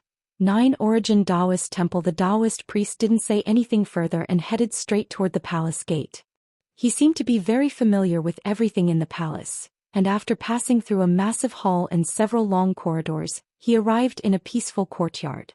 All types of exotic flowers and plants were growing inside the courtyard, and there were 2 women in palatial dresses standing beside the entrance with silver veils over their faces. The women had skin as fair as jade and they were very elegant, but their auras were quite ethereal and unfathomable. "Greetings, I've come to pay the Palace Master a visit," the Daoist priest said as he extended a polite salute toward the 2 women. One of them women stepped gracefully off to the side to avoid his salute and said, "We wouldn't dare to accept your salute, Master Li. Please go in, our Palace Master has been waiting for quite some time now." Then I'll be going on ahead," the Daoist priest replied with a smile before entering the courtyard. After passing through a fragrant garden of flowers, a small yet lush meadow appeared up ahead. There were fragrant floral trees planted all around the meadow, and a purple-robed woman was currently standing in front of one of those trees, inspecting it with an appreciative look in her eyes. "I pay my respects to the Palace Master," the Daoist priest said as he lowered his head in a respectful manner. "There's no one else around, so there's no need to be so stiff and formal. Just refer to me as Martial Ant," the woman said with a faint smile. "I wouldn't dare. We aren't in the 9 Origin Daoist Temple. If a patrolling envoy were to overhear me calling you that, it would be bad for both of us," the Daoist priest replied with a serious expression. "Aren't you being a little too cautious?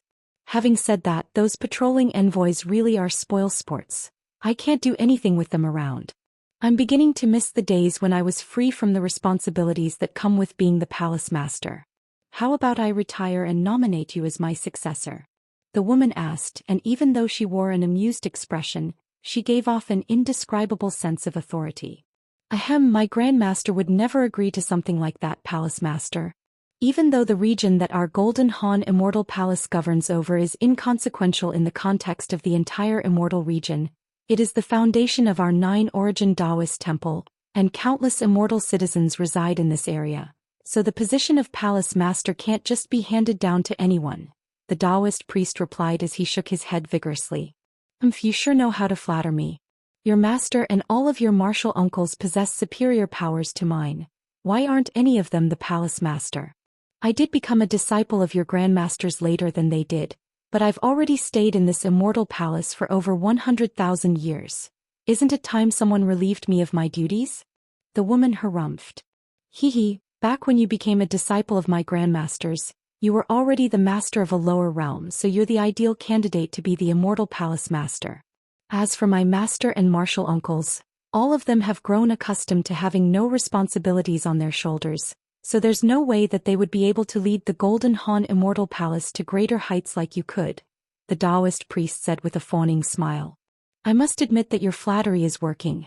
Your masters and martial uncles either have zero sense of responsibility and go into seclusion for tens, even hundreds of thousands of years at a time, or have cultivated to the point where they've become as emotionless as rocks.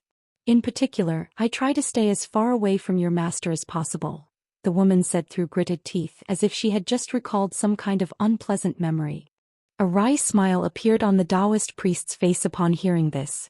Even he was petrified of his own master and didn't dare to utter so much as an extra word in his presence, let alone this martial aunt of his. By the way, why have you come to see me? You seem to be in quite a hurry.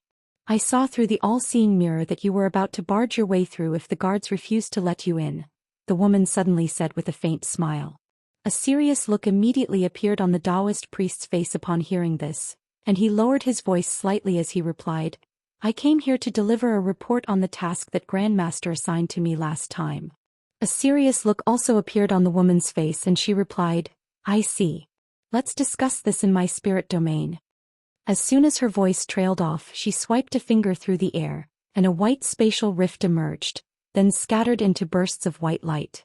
The surrounding environment completely transformed in the wake of the white light, and an intricately crafted hall was manifested, complete with tables and chairs, as well as a group of beautiful female servants in palatial dresses standing on either side of the hall. The Daoist priest's expression changed slightly at the sight of the female servants. I see that you've cultivated your spirit domain to the 3rd spirit form stage, Martial Ant. These domain spirits aren't very intelligent right now, but once developed further, they'll definitely become powerful allies. I only recently progressed from the creation stage to the spirit form stage, so I was in seclusion to consolidate my spirit domain. Of course, if your Grandmaster were willing to come out of seclusion to provide me with some guidance, then that would be even better. Take a seat, Martial Nephew. Even the immortal tools of the patrolling envoys won't be able to encroach upon my spirit domain without my detection. Go ahead and deliver your report, the woman said with a faint smile before taking a seat on the chair at the center of the hall. Please excuse me, the Daoist priest said as he also took a seat. If I recall correctly, you were assigned the task several centuries ago, right? Has an outcome been reached? The woman asked with a serious expression. During these past few centuries, I've tried all types of methods, and only after expending a heavy price was I able to borrow a good friend's treasure to track down that person, the Daoist priest replied. As long as we can track that person down, any price is worth paying. That person betrayed our 9-origin Daoist temple and disappeared with that item. Even though we possess a soul badge of his, he was somehow able to sever that connection. Even your Grandmaster made an exception to try and investigate this matter, only to be stopped by several powerful seniors, thereby rendering his efforts fruitless. His soul badge only registered a response again several centuries ago, and he seems to be in a very bad condition, which is why your Grandmaster assigned this task to you. If that traitor were to perish, then he would naturally deserve that fate, but the item that he stole concerns the future welfare of our 9-origin Daoist temple, so we have to recover it, the woman said as a hint of rage appeared in her eyes. The Daoist priest's heart stirred slightly upon seeing this, and he hurriedly rose to his feet as he extended a respectful bow. Rest assured, Martial Ant, cracks have appeared on that traitor's soul badge, but he most likely won't perish anytime soon. I'm guessing he's been trapped somewhere, but the biggest issue now is that he's not in true immortal realm. Instead, he's in a lower realm. A lower realm? What's so difficult about that? Just find his exact location, then expend some immortal spirit stones and teleport to him through a descending immortal platform. Could it be that the lower realm he fled to is one that we've lost contact with? The woman asked. Indeed, Martial Ant.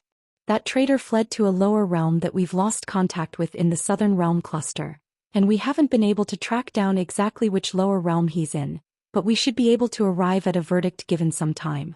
However, there are hundreds of lower realms in the southern realm cluster, and ever since that spatial storm, our true immortal realm has lost control over those realms.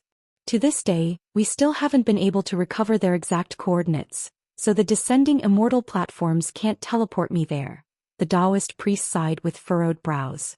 That is indeed quite troublesome. Ever since the coordinates of the southern cluster changed, not only have people from the true immortal realm been unable to access those realms, it's also become extremely difficult for beings from those realms to ascend to our true immortal realm. All those who have been able to ascend to our true immortal realm from those realms in recent times have possessed extraordinary aptitude and potential, the woman said as her eyes narrowed slightly. I'm well aware of that. The vastly renowned immortal Lord Tianshu ascended from one of those lost realms, and in the span of no more than 1 million years, He forged a resounding reputation for himself and became a subordinate of Imperial Lord Guang Fa. The Daoist priest replied with a hint of envy in his eyes. Alright, setting that aside for now, without the exact coordinates, it'll be impossible to travel to those lower realms through conventional means. Perhaps I'll have to go to your Grandmaster and see if he has some ideas. With the situation that traitor is currently in, we should be able to capture him with minimal effort. Having said that, I'm rather curious about how he managed to flee into those lost realms, the woman said as a cold look flashed through her eyes. Chapter 2276. Ma Liang, who knows? Perhaps he plotted this in advance and obtained the exact coordinates of one of the lost realms. Alternatively, perhaps he fled into that lost realm due to some type of mishap. In any case, he was able to take the treasure and escape from our 9-origin Daoist temple far easier than he should have been able to, so he had to have received instructions from someone. Otherwise, he would have never dared to betray our Daoist temple, the Daoist priest said with a contemplative expression. There's nothing to speculate here. The mastermind behind this is most likely one of the people who stepped in to stop your Grandmaster, the woman chuckled coldly. The Daoist priest nodded in response, clearly sharing the same opinion. Alright, beings of your Grandmaster's caliber are not for us to discuss. I'm more interested in which disciple we'll be sending to the lower realm if we can track down the exact coordinates. Would you be interested, Martial Nephew Li? The woman asked with a faint smile. Surely you jest, Martial Aunt. I'm nowhere near powerful enough to undertake such an important task. That traitor was considered to be one of the most powerful disciples of his rank in our Daoist temple. And even though it seems like he's in a very bad position, we can't eliminate the possibility that this could be a trick. Even if he really has been trapped in the lower realm, that's still not necessarily a good thing. It indicates that there's an extremely powerful being in that lower realm, and if we send a disciple that's not powerful or crafty enough, then he could fall into the same position as that traitor, the Daoist priest said with a shake of his head. In that case, our choices will be limited to the disciples who often through the foreign realms. Martial Nephew Zhu and Martial Nephew Wu both seem to be quite suited for the task, the woman said with a smile. Senior Martial Brother Zhu and Junior Martial Brother Wu are indeed great candidates, but they're somewhat lacking compared to someone else, the Daoist priest said as a peculiar look appeared in his eyes. The woman faltered slightly upon hearing this. You don't mean? You may not be aware of this yet, but Senior Martial Brother Maz has already come out of his forced seclusion, the Daoist priest said. The woman's smile completely faded upon hearing this. What? When did Ma Liang's punishment conclude? Why haven't I heard anything about this? I was only made aware of this by a junior martial brother a few days ago, and there aren't that many people who know about this. With Senior Martial Brother Ma's powers and cunning nature, there's a very good chance that he'll be assigned this important task, the Daoist priest said with a solemn expression. I wouldn't be too sure of that. Ma Liang is indeed quite powerful, but he's far too ruthless. In the past, he sacrificed hundreds of millions of living beings in a lower realm just to refine a treasure, causing immense trouble for our Daoist temple. If it weren't for his exceptional aptitude and the fact that he had made several major contributions to our Daoist temple in the past, his punishment wouldn't have been limited to only 10,000 years of forced seclusion. If we send him to a lost realm where no one can interfere with his actions, he's most likely going to stir up even more trouble, the woman harumphed coldly. That's all true, but don't forget just how important that treasure is to our Daoist temple and to my Grandmaster. Taking that into consideration, I think there's a very good chance that Senior Martial Brother Ma will be chosen, the Daoist priest countered. That is indeed quite a strong possibility. If Ma Liang is sent to the lower realm, his powers will be restricted, but he should still be more than capable of recovering that treasure. So be it, it's not like our opinion carries any weight in this matter anyway. You're just an enforcing disciple while I'm only an in-name palace master. However, regardless of who gets assigned this task, don't forget to inform me if you find any concrete information about the realm that the traitor is currently situated in, the woman said. I'll be sure to do so, the Daoist priest replied in a respectful manner. Is there anything else you'd like to discuss with me? If not, then I'm going back to rest now, the woman said. That's all for today. I'll be taking my leave now, Martial Aunt, the Daoist priest replied as he rose to his feet and extended a parting salute. The woman merely nodded in response, seemingly having lost interest in further conversation. Thus, the Daoist priest departed, and as soon as he set foot outside the courtyard, he vanished amid a burst of spatial fluctuations. In the next instant, the Daoist priest appeared on a meadow that was surrounded by the same floral trees, but the palace and the purple-robed woman were nowhere to be seen. After taking a quick glance at his surroundings, the Daoist priest immediately returned the same way he had come. A short while later, the blue ice worm rose up into the air in front of the giant palace gate again, then quickly disappeared into the distance. Meanwhile, the purple-robed woman was still seated on her chair in the mysterious hall with a contemplative look on her face, and only after a long while did she murmur to herself with a cold smile, "Ma Liang, eh? Hee, that's not a bad arrangement." Her voice then gradually became inaudible, and she abruptly vanished amid a flash of spiritual light. In a restricted area on concealed Spirit Mountain, Han Li, Mo Jianli, the Spirit Monarch, Xuan and He Lin were standing in front of a massive formation. The formation was around an acre in size, and not only was it riddled with golden and silver spirit patterns, there were hundreds of top-grade spirit stones embedded into the corners of the formation.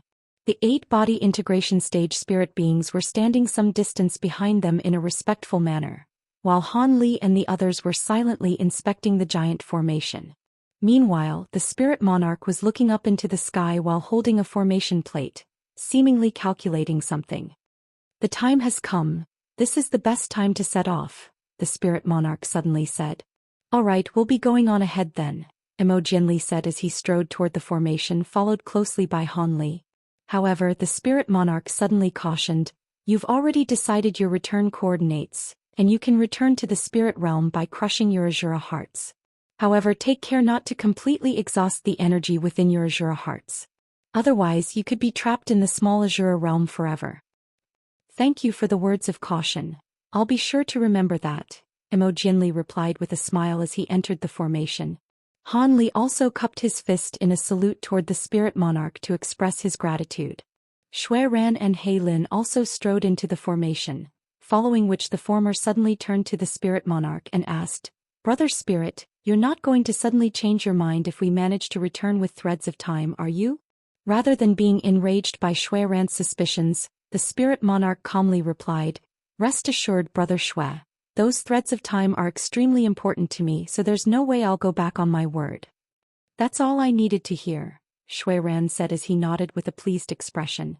The Spirit Monarch didn't hesitate any longer as he raised the formation plate in his hand, which released a beam of white light that vanished into the formation in a flash. The giant formation immediately began to emit a loud buzzing sound, and bursts of golden and silver light erupted forth while countless runes surged out of the top-grade spirit stones in a frenzy. All of a sudden, Han Li and the others vanished from within the formation. The Spirit Monarch had been appraising the formation with an unblinking gaze this entire time, and only after everyone had disappeared did he heave a sigh of relief. He then turned to the 8 holy spirits behind him and instructed, "Listen up. From now on, keep a constant eye on this formation and shifts, and make sure to inform me right away if any abnormalities arise." "Yes, Spirit Monarch." The 8-body integration stage spirit beings answered in unison. The Spirit Monarch nodded, then flew away as a streak of white light. After a brief discussion, 8 of the 6 holy spirits departed, leaving only the bald man and another body integration stage spirit being behind. The 2 of them immediately sat down on the spot and closed their eyes, then released their enormous spiritual sense to encompass the entire formation. Under these circumstances, they would instantly be alerted if anything were to go wrong with the giant formation. After a short while, the 2 holy spirits entered a state of meditation. Han Li shook his head to rid himself of the onset of dizziness that he had just been struck by. It had been a very long time since he had experienced this type of teleportation discomfort. However, due to the fact that this was teleportation between realms, discomfort was unavoidable even with his immense powers. After recovering from the rush of dizziness, Han Li immediately inspected his surroundings to find that the entire area was filled with thick white trees, short shrubs and wild grass. However, all of the branches and leaves of the trees were looking rather withered. Mo Jianli, Xuan and He Lin were nowhere to be seen, but Han Li wasn't surprised at all to see this. He and Mo Jianli had already anticipated this and made some arrangements. As such, he immediately cast his gaze upward, and his expression quickly changed in response to what he saw. Chapter 2277. bat swarm, there were 3 green suns up in the sky, one of which was larger than the other 2.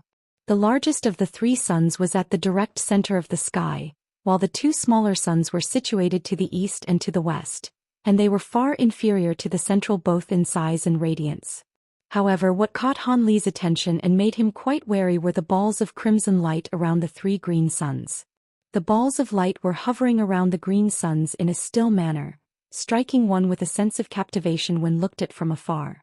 After staring at these balls of red light for a long while, Han Li suddenly caught a whiff of a honey-like scent. His brows furrowed slightly as he swept a sleeve through the air without any warning, and a streak of azure light that was over 100 feet in length shot forth before quickly vanishing into the dense forest. In the next instant, an earth-shattering roar rang out, and the ground tremored violently before everything fell silent again. Han Li stood on the spot and cast his gaze toward the direction that the roar had come from. Moments later, the streak of azure light re-emerged from the forest before returning up his sleeve. Only then did Han Li fly toward that direction. A distance of several tens of kilometers was covered by Han Li in a flash, and he caught sight of a gargantuan creature that was several thousand feet in length lying amid a cluster of felled trees. The giant creature resembled a beast-insect hybrid, and even though its body had been sliced into several segments, one could still make out cicada wings and feelers typically found on demonic insects, as well as fur and sharp claws that were only found on beasts. From a distance, the creature appeared to be a mix between a giant hornet and a rhinoceros. The same honey-like aroma was being released by its massive body, and at such close quarters, the scent was even more pronounced. Han Li swept his gaze through the surrounding area to find that all of the plants nearby were wilting at a rapid rate discernible to the naked eye, and they quickly turned completely withered and yellow. Around the carcass of the massive beast was a series of black watermelon-sized insects that resembled praying mantises, and they were clearly long dead. This thing's poison sure is quite potent. The average person could be killed just by catching a whiff of it from hundreds of kilometers away, Han Li murmured to himself. He was unable to determine exactly what this beast was, so it was most likely unique to the small Asura realm. With that in mind, Han Li flicked a finger through the air, releasing a silver fire bead that landed on the massive carcass in a flash. Scorching silver flames instantly erupted forth to engulf and incinerate the carcass into nothingness. After that, Han Li flipped a hand over in an unhurried manner to produce a white egg-sized crystal ball, but his brows immediately furrowed slightly as he cast his gaze toward the crystal ball. Nothing was registering on its surface, so it was clear that it was unable to sense Imogenly as he was too far away. In that case, there was no need for them to be in a hurry to meet up. They could search for their own opportunities in this foreign realm instead. After all, a span of half a month was not a very long time. Having made his decision, Han Li decided on a certain direction before flying away as a streak of azure light. However, he wasn't flying very quickly and he was only at an altitude of several thousand feet. He had come to the small Asura realm to find treasures, so he didn't want to miss anything. During his flight, he released his enormous spiritual sense to encompass an area with a radius of around 2,000 kilometers down below. With his enormous spiritual sense, he would be able to easily increase his sensory scope to a radius of close to 100 kilometers, but he was trying to focus on minute details and even direct his spiritual sense several thousand feet into the ground, so he could only drastically decrease his sensory range. After all, most powerful spiders like to live deep underground. Even so, it was still a testament to Han Li's incredibly powerful spiritual sense that he was able to cover such a large area while paying such close attention to detail. If Mo Jianli or Xuan were in his place, they would struggle to even achieve half of his sensory range. This was why he was so confident about this trip, even though he didn't have any bloodline sensory abilities that could help him seek out Asura spiders. As for Mo Jianli, he also seemed to be quite confident, so he most likely had some type of special method to find Asura spiders as well. Thus, Han Li gradually flew away into the distance. Elsewhere, Mo Jianli was in the process of making a grabbing motion to return a translucent jade sword into his own grasp. There was a pile of rubble just over 1,000 feet ahead of him, atop which sat the dismembered bodies of several creatures with tiger bodies and scorpion stingers. Mo Jianli took an indifferent glance at these carcasses before stowing his jade sword away, then opened his mouth to expel a ball of purple light. Within the ball of light was a small purple flag that was several inches tall. Mo Jianli pointed a finger toward the small flag, then uttered the word "rise." The small flag immediately began to expand at a rapid rate, surging to around 10 feet tall in the blink of an eye. In its miniature form, the flag didn't appear to be all that remarkable, but at this size, it was revealed to be a purple flag with a golden shaft, and on the surface of the flag were countless runes, as well as the image of a two-headed silver spider at its very center. Emergence began to chant something while flicking a series of incantation seals through the air, all of which vanished into the flag in a flash, and the silver spider image on the flag gradually became clearer and clearer. A smile appeared on Emergence's face upon seeing this. Even though he didn't possess a bloodline that was related to the Asura spider, this coiling silk flag that he had obtained by chance had the soul of a silver astral spider as its artifact spirit, which meant that it could detect powerful spiders within a certain range. The effect was still inferior to Xuan and He Lin's bloodline detection, but it shouldn't be inferior by much. Having said that, if Asura spiders really were as fearsome as the rumor suggested, it would most likely be very difficult for him to kill one even if he could track one down. Emergence continued to cast incantation seals as these thoughts ran through his mind, and all of a sudden, the silver spider image on the flag abruptly disintegrated into specks of spiritual light. "Looks like there's nothing here. I'll have to search elsewhere," Emergence murmured to himself, but he wasn't disappointed by this. He had only just been teleported into the small Asura realm, and he wasn't expecting to track down an Asura spider so quickly anyway. Thus, Emergence swept a sleeve toward the flag, and it quickly reverted back to its original size before being swallowed by Emergence. Immediately thereafter, he rose up into the air and flew away as a streak of light. "Looks like we're in luck. We've only just been teleported into this realm and our bloodlines have already sensed something. We should be in for a fruitful trip," He Lin said with an excited expression as he flew over 1,000 feet beneath the ground. In contrast, Xuan wore a calm expression and replied, "Don't celebrate too early. Our bloodlines are reacting to something, but it could be another type of spider. I've heard that there were many species of spiders in the Asura realm." "I'm naturally aware of that, but there's still a chance, isn't there?" He Lin refused to have his enthusiasm dashed. Xuan merely smiled and remained silent. Moments later, the two of them emerged from the soil and arrived in an inky black cave. A short while after that, the two hovered side by side several feet above the ground with a pool of black blood beneath them. Lying within the pool of blood were 4 green spiders with sharp spikes all over their bodies. "You were right, they weren't Asura spiders after all," He Lin said with a wry smile. "That's no surprise. The small Asura realm isn't a huge place, but the chances of finding Asura spiders as soon as we enter the realm are still quite low. We can obtain a few decent materials here, so our effort wasn't a complete waste," Xuan replied in a calm voice as he made a grabbing motion with one hand. 2 yellow stones immediately flew out of the soil before landing in his grasp. "At least we ended up with something. We don't have a lot of time, so let's get out of here," He Lin said. Xuan naturally had no reason to object, and thus they flew up into the soil overhead as a pair of streaks of light. Han Li hovered expressionlessly above a small mountain, facing a colony of crimson bats. Each bat was around the size of a human head, and their wingspans stretched to about 7 to 8 feet. At the center of this colony of bats was a giant bat that was several times larger than all of its brethren. Not only did this giant bat have faint golden patterns all over its body, there was a third crimson demonic eye on its forehead. The bat was currently staring at Han Li with a hint of bewilderment in its 3 eyes. Han Li merely hovered in midair with his hands clasped behind his back, paying the colony of bats no heed at all as he quickly scanned through the surrounding area with his spiritual sense. As time passed, the bewilderment on the giant bat's face gradually gave way to bloodthirst.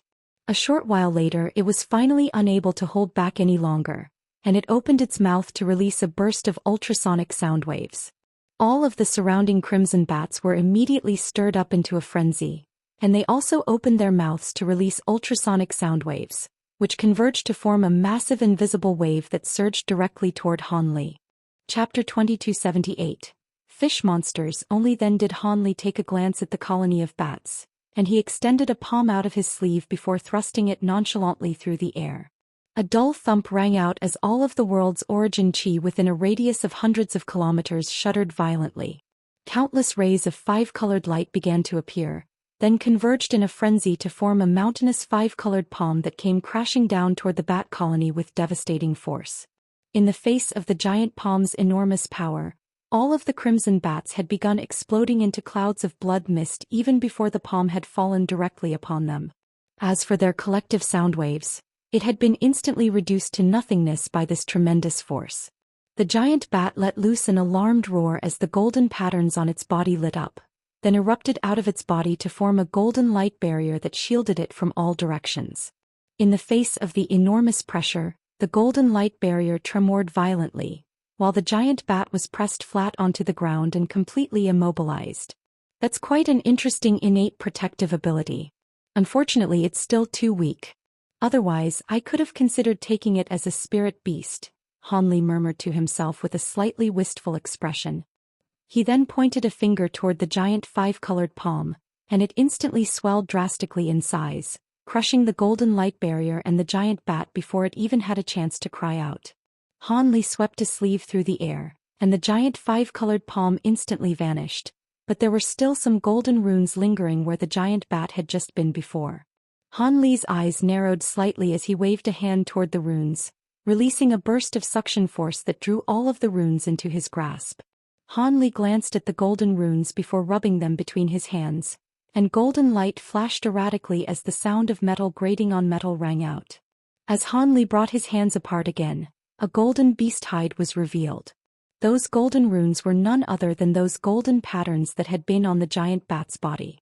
This thing can be refined into a decent protective treasure, so it looks like this wasn't a complete waste of time, Hanli murmured to himself before flipping a hand over to stow the beast hide away. Immediately thereafter, his expression changed slightly as if he had sensed something, and blue light flashed within his eyes, upon which he caught sight of a massive flock of unidentifiable birds flying toward him from several hundred kilometers away. These were a series of giant eagle-like birds, each with 2 pairs of wings and a single horn on their heads, and all of them wore bloodthirsty expressions. Hanli's brows furrowed slightly as he withdrew his gaze, and after taking a final glance at the vast expanse of blood mist that was still lingering beneath the mountain, he shook his head before flying away as a streak of azure light. That flock of birds posed no threat to him, but he had no intention of dealing with all of the beasts that were attracted to this place by the blood of those crimson bats. After all, his main objective was to track down Asura spiders. 2 days flew by in the blink of an eye, and during this time Hanli didn't reap any rewards aside from killing several powerful-looking beasts and discovering some rare materials. Aside from 2 poisonous herbs that he didn't know the name of, the other items were all quite valuable, but they weren't of much use to him at his current cultivation base, so he would just have to give them to his disciples. However, on the 3rd day Hanli finally discovered some things related to Asura spiders in a black valley. He was currently standing inside an obscure beast lair in the valley, within which were several bear-human hybrid beasts, all of which were lying on a straw-matted ground in a completely still manner. Their fur was completely snowy white, and their flesh had completely withered away, but there weren't any wounds on their bodies. It was as if all of them had died naturally from old age. Hanli observed these carcasses for a short while, then swept a sleeve through the air to release several fiery snakes that instantly incinerated the bodies into ashes. Even though the carcasses had been incinerated, there were still some translucent threads left on the ground. Hanli made a grabbing motion to draw the translucent threads into his grasp, then enveloped them in balls of azure light. He then swept his spiritual sense toward them, and his expression immediately changed slightly. He extended a hand into the azure stroke, then stroked one of the translucent threads with a finger. All of a sudden, the translucent thread transformed into a layer of blue light that quickly spread up his entire arm. The flesh on his arm that was enshrouded within the blue light began to rapidly wither away at a rate that was discernible to the naked eye, and an aged aura began to emanate from the affected limb. Hanli's expression darkened slightly as he instantly withdrew his finger from the translucent thread, following which a burst of golden light flowed along his arm to eradicate the spreading blue light. Azure light then flowed over his arm, and it instantly returned to its former supple state, as if the sight of it withering away had been nothing more than an illusion. That was the power of time. It can't be referred to as the true law of time, but it's still an extremely rare innate ability. Looks like there are Asura spiders prowling in this area, Han Li murmured to himself as a hint of excitement appeared in his eyes. Immediately thereafter, the translucent threads in his grasp vanished amid a flash of azure light. These things didn't pose a threat to him, but they definitely shouldn't be left out in the open. After that, Han Li flew out of the beast lair and began to carefully search through the area around the valley. However, he returned to the valley several hours later with a dark expression, clearly having just gone on a futile search. Han Li hovered in the air above the valley for a while with a contemplative expression. All of a sudden, a thought seemed to have occurred to him, and he made a hand seal before releasing his spiritual sense downward, directing it tens of thousands of feet deep into the ground.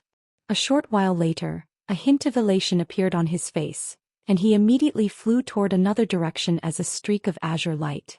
Shortly thereafter, Han Li appeared above a lake not far away, and he cast his gaze downward before descending from above.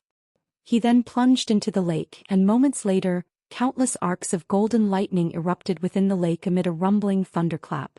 Countless fish of different descriptions began to rise up to the surface with their bellies facing the sky, and all of them had been completely charred black. After that, the lake fell completely silent as if it were a dead lake. At this point, Han Li was situated in a crude passageway tens of thousands of feet underground that could only fit one person at a time, and there were uneven azure stone blocks all around him. The passageway was quite lopsided and it led deeper into the ground. This was a suspicious place that Han Li had discovered by chance using his spiritual sense. The entire passageway was lined with these azure stone blocks, and even with Han Li's enormous spiritual sense, his sensory range was severely restricted, so it was clear that these stone blocks weren't ordinary materials. This was what had drawn Han Li's suspicion in the first place. However, after discovering another translucent thread as he traveled along the passageway, Han Li knew that he was on the right track and immediately accelerated. After delving close to 100,000 feet into the ground, scorching heat waves began to surge toward him from down below. The temperature here was so high that an ordinary being would most likely instantly be reduced to a dried corpse. However, Han Li completely disregarded the heat, keeping it out with a layer of faint azure light. After rounding a few corners, a flashing red light became visible up ahead, and the sound of conversation could also be heard. Han Li's eyes narrowed slightly, and specks of spiritual light suddenly emerged all over his body, following which he became completely blurry and indistinct. After passing through a crimson wave of fire, Han Li emerged stealthily from the passageway and arrived above an underground lava lake. The lake was filled with scorching lava, and thick pillars of flames were occasionally erupting upward from its surface, striking the exit of the passageway, causing the stones there to be extremely smooth and crimson in color. There was a series of translucent fiery red crystals floating within the lava, and Han Li swept his spiritual sense toward the crystals to discover that these were extremely rare top-grade fire spirit stones. In fact, the fire spiritual qi imbued within these stones was even more potent than that of the average top-grade fire spirit stone in the spirit realm. However, none of that attracted Han Li's attention. He was currently appraising a woman and a group of demonic creatures at the edge of the lava lake. These demonic creatures had human upper bodies paired with lower bodies of fish, and each of them had 4 arms. The male creatures had golden bands around their arms, while the women had silver ribbons in their hair, and they were either empty-handed or wielding short crimson halberds. Not far in front of these creatures stood a woman who appeared to be around 21 to 22 years of age, appraising the creatures before her with a calm expression. Chapter 2279. Tracking. The woman had an elegant figure and was wearing a short green dress. Her facial features were particularly seductive, and her bare arms were as fair and delicate as the flesh of lotus roots. There were several arrow-shaped objects embedded into her arms, and she was appraising the group of creatures before her with a hint of a smile on her face. The fish demons were all hovering around 10 feet above the ground, and even though they were far more imposing than the woman and letting loose strings of low snarls, all of them wore fearful expressions. "Are you going to hand over your 2 brethren, or are you going to force me to take them? If it weren't for the fact that you're still somewhat useful, all of you would have been killed long ago," the woman said in a chilling voice. There was a tall male fish demon who seemed to be less fearful of the woman than his companions, and he stuttered, "Never. We'll never hand over our brethren." A hint of surprise appeared on Han Li's face as he listened to this conversation from above. The two of them were speaking in an ancient language recorded in a tome that he had seen in the spirit realm in the past, and this was a pleasant surprise for him. The woman's expression darkened upon hearing this, and she harumphed coldly, "Humph, how impudent. I've only just had a meal, so I didn't want to hunt again, but if you insist on resisting, I wouldn't mind adding another course to my meal." A furious look appeared in the eyes of the male fish demon, and he let loose a loud roar, upon which the entire group of fish demons descended onto the surface of the lava lake down below before raising their weapons or flailing their arms in a frenzy. The lava within the lake surged violently, and streaks of scorching red light erupted from it before surging into the fish demons' bodies. The fish demons immediately swelled drastically to several tens of feet in length, and most of them were giving off deity transformation stage auras, while the male fish demon that was leading the group seemed to have reached the early spatial tempering stage. "Looks like you've forgotten the trauma from last time.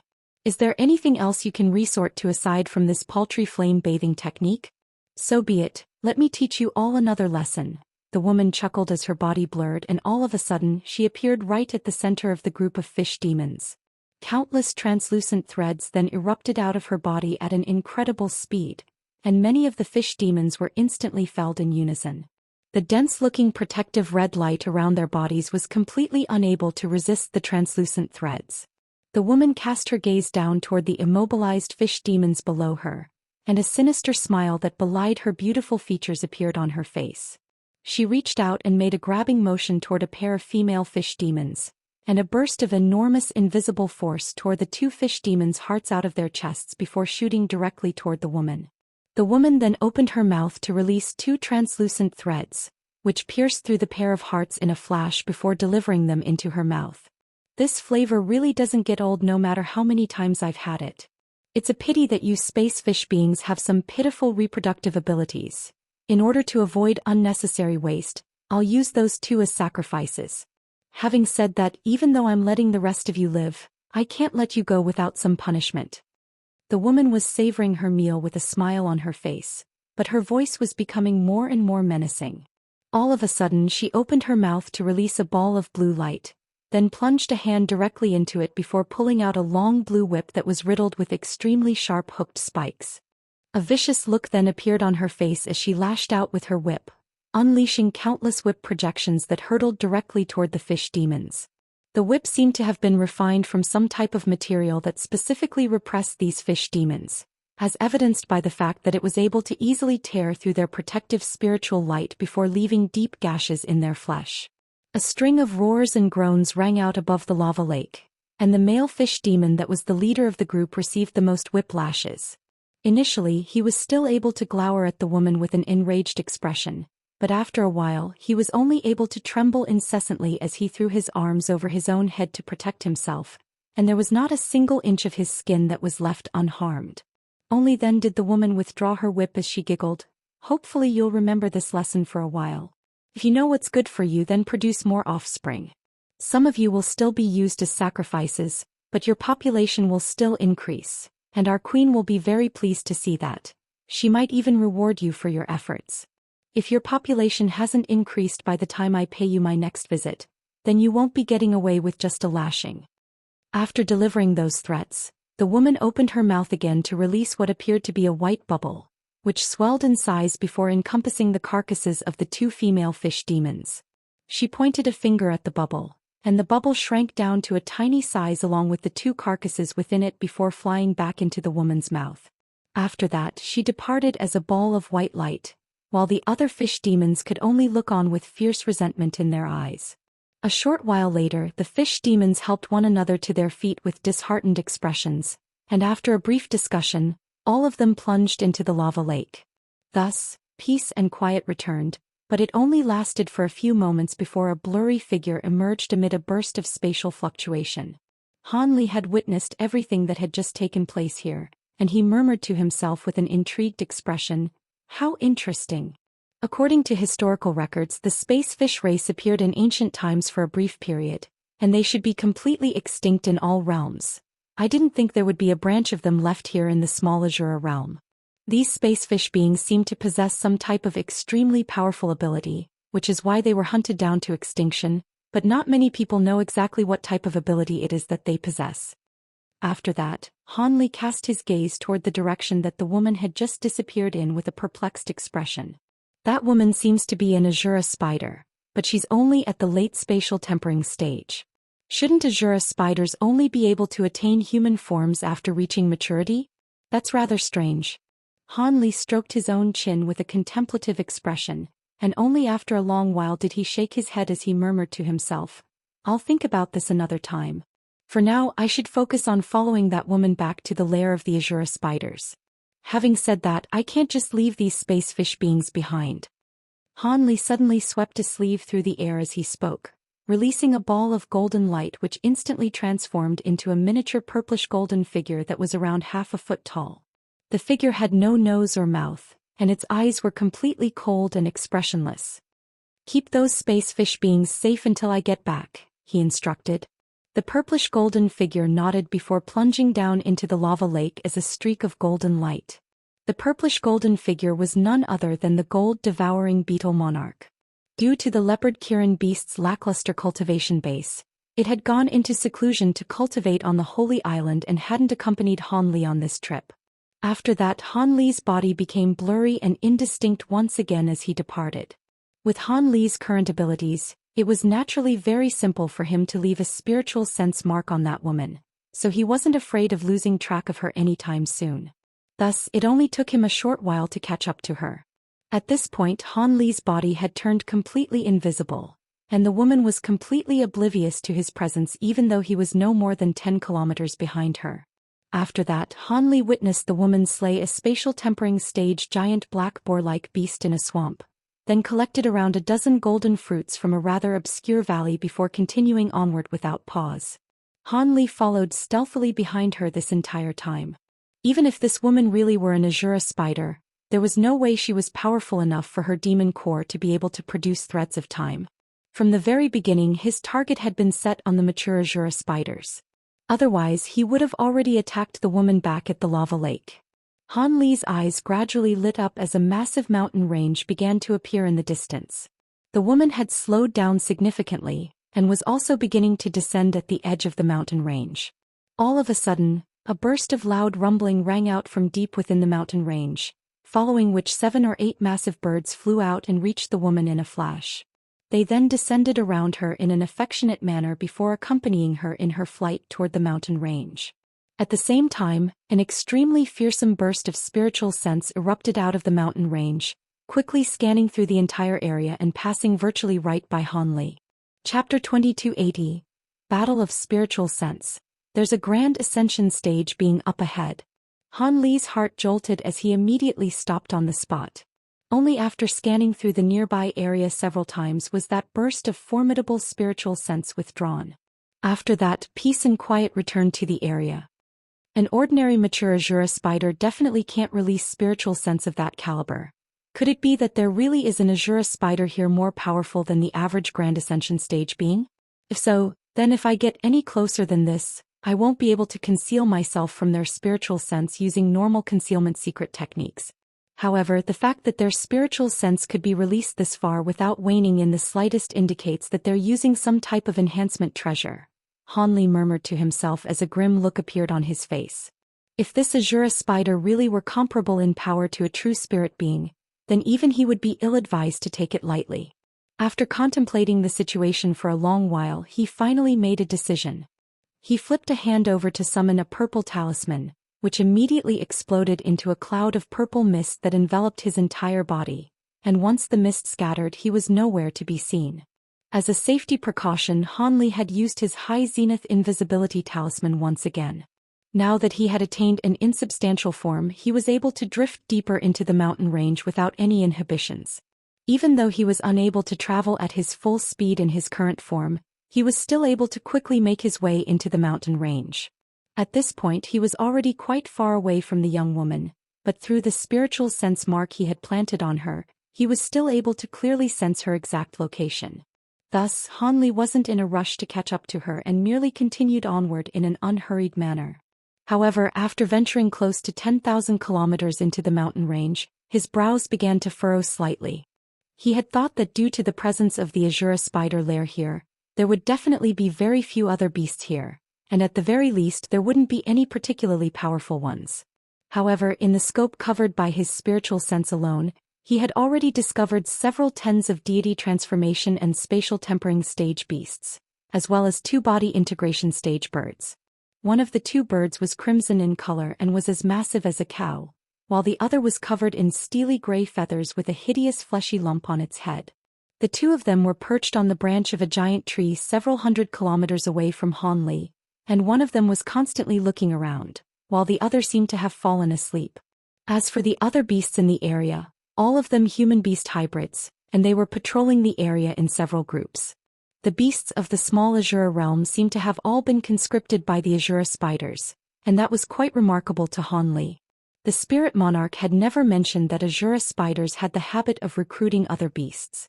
It seemed that either the spirit monarch had underestimated the intelligence of these Asura spiders, or something had to have happened in the small Asura realm to result in this scenario. The fact that even a spatial tempering stage Asura spider was able to manifest a human form made Hanli lean more toward the latter option. With that in mind, Hanli became rather wary of the Asura spiders up ahead, but he still followed along behind the young woman without pause.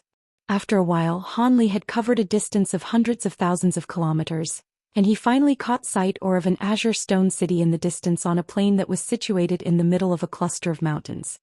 The city was entirely constructed from massive azure stone blocks with walls that were thousands of feet tall, but it only covered a radius of several tens of kilometers, so it was more like a stronghold. Aside from some stone beastly statues, there wasn't anything else standing atop the city wall. What was even more peculiar was that the city didn't appear to have any gates, so it was completely isolated within the massive city wall.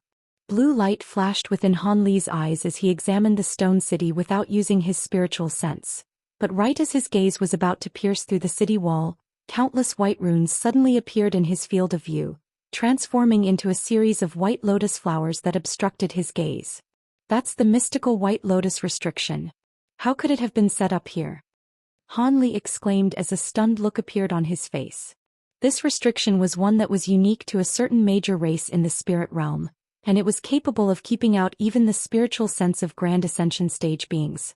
How were the Asura spiders capable of setting up such a restriction? Before Hanli had a chance to ponder this notion any further, a wisp of spiritual sense within his mind abruptly jolted, and his expression immediately darkened. Almost at the exact same moment, an earth-shattering boom rang out from within the stone city, following which a mountainous crimson spider projection emerged in the sky.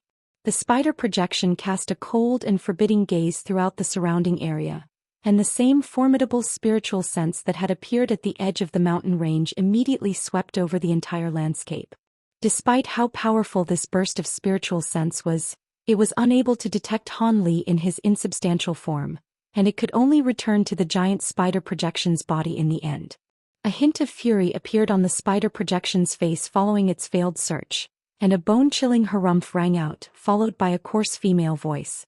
Which fellow Daoist has come to visit my heavenly spider city, and why have you planted a spiritual sense mark on my junior?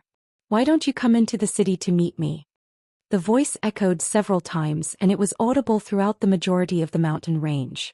All of the beasts aside from the ones that were subsidiaries to the Asura spiders immediately bowed down onto the ground while trembling incessantly, but the voice was met by complete silence. It looks like you're very confident in your concealment technique and are determined to hide. In that case, I'll be waiting for you in my city.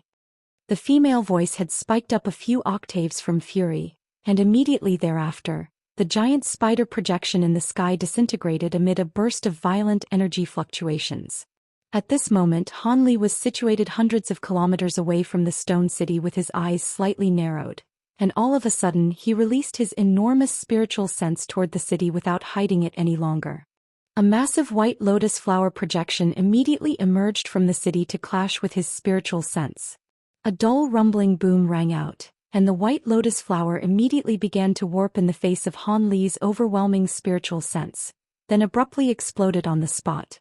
Hanli had released as close to 70% of all of his spiritual sense, which was comparable to the combined spiritual sense of 3 to 4 ordinary Grand Ascension stage beings. The mystical white lotus projection was vastly renowned in the spirit realm, but there was no way it could resist his overbearing spiritual sense. If his spiritual sense were allowed to descend upon the stone city, all of the living beings within the city that were below the Grand Ascension stage would most likely have their souls immediately explode. How dare you?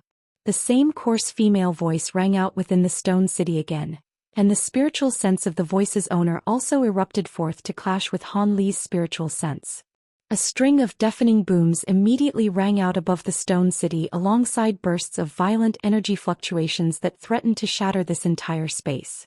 The owner of the female voice was no ordinary Grand Ascension stage being, but her spiritual sense naturally couldn't compare with that of Han Li, and after just a few clashes she was quickly forced onto the back foot.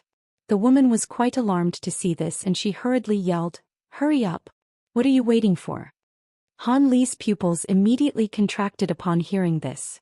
Almost at the exact same moment, a man harumphed coldly within the stone city, and another burst of powerful spiritual sense rose up before combining as one with the woman's spiritual sense to contend with Han Li. Han Li's expression changed slightly after just a brief clash with the man's spiritual sense. This is no ordinary Grand Ascension stage being either.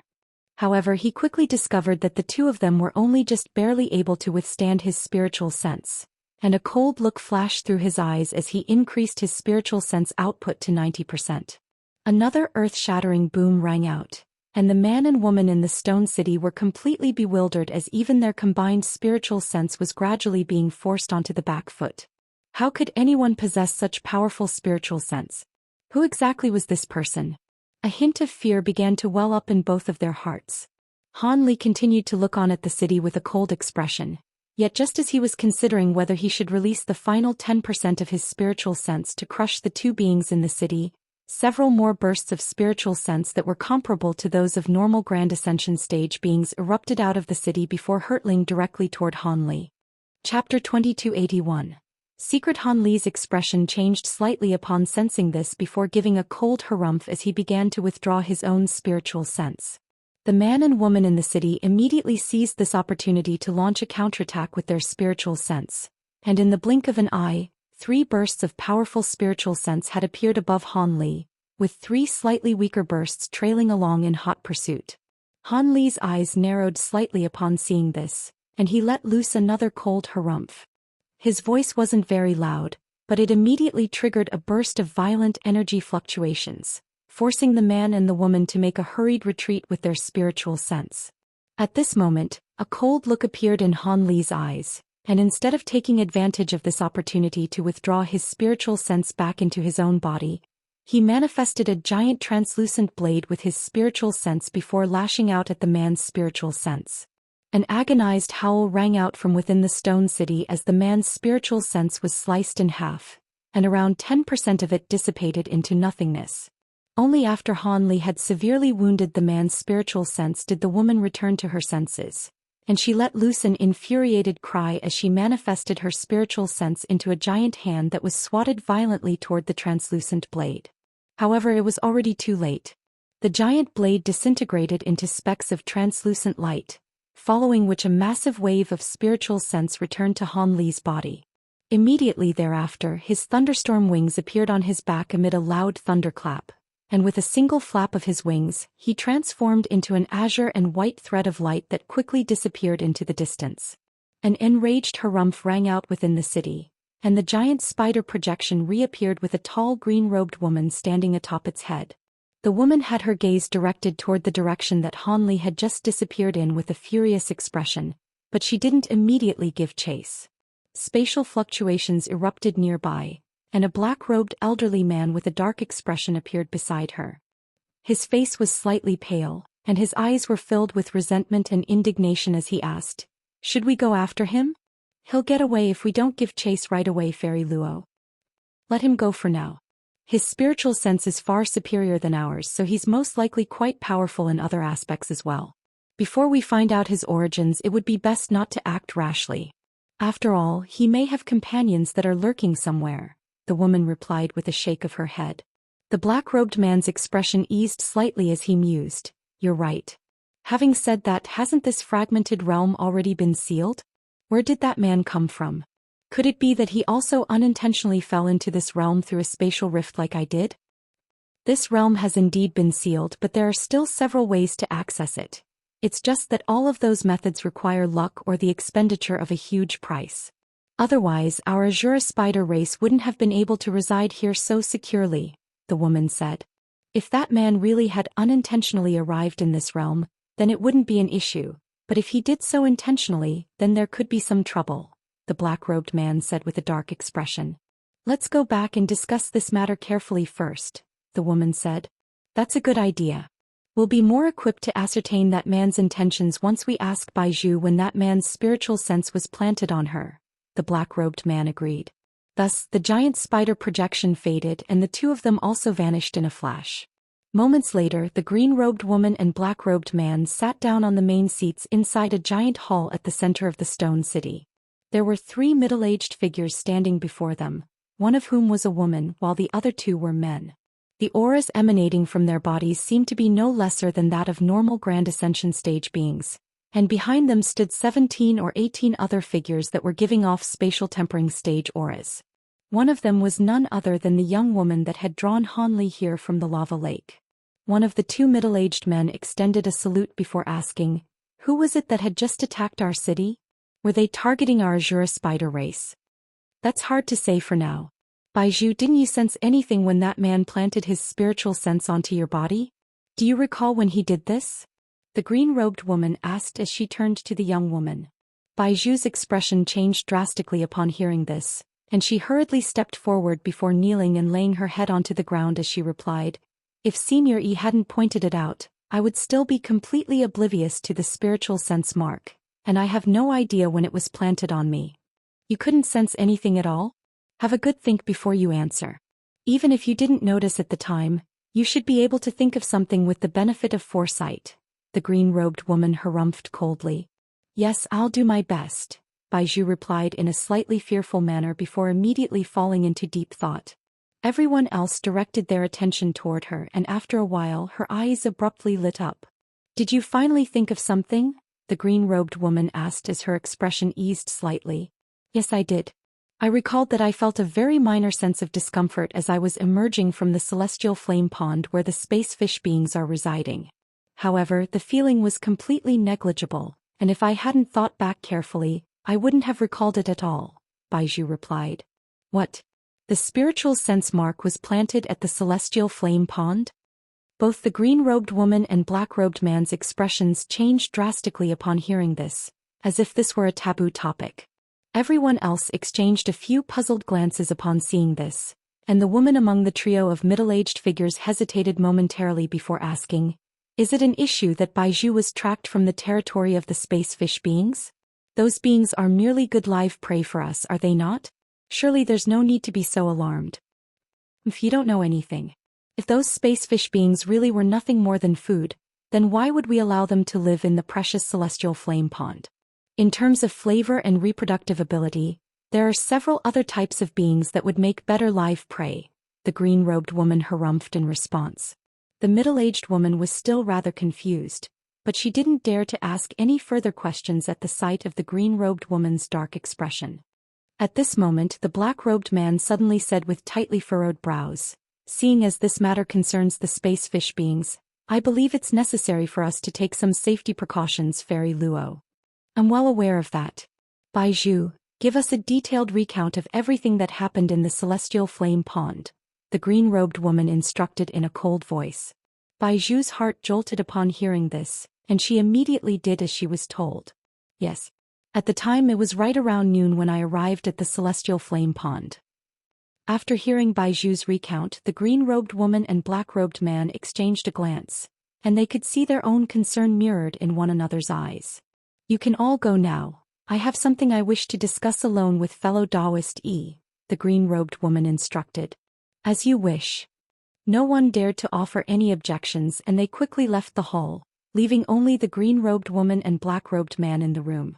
The green-robed woman was silent for a while before asking, "What do you think about this, fellow Daoist E? Could it be that that man is pursuing the same thing as us? Otherwise, the precious resources in the small Asura realm alone wouldn't be enough to attract such a powerful being." "I doubt it. That thing is something that we only figured out from a moment of inspiration after pondering the matter for many years. How could someone else be aware of it? I think it's a coincidence," the elderly man replied with a calm expression. I was thinking the same thing. However, that doesn't mean that that man isn't here to target our Asura spider race. After all, Asura spiders are extremely sought after for beings from other realms, the green-robed woman replied in a cautious manner. That is indeed a possibility.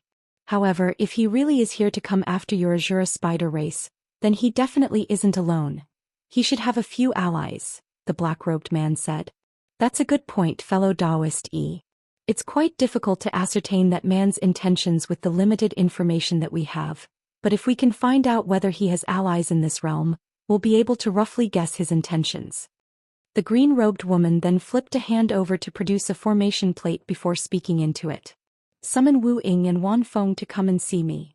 Shortly thereafter, a gust of fierce wind and a ball of yellow light swept into the hall and arrived before the green-robed woman and black-robed man. Chapter 2282, Xian Wu True Blood. This was a pair of young men with vastly contrasting appearances.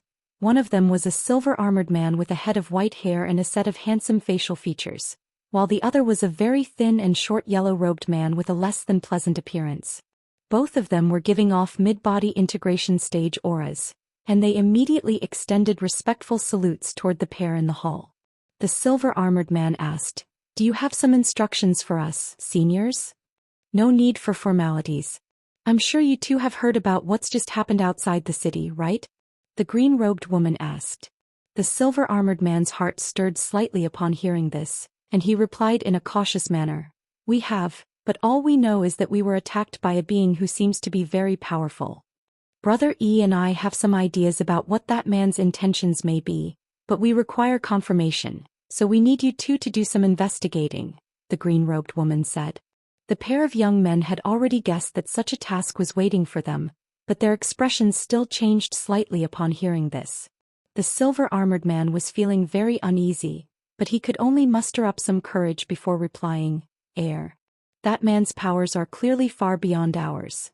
I'm afraid that if we were to undertake this task, it would inevitably end in failure and pose a further hindrance to the two of you." The green-robed woman's expression darkened slightly, and a hint of impatience crept into her voice as she said, So you two are scared. Rest assured, I'm not asking you to go after that man. What I want is for you to use your concealment abilities to see if there are any other unfamiliar people in the small Asura realm aside from that man. With your powers, that should be easily achievable, right?" The yellow-robed man was also quite uneasy, but he was greatly relieved to hear this. "I see. In that case, there are no issues. We'll set off right away." The silver-armored young man was still rather hesitant, but he also agreed in the end. The green-robed woman gave a pleased nod, then said, "All right, you can go now. This realm isn't very big, so it shouldn't take you more than a few days to ascertain exactly how many outsiders have arrived here." "We'll do our best, seniors," the two young men answered in unison, then departed from the hall. As soon as they emerged outside, both of them turned to one another with wry smiles on their faces.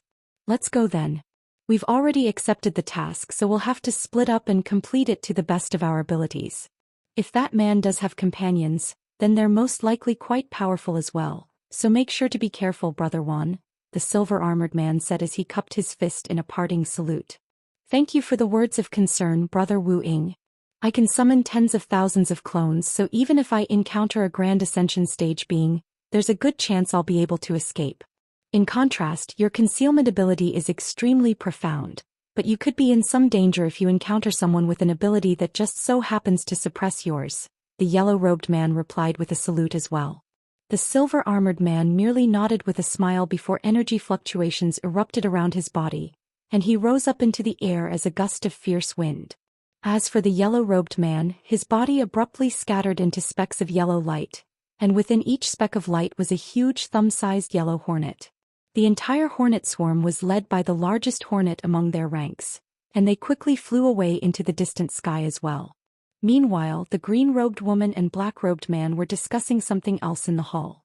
"As a safety precaution, I still think it's necessary for us to bring the space fish beings into the city.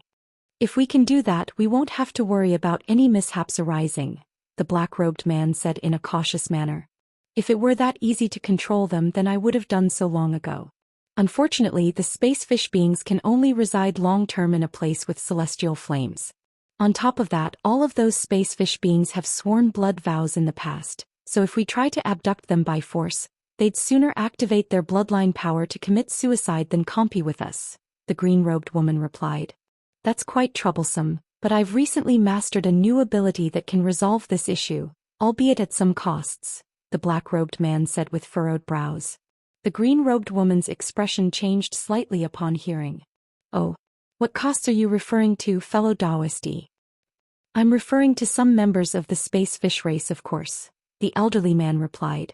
That won't do. There are very few space fish beings to begin with, and it's taken me a massive amount of effort to increase their population to this point.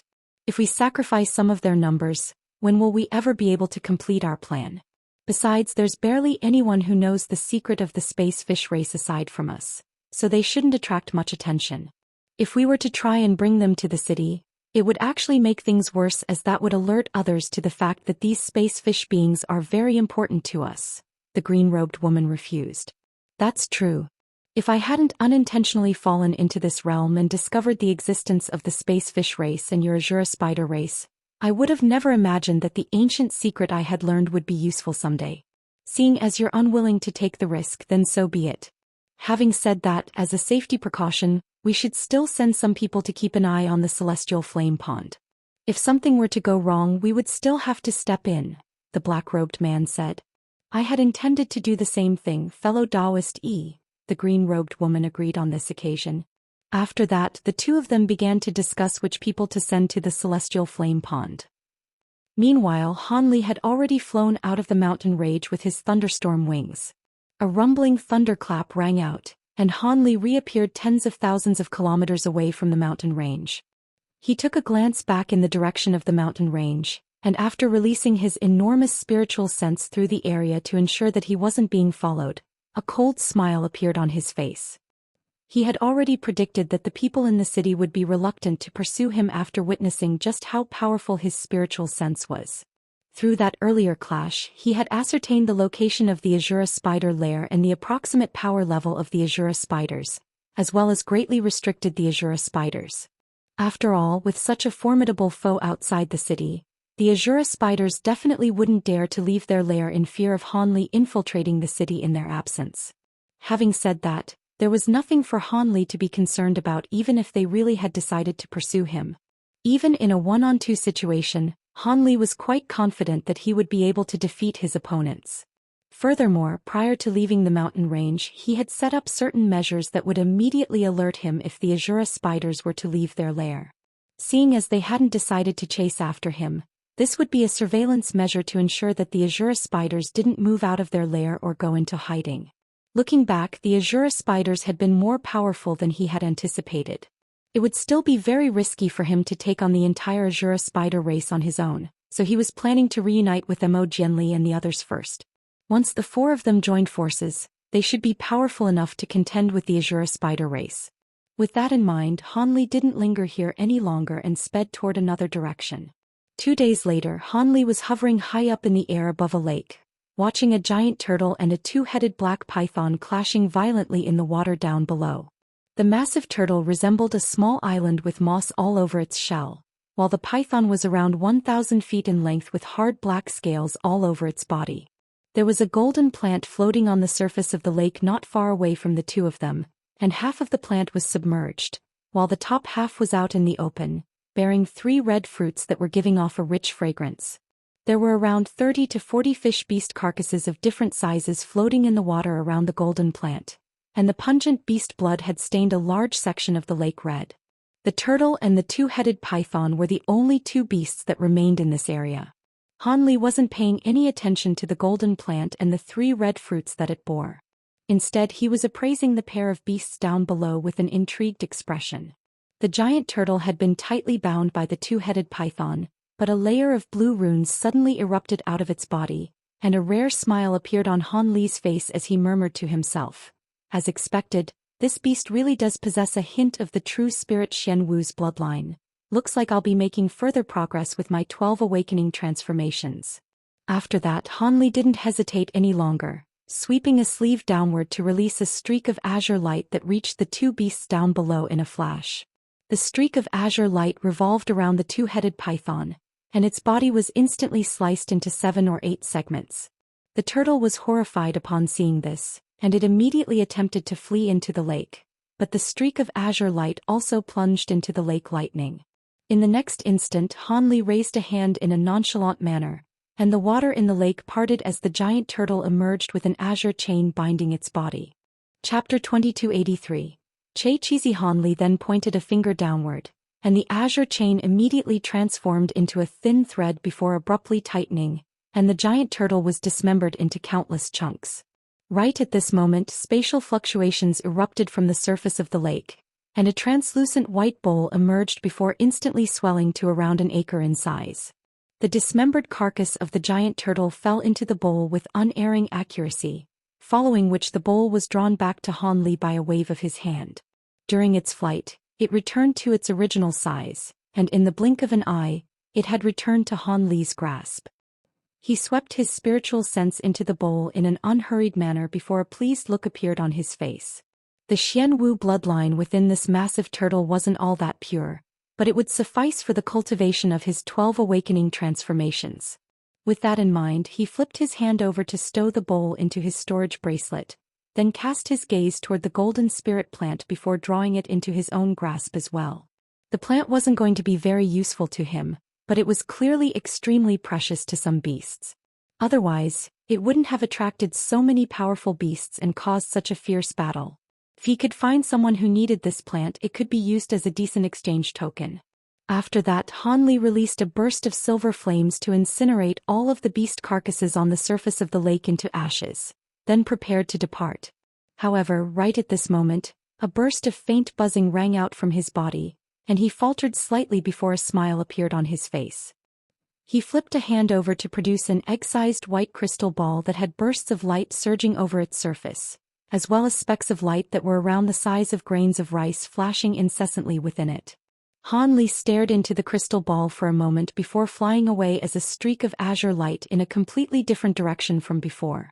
Meanwhile, a streak of bright white light was flying through the air at an incredible speed above a barren plain millions of kilometers away from Hanli. Close to 10 kilometers behind the streak of white light was a massive sea of turquoise mist that encompassed virtually the entirety of heaven and earth and was releasing a deafening rumbling sound.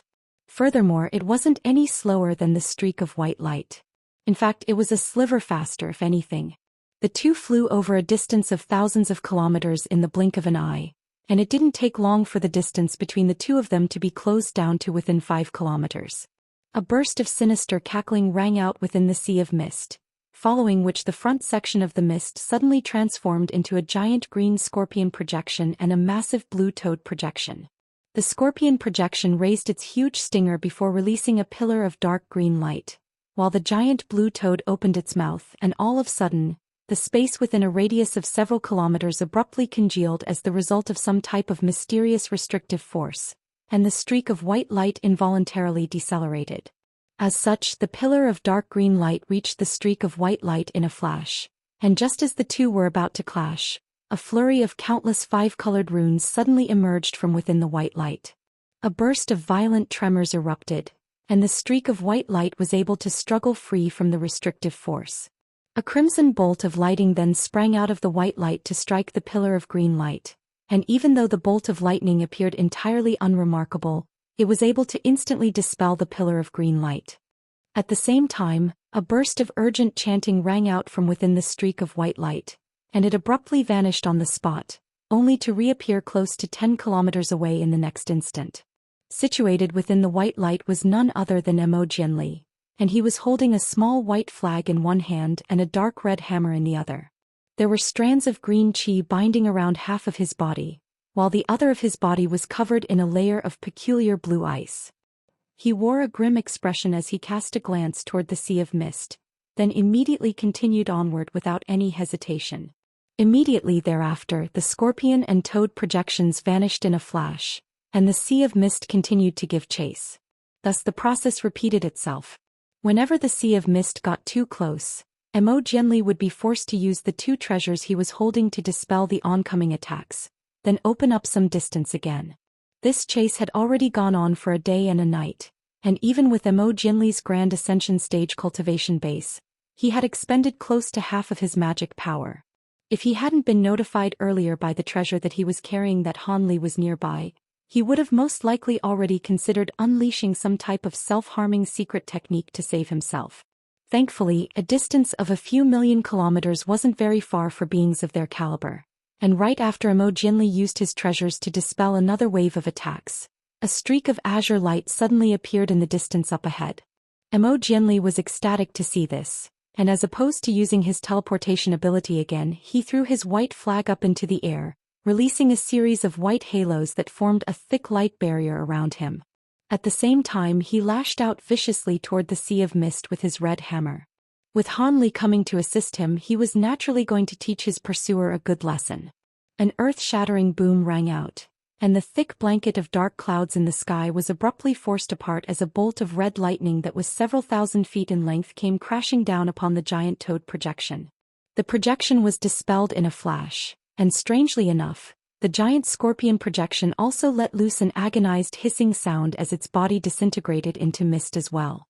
After that, the sea of mist began to converge toward the center, and moments later, the mist completely faded to reveal a monstrous creature with a pair of crimson eyes.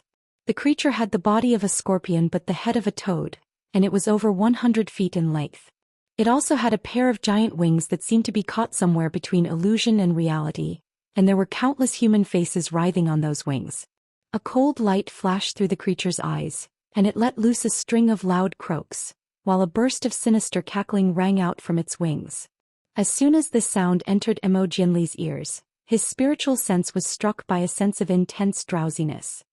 His heart immediately jolted, and he knew that he was in a very perilous situation, but his entire body was so sluggish that he was unable to muster up any spiritual sense to resist.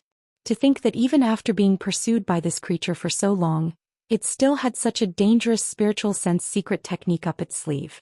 Right at this moment, the giant creature flapped its wings, unleashing a pair of giant blades that were several tens of feet in length each, both of which slashed directly toward Mo Jinli. The blades seemed to be moving quite slowly, but they reached Mo Jinli in the blink of an eye before infiltrating into his protective light barrier without any inhibition. Mo Jinli was truly alarmed to see this, and he was just about to adopt desperate measures to save himself when spatial fluctuations suddenly erupted behind him, and an intrigued voice rang out. "What is this thing? It's quite an interesting creature." As soon as the voice trailed off, countless arcs of golden lightning sprang forth amid a rumbling thunderclap before striking the two giant blades with devastating force. Han Li could tell that Mo Jinli was in great peril, so he immediately teleported over to Mo Jinli before unleashing his divine Devilbane lightning to oppose the oncoming attack. As soon as the golden lightning came into contact with massive blades, the latter immediately disintegrated into mist again as if they had encountered the bane of their existence. In the next instant, turquoise mist surged behind the monstrous creature, following which its wings reappeared, but they were noticeably smaller than before. The creature's pupils contracted, and a hint of fear appeared in its eye as it cast its gaze toward Han Li. Meanwhile, Han Li gently patted Mo Jinli's shoulder, and a burst of refreshing coolness immediately surged through the latter's entire body. As a result, Mo Jinli's sluggishness was instantly alleviated, and he regained control over his own spiritual sense. "Thank you, Brother Han. This Qizi was a vastly renowned creature even in the ancient Asura. Even if a Grand Ascension cultivator were to be trapped in its poisonous mist, they would quickly be reduced to nothingness," Mo Jinli hurriedly cautioned.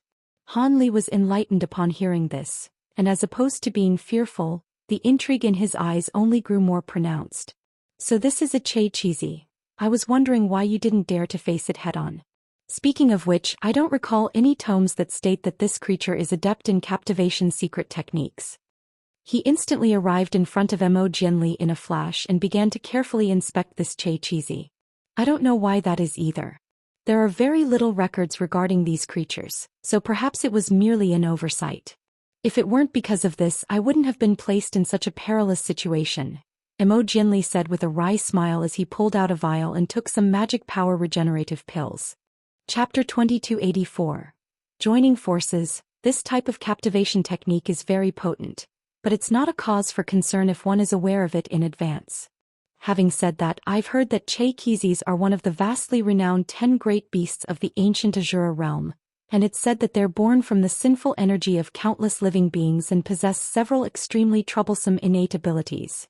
I didn't think that I would encounter such a beast here, Hanli mused. Be careful, fellow Daoist Han. This beast doesn't possess a substantial body, and most of its abilities seem to stem from its wings.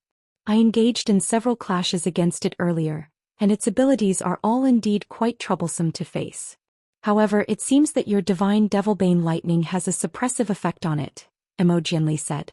I've also noticed that it seems to be rather fearful of divine Devilbane lightning, Hanli said with a faint smile before making a grabbing motion, and an azure longsword was manifested in his grasp amid a flash of azure light. He slashed the sword through the air, and a giant sword projection that was over 1,000 feet in length appeared above the Qizi in a flash. Countless arcs of golden lightning then erupted over the surface of the sword projection before it came crashing down with devastating force. The Qizi let loose a wary hissing sound at the sight of the descending sword projection, and it immediately flapped its wings, upon which its entire body exploded, disintegrated into a burst of turquoise mist, which plunged straight into the ground down below at an incredible speed, disappearing in the blink of an eye. Hanli faltered slightly upon seeing this before the giant sword projection sped up several-fold in its descent at his behest, and it also struck the area that the mist had just vanished into at an astounding speed. An earth-shattering boom rang out, and a massive trench that was over 10,000 feet in length was created. The trench was unfathomably deep, and the ground near it was entirely charred black, but the Qizi was nowhere to be seen. That's some impressive decisiveness and speed, Hanli murmured to himself, and he thought about it for a moment, but decided against giving chase in the end. Qizis were indeed vastly renowned, but they served no purpose for him, so there was no need for him to pursue it. Qizis are quite intelligent as well. It must have immediately fled as it knew that it was no match for you, Imogenly said as a relieved smile appeared on his face. It is indeed quite a cunning creature. How did you end up being chased by such a thing, Brother Imo? Hanli asked. This was actually quite an unfortunate accident. I was searching for Asura spiders, but unintentionally ventured into the lair of another type of spider, and there was a Qizi lurking beneath the lair, Imogenly explained as an awkward look appeared on his face. It was extremely rare for Grand Ascension stage beings to be chased in such a sorry manner, so this was quite embarrassing for him. I see. Considering there are even Qizis in this realm, this most likely really is a fragment of the ancient Asura realm, Hanli mused, and he wasn't very surprised by this conclusion. I agree. I've seen many things thus far that should be unique to the Asura realm, but I still haven't seen a single Asura spider. We can only stay in this realm for around half a month, and close to half of that time has already elapsed. Have you discovered anything, fellow Daoist Han? Imogenly's brows furrowed slightly as he spoke. Rest assured, Brother Imo, I've already tracked down the lair of the Asura spiders, Hanli said with a smile. Imogenly faltered slightly upon hearing this before an ecstatic look appeared on his face. Is that true? I wouldn't lie about something like this, Hanli replied with a smile. A thought then suddenly occurred to Imogenly, and he asked with a hint of anticipation in his eyes, with your abilities, could it be that you've already slain the Asura spider and obtained a thread of time? I'm afraid not, Hanli replied with a shake of his head. Oh, why is that? Imogenly was rather taken aback to hear this. I wasn't powerful enough to hunt down the Asura spiders on my own, Hanli sighed. Even you aren't able to handle the Asura spiders? Are there a lot of mature Asura spiders in that lair? Imogenly asked with a surprised expression. I'm not sure how many mature Asura spiders are in there, but I did discover an Asura spider that was no less powerful than a true spirit being, Hanli replied. Imogenly's expression changed drastically upon hearing this. Hanli continued, in addition to that, there was another Grand Ascension stage being that was no less powerful than the aforementioned Asura spider, and I discovered at least 3 mature Asura spiders. Hence, after a brief clash, I immediately retreated. If we want to take down all of the Asura spiders, then the 4 of us will need to join forces. Also, these Asura spiders have recruited many powerful beasts near their lair, most of which are at the deity transformation stage and spatial tempering stage, but there are some body integration stage beings among them as well. That does indeed sound like something that we won't be able to take on our own. Looks like we'll have to take some risks, Imogenly said as his expression darkened slightly. This is why it's necessary for us to join forces if we want to obtain threads of time. Did you happen to encounter Xuan and Heilin on your way here? Hanli asked. I haven't met them, but as I was passing through a forest, I discovered a trail that they left behind, and judging from that trail they should be heading toward this direction as well, Imogenly replied. In that case they shouldn't be far away from here. What we need to do now is track them down as quickly as possible, Hanli replied with a contemplative nod. All right, let's get into contact with them and discuss a collaboration, Imogenly agreed without any hesitation. Thus, after a brief discussion, the two of them flew away in different directions. Over half a day later, Hanli and Imogenly were both seated on a giant azure stone. Xuan and Heilin were also seated nearby across from the two of them. Following their separation, Imogenly had encountered Xuan and Heilin after searching for only a few hours, and he was naturally ecstatic. He immediately disclosed the situation to Xuan and Heilin, then sent a message to Hanli. In the end, the four of them met up in this rather secluded mountain range. A short while ago, Hanli had told Xuan and Heilin about the powerful Asura spiders he had encountered, as well as his plan for a collaboration. Xuan stroked his chin with his brows tightly furrowed and said, If those Asura spiders really are as powerful as you proclaim, then we may not be able to gain the upper hand even if we join forces. Heilin and myself will only be able to keep the most powerful Asura spider or that foreign Grand Ascension stage being occupied. Will you and fellow Daoist Imo be able to take on the rest?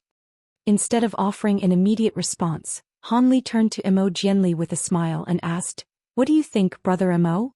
I wouldn't be able to take on the most powerful Asura spider or that foreign Grand Ascension stage being, but I should be able to stall those 3 mature Asura spiders for some time, Imogenly replied after a brief moment of contemplation. In that case, does fellow Daoist Han intend to face one of the 2 most powerful Grand Ascension stage beings on his own?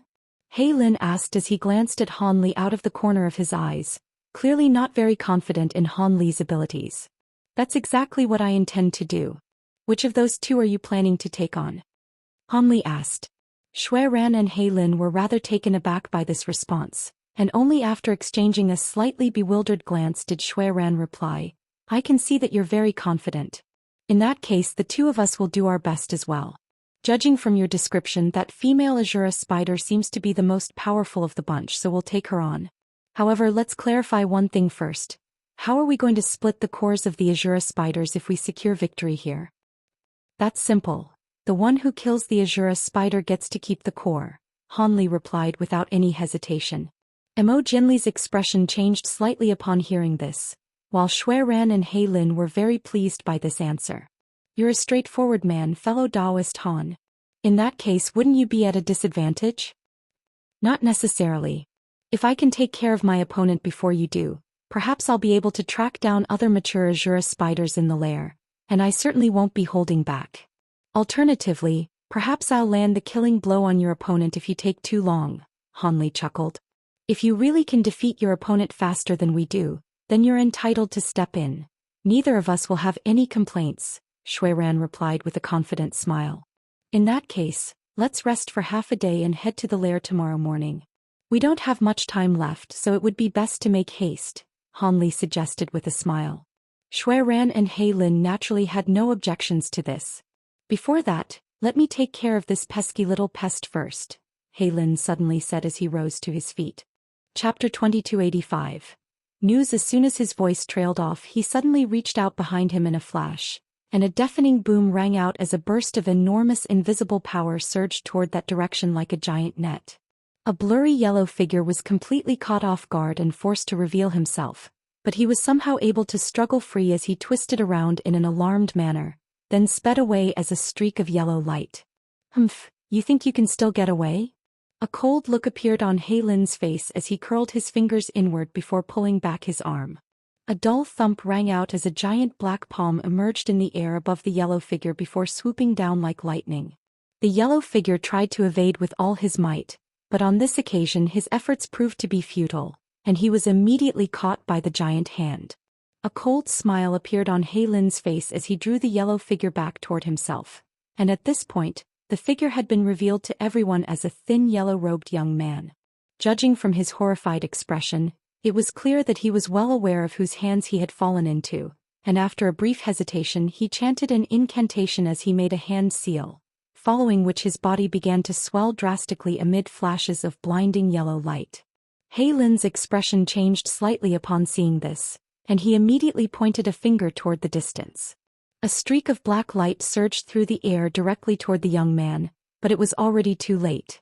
In the instant that the streak of black light pierced through the young man's body, a deafening explosion erupted, and the yellow-robed young man was able to self-detonate. In the wake of the violent explosion, even the massive black hand was tremoring incessantly.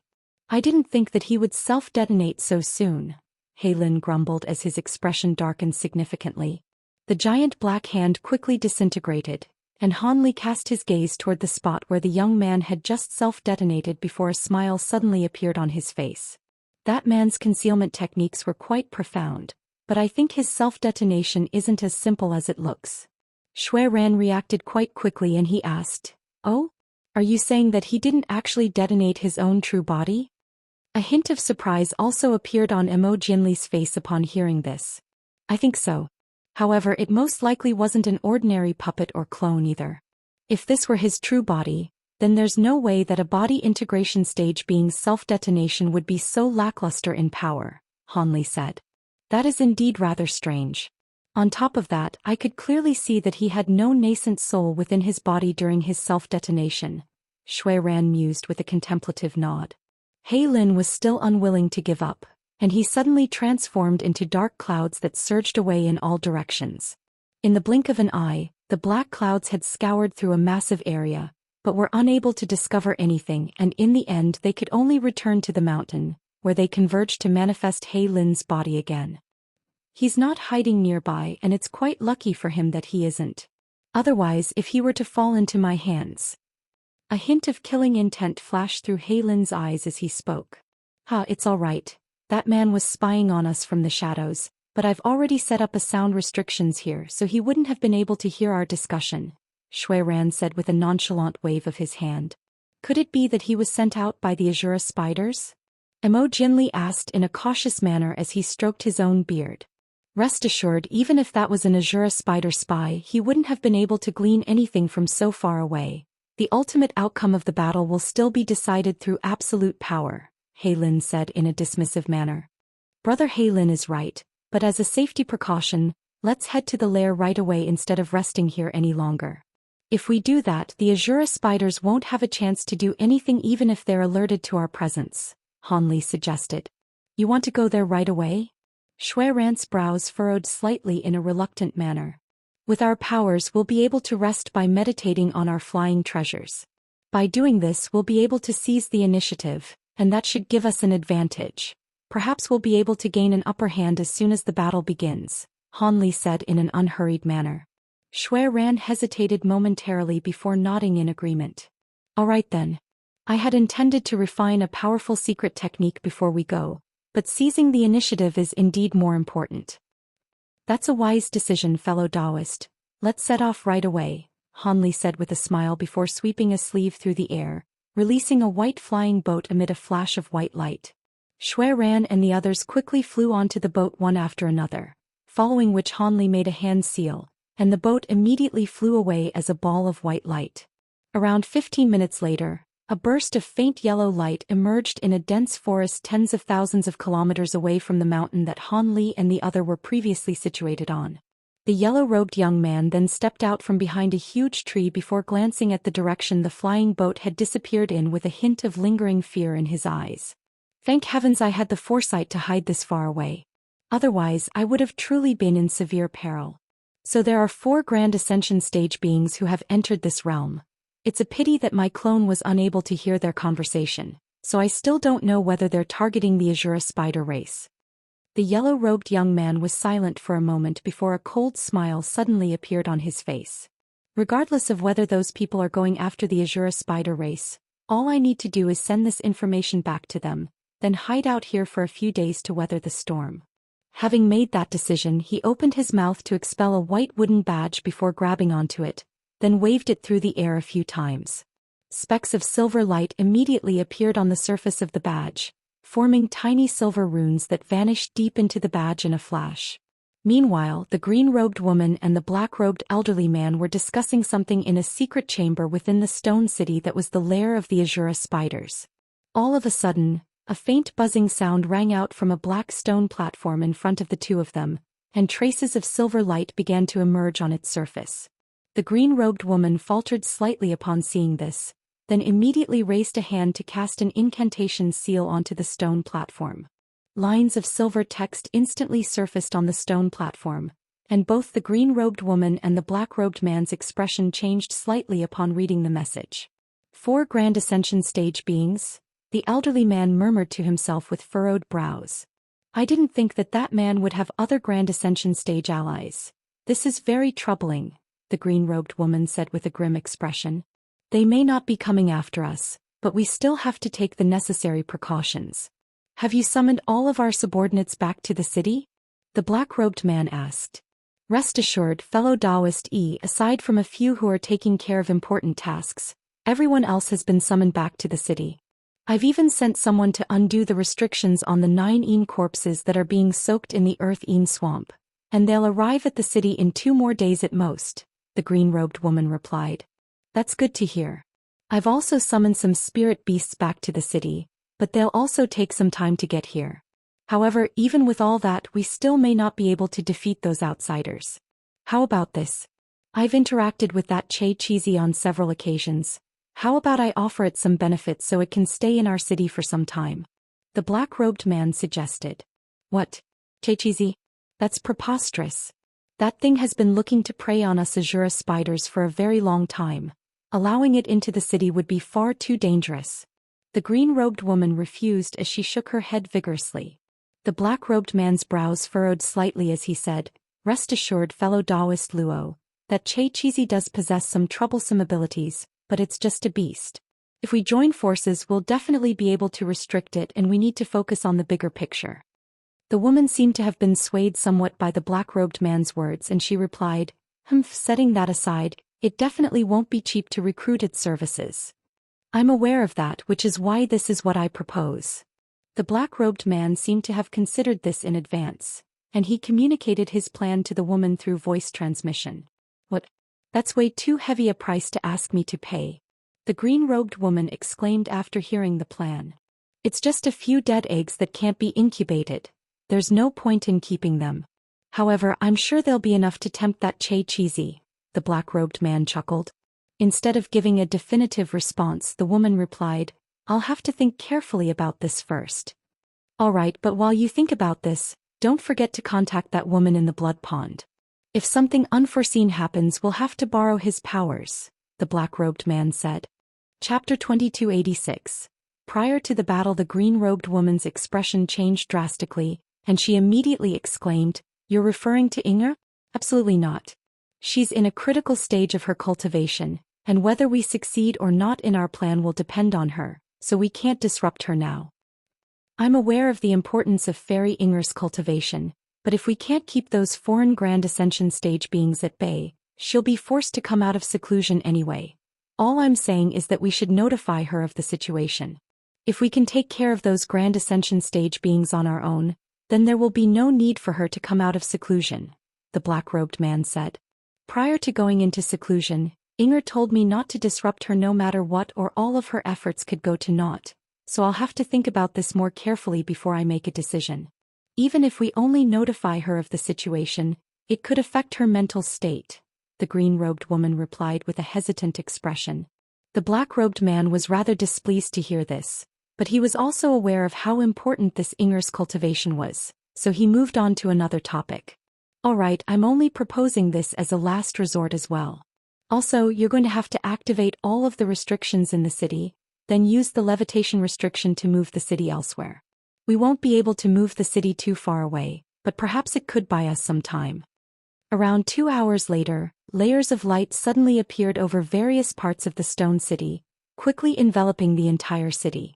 Immediately thereafter, the ground in a radius of several hundred kilometers began to tremor violently, following which the stone city rose up from the earth before slowly flying away into the distance. Shortly thereafter, the entire city had disappeared, leaving only a gigantic crater on the ground. Azure light suddenly flashed from behind a nondescript-looking tree not far away from the crater, and a green-skinned azure-robed young man suddenly appeared. This young man was none other than Han Li's spirit body, and it cast its gaze toward the direction that the stone city had disappeared in as a peculiar smile appeared on its face. It then made a hand seal and vanished into the soil amid a flash of azure light. Meanwhile, a white flying boat was traveling over a grassland countless kilometers away from the stone city's former site. Han Li and Mo Jianli were seated in meditation at the front of the boat, while Shui Ran and He Lin were standing at the back, communicating through voice transmission. All of a sudden Han Li's expression changed slightly and he reopened his eyes. Mo Jianli immediately sensed this and he also opened his eyes as he asked, "Is there something wrong, fellow Daoist Han?" "No, it's just that we're going to have to make a slight change in direction," Han Li replied in a nonchalant manner. Mo Jianli faltered slightly upon hearing this before a knowing smile appeared on his face. "It looks like you've set up some surveillance measures." Han Li nodded in response. "I left a clone near the stone city, and it's just informed me that the stone city has moved away, but it won't be able to go far. We're already traveling at full speed and we'll get there in a day at most." "I can see you're very confident. Looks like there's nothing for me to worry about," Mo Jianli replied with a nod. Han Li smiled and said, "I wouldn't say I'm confident, but there should be a very good chance that we'll be able to take down those Asura spiders. Once we obtain the threads of time, you and Brother Ao should have an easier time transcending your upcoming tribulations." I certainly hope so. However, there's definitely going to be a stern battle up ahead. Even if those Asura spiders are no match for us, it most likely wouldn't be easy to stop them if they were to try and escape, Mo Jianli said with a wry smile. "In that case things really will be rather troublesome. However, I have a few expendable body integration stage puppets that should be somewhat useful against the Asura spiders that haven't reached full maturity yet," Han Li said.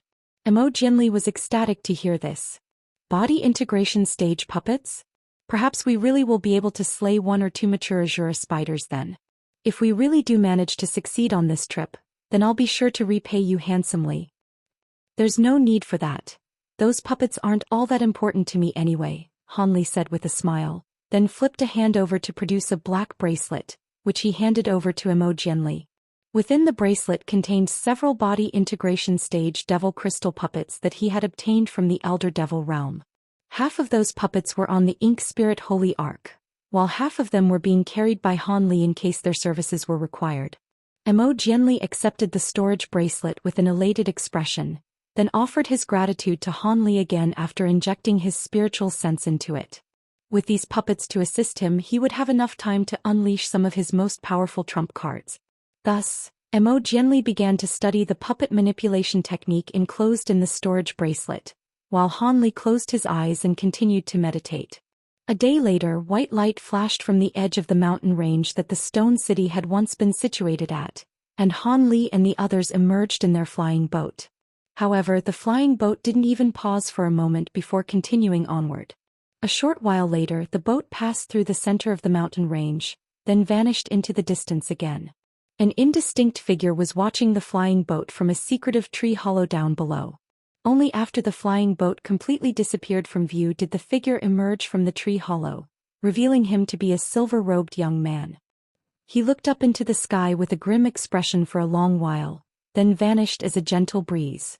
Meanwhile, the flying boat passed over a lake and several forests, upon which it arrived at a plateau with no end in sight.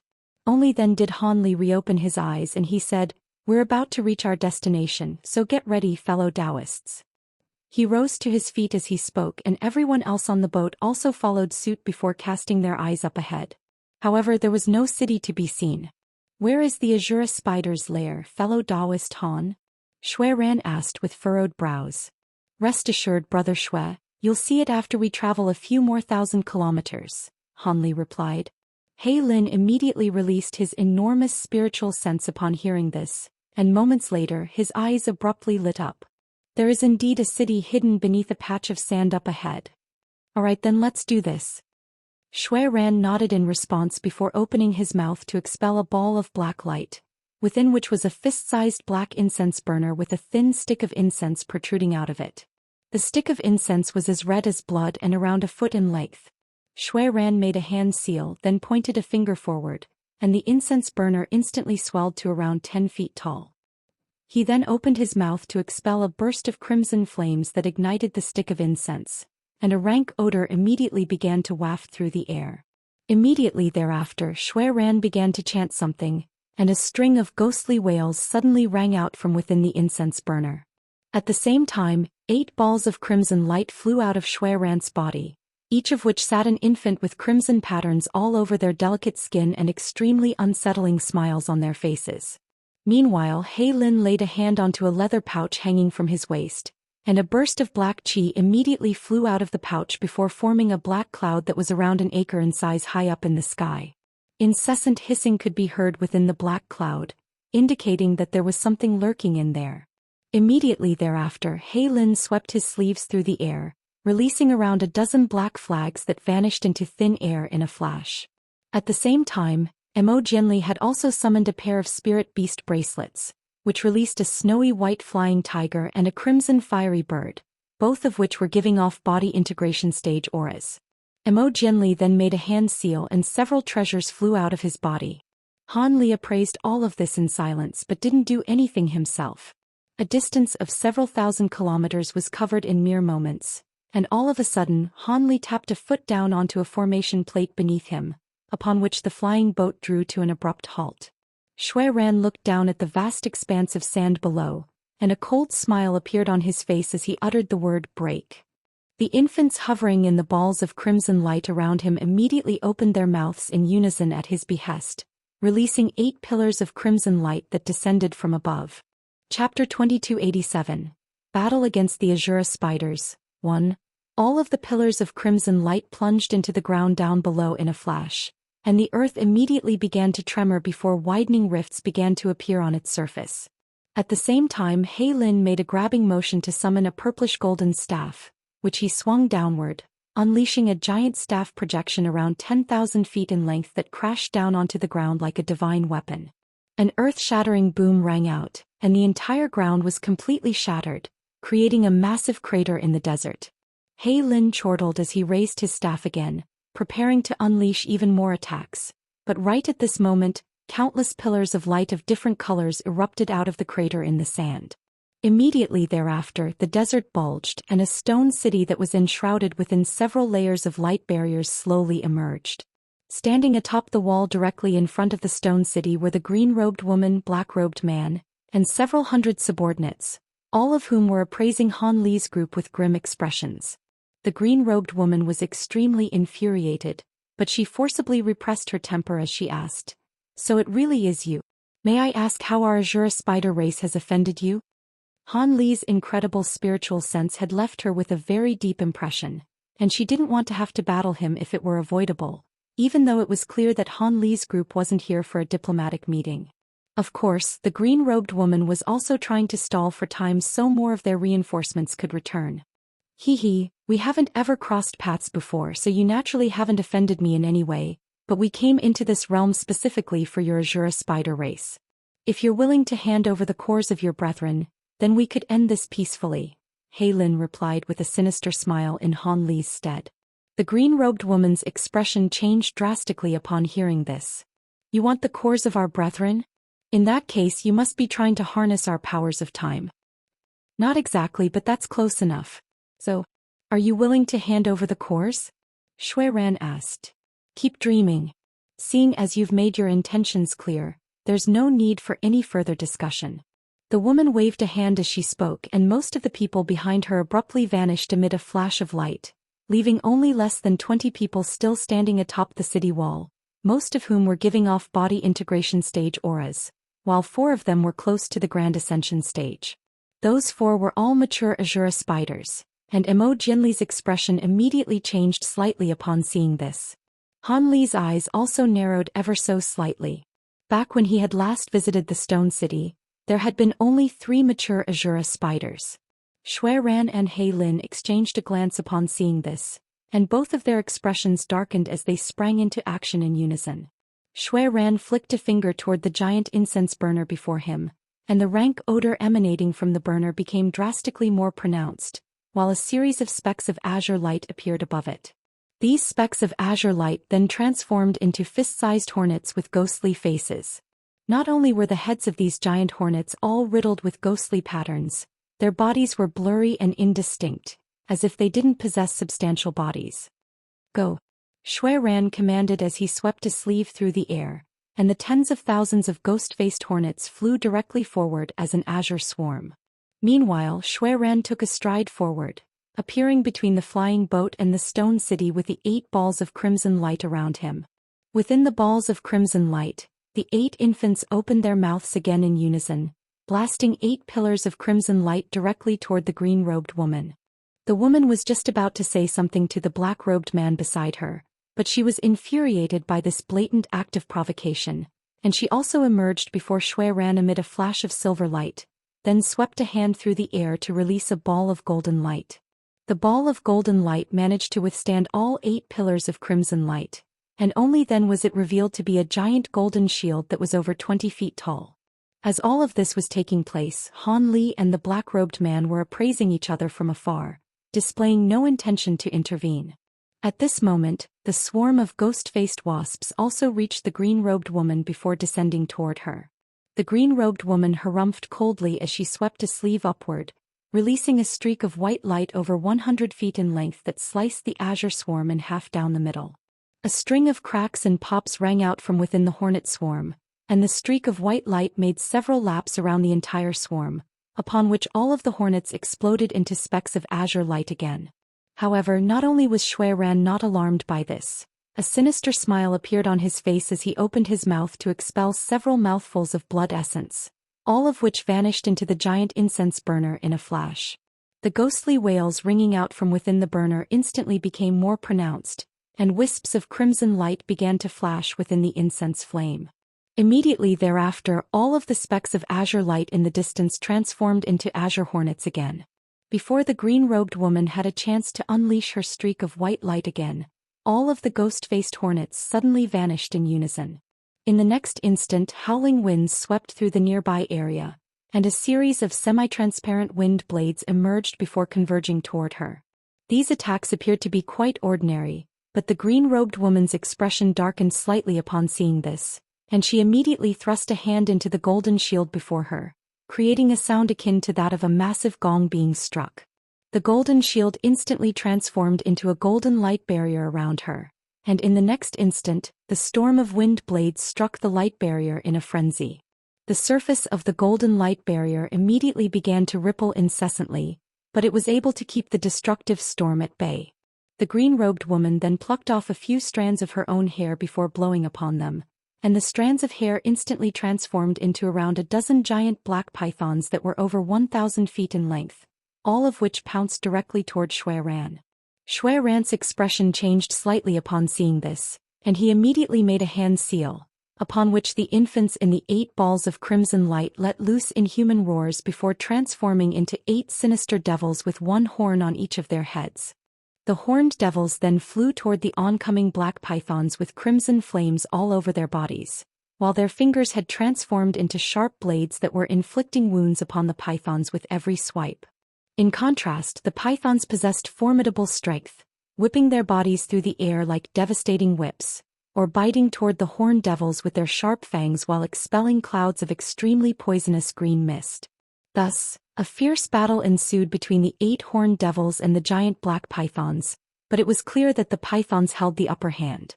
Xuan's expression darkened slightly upon seeing this, and he was just about to summon another treasure when the green-robed woman laid a hand onto the top of her own head with a fierce expression.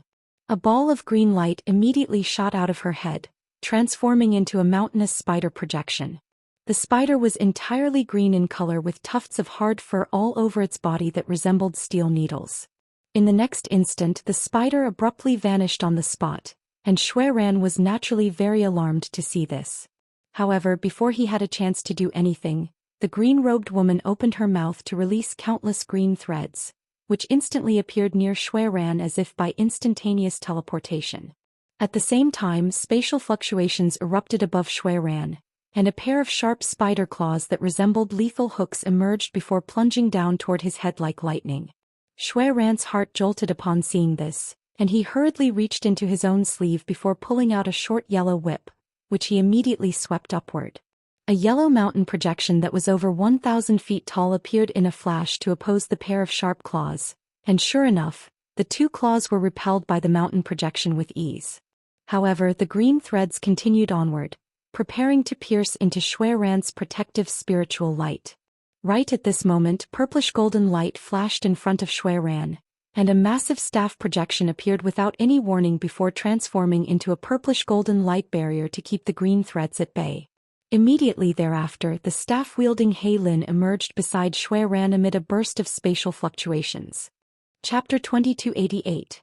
Battle Against the Asura Spiders 2. The green-robed woman became even more infuriated upon seeing this, and she rubbed her hands together before raising them in unison. Countless balls of light of different colors instantly appeared before her, and all of them surged toward Xuan and Lin as if they had minds of their own. Thus, a battle ensued between the three of them. The four mature Asura spiders on the city wall exchanged a glance upon seeing this, and after a brief discussion through voice transmission, all of them suddenly sat down with their legs crossed, then began to chant something with their eyes tightly shut. The tops of their heads opened up, and a ball of green light that was around the size of a wash basin emerged, all of which converged to form a massive spider. The spider was even larger than the one summoned by the green-robed woman, but its body was quite blurry, and it seemed that it was only a projection. As soon as the giant spider projection emerged, it immediately pounced toward Xuan and Lin. The four mature Asura spiders were finally stepping in to assist the green-robed woman. Emergence's expression darkened slightly upon seeing this, and he didn't appear to have done anything, but his body blurred as he abruptly vanished on the spot. In the next instant, spatial fluctuations erupted in front of the spider projection, and a streak of glacial sword chi came hurtling directly toward it. The spider projection immediately opened its cavernous mouth to release a huge net to keep the sword chi at bay, but at the same time, it was also forced to stop in midair. Right at this moment, spatial fluctuations erupted once again, and Emergence emerged with a short sword in his hand. He took a glance at the spider projection, then immediately tossed the sword up into the air. Layers of sword projections instantly appeared, transforming into a sword mountain that came crashing down from above. In response, the four mature Asura spiders switched to different hand seals, and the spider projection pounced directly toward Emergence through the sword mountain as if it didn't even exist. Emergence's heart jolted slightly upon seeing this, and he immediately sent a brick-shaped treasure flying through the air.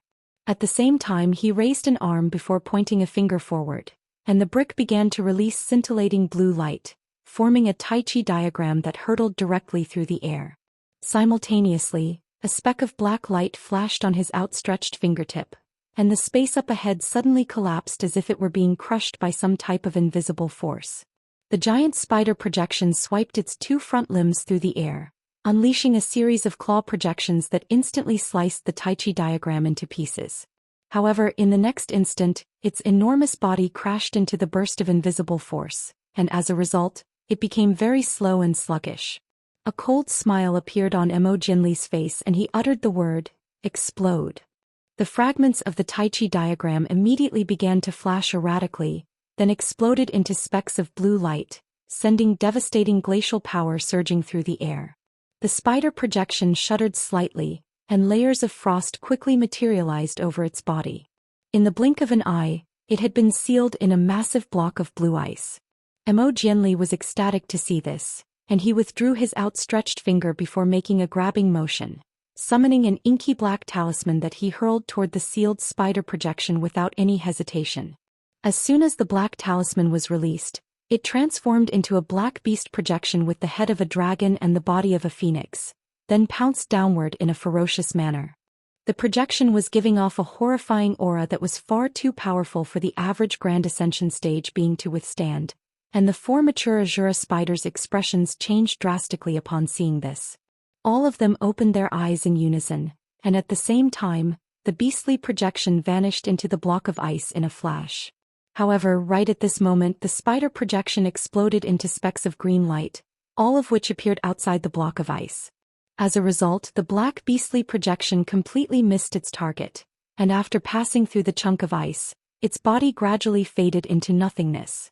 Immediately thereafter, the specks of green light converged into 4 larger balls of light again, all of which sped back toward the city wall before quickly disappearing into the bodies of the 4 mature Asura spiders.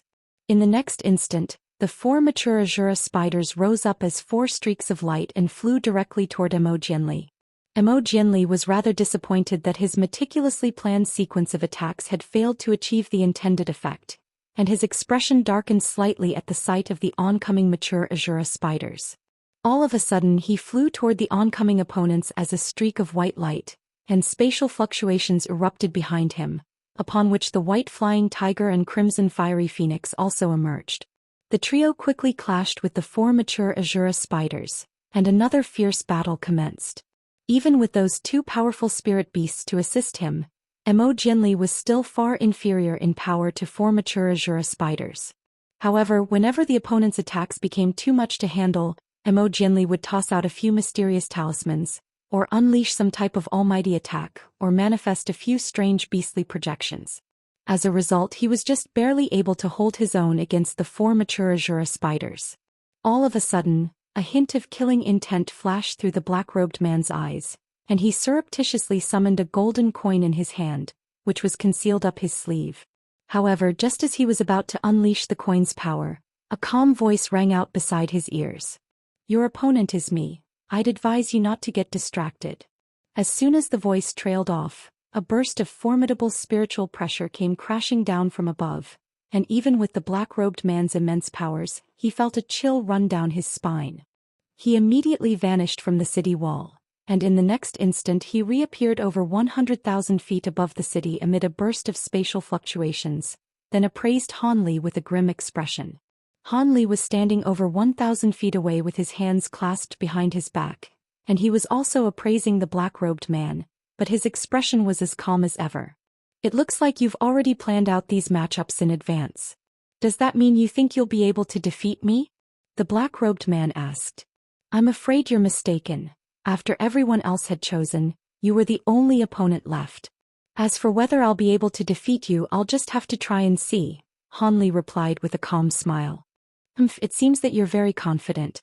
In that case, let's see who's going to come out on top," the black-robed man said in a cold voice, then flipped a hand over to produce an antiquated azure lamp, which he immediately flicked a finger toward. A purple flame was instantly ignited within the lamp, following which the black-robed man uttered the word "rise." An indescribable primordial aura began to emanate from the flame, and all of a sudden 8 more identical lamps emerged, all of which hovered in the air around him. The black-robed man then made a rapid string of hand seals, casting 9 incantation seals of different colors onto the lamps. Bright purple light radiated forth, and the flames within the 9 lamps drifted out before converging to form a head-sized ball of purple flames. Immediately thereafter, a clear cry rang out, and a purple bird that was around a foot in size emerged within the flames. The bird had a very light and agile body with purple feathers, a long canopy and a pair of fiery red ruby-like eyes. It was a beautiful purple peacock. As soon as the peacock appeared, it let loose a clear cry, and it swelled drastically to around 300 to 400 feet in length amid a flash of purple light. All of its feathers were then ignited into scorching purple flames, and it flapped its wings to release a purple fiery cloud that was around an acre in size. A peculiar look had already appeared on Hanli's face at the sight of the azure lamps, and once the purple peacock was summoned, he was completely rooted to the spot. "That's a Mulan sacred bird," Hanli murmured to himself with a peculiar expression. The summoning method, appearance and aura of this purple phoenix were extremely similar to that of the Mulan sacred bird he had encountered in the human world. Of course, there was no comparison between their powers. That Mulan sacred bird had only been at the deity transformation stage, whereas this one was giving off fearsome spiritual pressure close to the grand ascension stage, forcing even Hanli to take it seriously. Before Hanli had a chance to think too much about this, the black-robed man opened his mouth once again to release an antiquated golden mirror, then flipped a hand over to produce a silver scroll. The golden mirror revolved above his head at his behest, then summoned a series of identical golden mirror projections, which numbered in the thousands. Meanwhile, the silver scroll unfurled on its own, releasing countless silver runes that transformed into 18 expressionless silver-armored warriors that were wielding different weapons. All of them were giving off frosty auras, as if their bodies were constructed from profound ice. "Go and kill that man," the black-robed man roared as he stabbed a finger in Han Li's direction. The purple phoenix immediately flew toward Han Li as a purple fiery cloud alongside the 18 armored warriors at the man's behest, while balls of golden flames erupted out of the mirror projections before crashing down in a devastating storm. Chapter 2289. Battle against the Asura Spiders 3. Han Li naturally couldn't continue to dwell on the subject of the Mulan sacred beast, and he swept a sleeve through the air to release a ball of silver flames, which transformed into a silver fire raven in a flash. As soon as the fire raven emerged, it swelled drastically to a stature that wasn't inferior to the purple phoenix, then flapped its wings and swooped directly toward the fiery purple cloud. Even before the two massive birds had clashed, the clouds of fire around them crashed into one another, immediately following which the two birds engaged one another in a ferocious battle. A series of sharp avian cries rang out alongside resounding explosions, and the entire sky was illuminated by the scorching purple and silver flames. Meanwhile, thousands of balls of golden flames were crashing down toward Han Li from above.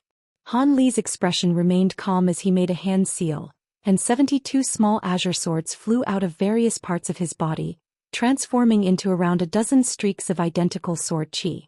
Han Li then swept a sleeve upward before uttering the word break, and the streaks of azure sword chi immediately erupted upward, rapidly tearing through one golden fireball after another. The black-robed man's expression darkened slightly upon seeing this, and he made a strange hand seal, upon which the thousands of mirror projections behind him began to flash with scintillating golden light. Specks of spiritual light flashed erratically above Han Li, and all of the fragments of the golden fireballs came crashing down from above as countless streaks of golden light. However, Han Li wasn't alarmed by this in the slightest, and a cold smile appeared on his face as he pointed a finger toward the streaks of azure sword chi, all of which instantly vanished into thin air. In the next instant, piercing azure light flashed above Han Li, and the streaks of azure sword chi reappeared before converging to form a massive azure lotus flower around an acre in size. The lotus flower rotated on the spot, and countless sword projections were released to form an impenetrable barrier. The storm of golden light clashed with the sword projections, and the vast majority of the streaks of golden light were kept at bay, with only the rare exceptions managing to pass through, but all of those were instantly nullified upon plunging into the azure sword lotus. Right at this moment, spatial fluctuations suddenly erupted before Han Li, and 3 long silver arrows emerged before hurtling toward his face like lightning. Han Li remained completely expressionless as he raised an arm, and one of his fingers took on a purplish-golden hue before he pointed it forward several times in succession. 3 resounding booms rang out as his finger strikes struck the tips of the 3 arrows with unerring accuracy, and they were sent flying back even faster than they had come before vanishing into thin air. In the next instant, 3 dull thumps rang out, and 3 of the silver-armored warriors were felled with puncture wounds on their heads before disintegrating into specks of silver light. The black-robed man's expression changed drastically upon seeing this, and he immediately chanted something while pointing a finger toward the silver scroll several times in succession, releasing a series of incantation seals into the scroll. The silver scroll flashed erratically as a string of runes appeared on its surface, and the remaining silver-armored warriors all swelled to around twice their original size. Despite this, they had somehow become extremely fast as well, and after just a few flashes, they reached Han Li in the blink of an eye before charging toward him with their weapons brandished. A hint of disdain appeared on Han Li's face, and he harumphed coldly before sweeping a hand through the air to conjure up a gray light barrier. All of the oncoming attacks instantly vanished into the gray light barrier like sandcastles in the rising tide, completely nullified before they could do anything. Right at this moment, all of the silver-armored warriors blurred, and they instantly reached Han Li as if by instantaneous teleportation before swinging their weapons toward him. Even before their weapons had reached him, they were releasing streaks of glacial light that were threatening to tear the gray light barrier apart. A cold light flashed through Han Li's eyes, and the gray light barrier suddenly took on a substantial form to repel the oncoming streaks of glacial light, immediately following which the gray light barrier transformed into a massive wave that was over 100 feet tall in retaliation. The silver-armored warriors reacted very quickly, immediately rushing back in retreat, but the giant gray wave suddenly released countless light threads, which pierced through the bodies of the armored warriors like lightning before binding them tightly. All of the armored warriors were then inundated by the gray wave, and they lost all power to resist. A furious look appeared in the black-robed man's eyes upon seeing this, and he opened his mouth to expel a burst of magic power into the scroll, causing it to rapidly revolve on the spot. At the same time, the trapped silver-armored warriors began to release astonishing auras alongside bursts of bright silver light.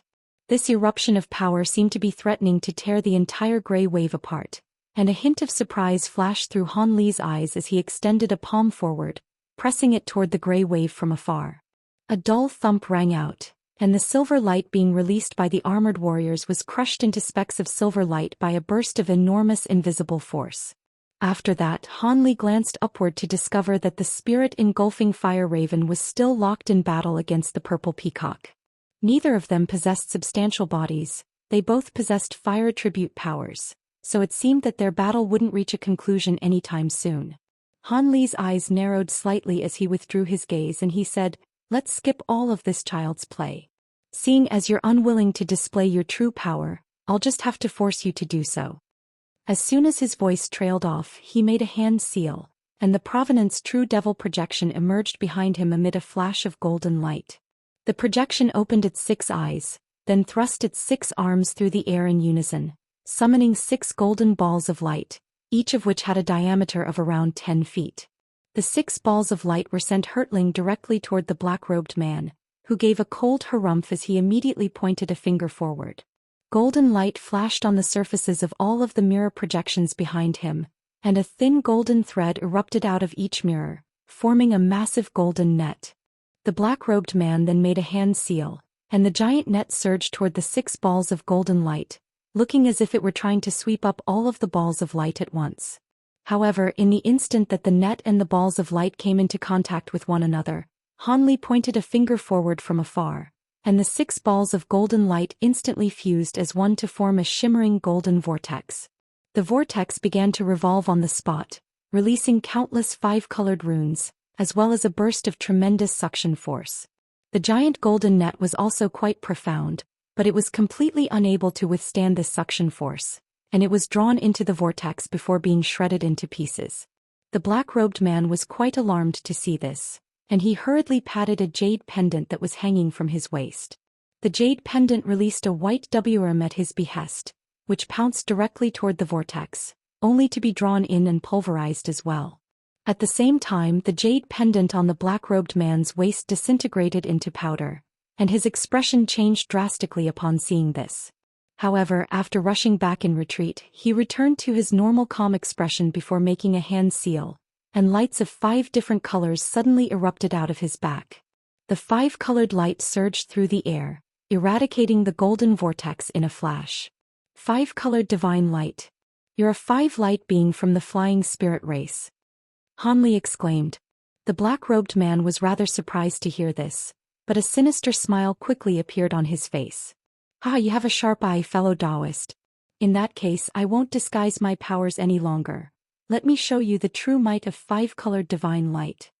A resounding boom rang out alongside an eruption of 5-colored light, and a 5-colored peacock that was several tens of feet in size emerged. It cast a cold gaze toward Han Li, and just that alone was enough to make him feel as if his entire body had been completely frozen. Chapter 2290, Battle Against the Asura Spiders 4. I didn't think that the 5-light race would have someone as powerful as you among its ranks. I'm looking forward to sparring with you, Han Li chuckled. Spar? What do you mean by that? The 5-colored peacock asked as a peculiar look flashed through its eyes. Instead of giving a reply, Han Li merely smiled, and his aura abruptly changed as a burst of 5-colored light erupted out of his body. Immediately thereafter, Han Li also transformed into a 5-colored peacock amid a flash of 5-colored light.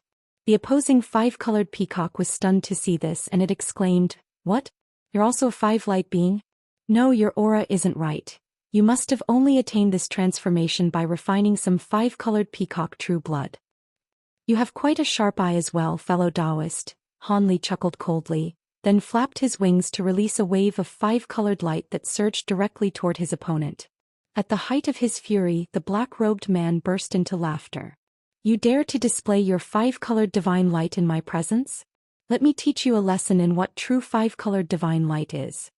As soon as his voice trailed off, the long feathers of his canopy were suddenly sent hurtling through the air as countless five-colored arrows. The five-colored light clashed with the storm of arrows, and countless holes of different sizes were instantly pierced into the former. As a result, the giant five-colored wave stalled, and the arrows hurtled directly toward Han Li. Han Li faltered slightly upon seeing this, but he then also released countless five-colored light threads from the long feathers of his canopy, and each thread of light struck an arrow with unerring accuracy. The light threads then bound themselves around the arrows before tightening, slicing the arrows into pieces. Immediately thereafter, the light threads vanished in a flash. In the next instant, spatial fluctuations erupted in front of the black-robed man, and countless light threads shot out of thin air, threatening to bind his entire avian body. However, as soon as the light threads came into contact with his body, the five-colored light around him brightened significantly, and all of the light threads were nullified as soon as they plunged into this five-colored light. Han Li's heart jolted slightly upon seeing this, while the black-robed man raised his peacock head and let loose a long cry, then suddenly made a grabbing motion with one of its talons. A giant talon that was around an acre in size instantly appeared out of thin air before grabbing down toward Han Li. Han Li chuckled coldly as he abruptly vanished on the spot, then suddenly reappeared over 100 feet away before immediately opening his mouth to release a burst of silver flames toward the giant talon. Despite its enormous size, the massive talon was extremely fast and agile as it swooped down toward the silver flames. A dull thump rang out as five-colored light surged over the surface of the talon, and the silver flames were completely snuffed out, while the giant talon continued on toward Han Li. Even before it had truly grabbed him, countless five-colored runes had emerged around Han Li, forming an invisible restriction that had completely immobilized him. Han Li flapped his wings to send a vast expanse of five-colored light sweeping toward the runes, but the light was instantly snuffed out by the runes as if it had encountered the bane of its existence. Han Li was quite alarmed to see this, and bright five-colored light erupted out of his body as all of his feathers detached themselves at once, converging from around a dozen resplendent five-colored sword projections that shot forth in all directions. A string of metallic clangs rang out as the sword projections struck the runes, only to be repelled with ease. My heaven and earth solidification ability isn't that easy to break. Just stay still and accept your death. The black-robed man was ecstatic to see this as he extended his other talon forward as well. Spatial fluctuations erupted above Han Li, and another massive talon enshrouded in five-colored light emerged before descending toward him as well. At the same time, even more five-colored runes appeared in the surrounding area, and Han Li was well and truly immobilized now. Thus, the two talons came swooping down one after another, sweeping up gusts of fierce winds, and even the space below them was warping and twisting significantly. The black-robed man was ecstatic that he was able to take care of such a powerful enemy with just his five-colored divine light alone. However, as a safety precaution, he rose higher up into the air, then flapped his wings, which took on a semi-transparent quality after a flash of five-colored light. Immediately thereafter, he let loose a clear cry before opening his beak to release a pillar of five-colored light, which reached Han Li in a flash. However, right at this moment, a rumbling roar rang out from within the warped space, and a ball of golden light emerged, within which was a massive furry palm around the size of a water tank. The palm spread open its fingers, and it instantly turned a purplish-golden color before being positioned right in front of the pillar of five-colored light. The pillar of light struck the furry palm with a resounding, and the nearby world's origin chi was stirred up violently, while a scintillating five-colored sun emerged. The pillar of five-colored light was imbued with devastating power, but it was kept at bay by the furry palm with ease. The black-robed man was quite alarmed to see this, yet before he had a chance to do anything, a bone-chilling harumph suddenly rang out from within the golden light up ahead. The black-robed man shuddered as if he had been struck by lightning upon hearing this, and he stumbled back involuntarily. At the same time, a ferocious roar rang out within the golden light, and a mountainous golden fist projection erupted forth, pulverizing the two five-colored giant claws as if they were mere papier-mâché structures. An incredibly fearsome aura also surged out of the golden light, detonating all of the surrounding five-colored runes. Only then did the golden light recede, revealing a massive purplish-golden ape that was over 100 feet tall, and it was in the process of withdrawing one of its giant fists. The black-robed man was forced back a few more steps by Han Li's devastating aura before exclaiming, "So your true form is a giant mountain ape? No, even a giant mountain ape wouldn't be able to break free from my heaven and earth solidification so easily. You don't need to worry about what my true form is. I've already experienced the power of your five-colored divine light. It's time I showed you my true power as well," Han Li replied in a cold voice. "Do you really think you can defeat me just because you've switched to a different form? What a joke." Despite Han Li's fearsome aura, the black-robed man remained completely unfazed, and he let loose a cry, upon which he transformed into a brocade-robed figure with the head of a peacock and 5 translucent long swords of different colors strapped to his back. He had withdrawn his 5-colored peacock form and transformed into a peacock-human hybrid. "Interesting, so you had another form up your sleeve as well. It looks like I'll be able to fight to my heart's content here," Han Li said as he flipped his hands over to produce 2 miniature mountains, one azure and one black. Han Li tossed the 2 small mountains high up into the air, then pointed a finger toward them in rapid succession. The 2 small mountains immediately swelled to over 1,000 feet tall at his behest, and at the same time Han Li expanded to around 3,000 to 4,000 feet tall while silver patterns appeared all over his body. After completing his transformation, Han Li thumped his own chest with his house-sized fists, then reached out to grab the pair of mountains. His arms then abruptly thickened, and a ferocious roar rang out as the 2 mountains were hurled toward the brocade-robed man in the distance. As soon as the pair of mountains were released, they immediately transformed into 2 balls of light, one azure and one black, both of which vanished into thin air. In the next instant, spatial fluctuations erupted in front of the brocade-robed man, and the 2 mountains came hurtling directly toward him alongside a fearsome aura that was suffocating even to a grand ascension stage being like him. Even before the mountains had reached him, the brocade-robed man's protective spiritual light was already tremoring violently, and he felt as if there were sharp daggers raking across his face. A peculiar look flashed through his eyes, and the 5 long swords on his back suddenly flew out at his behest, crisscrossing with one another to form a barrier in front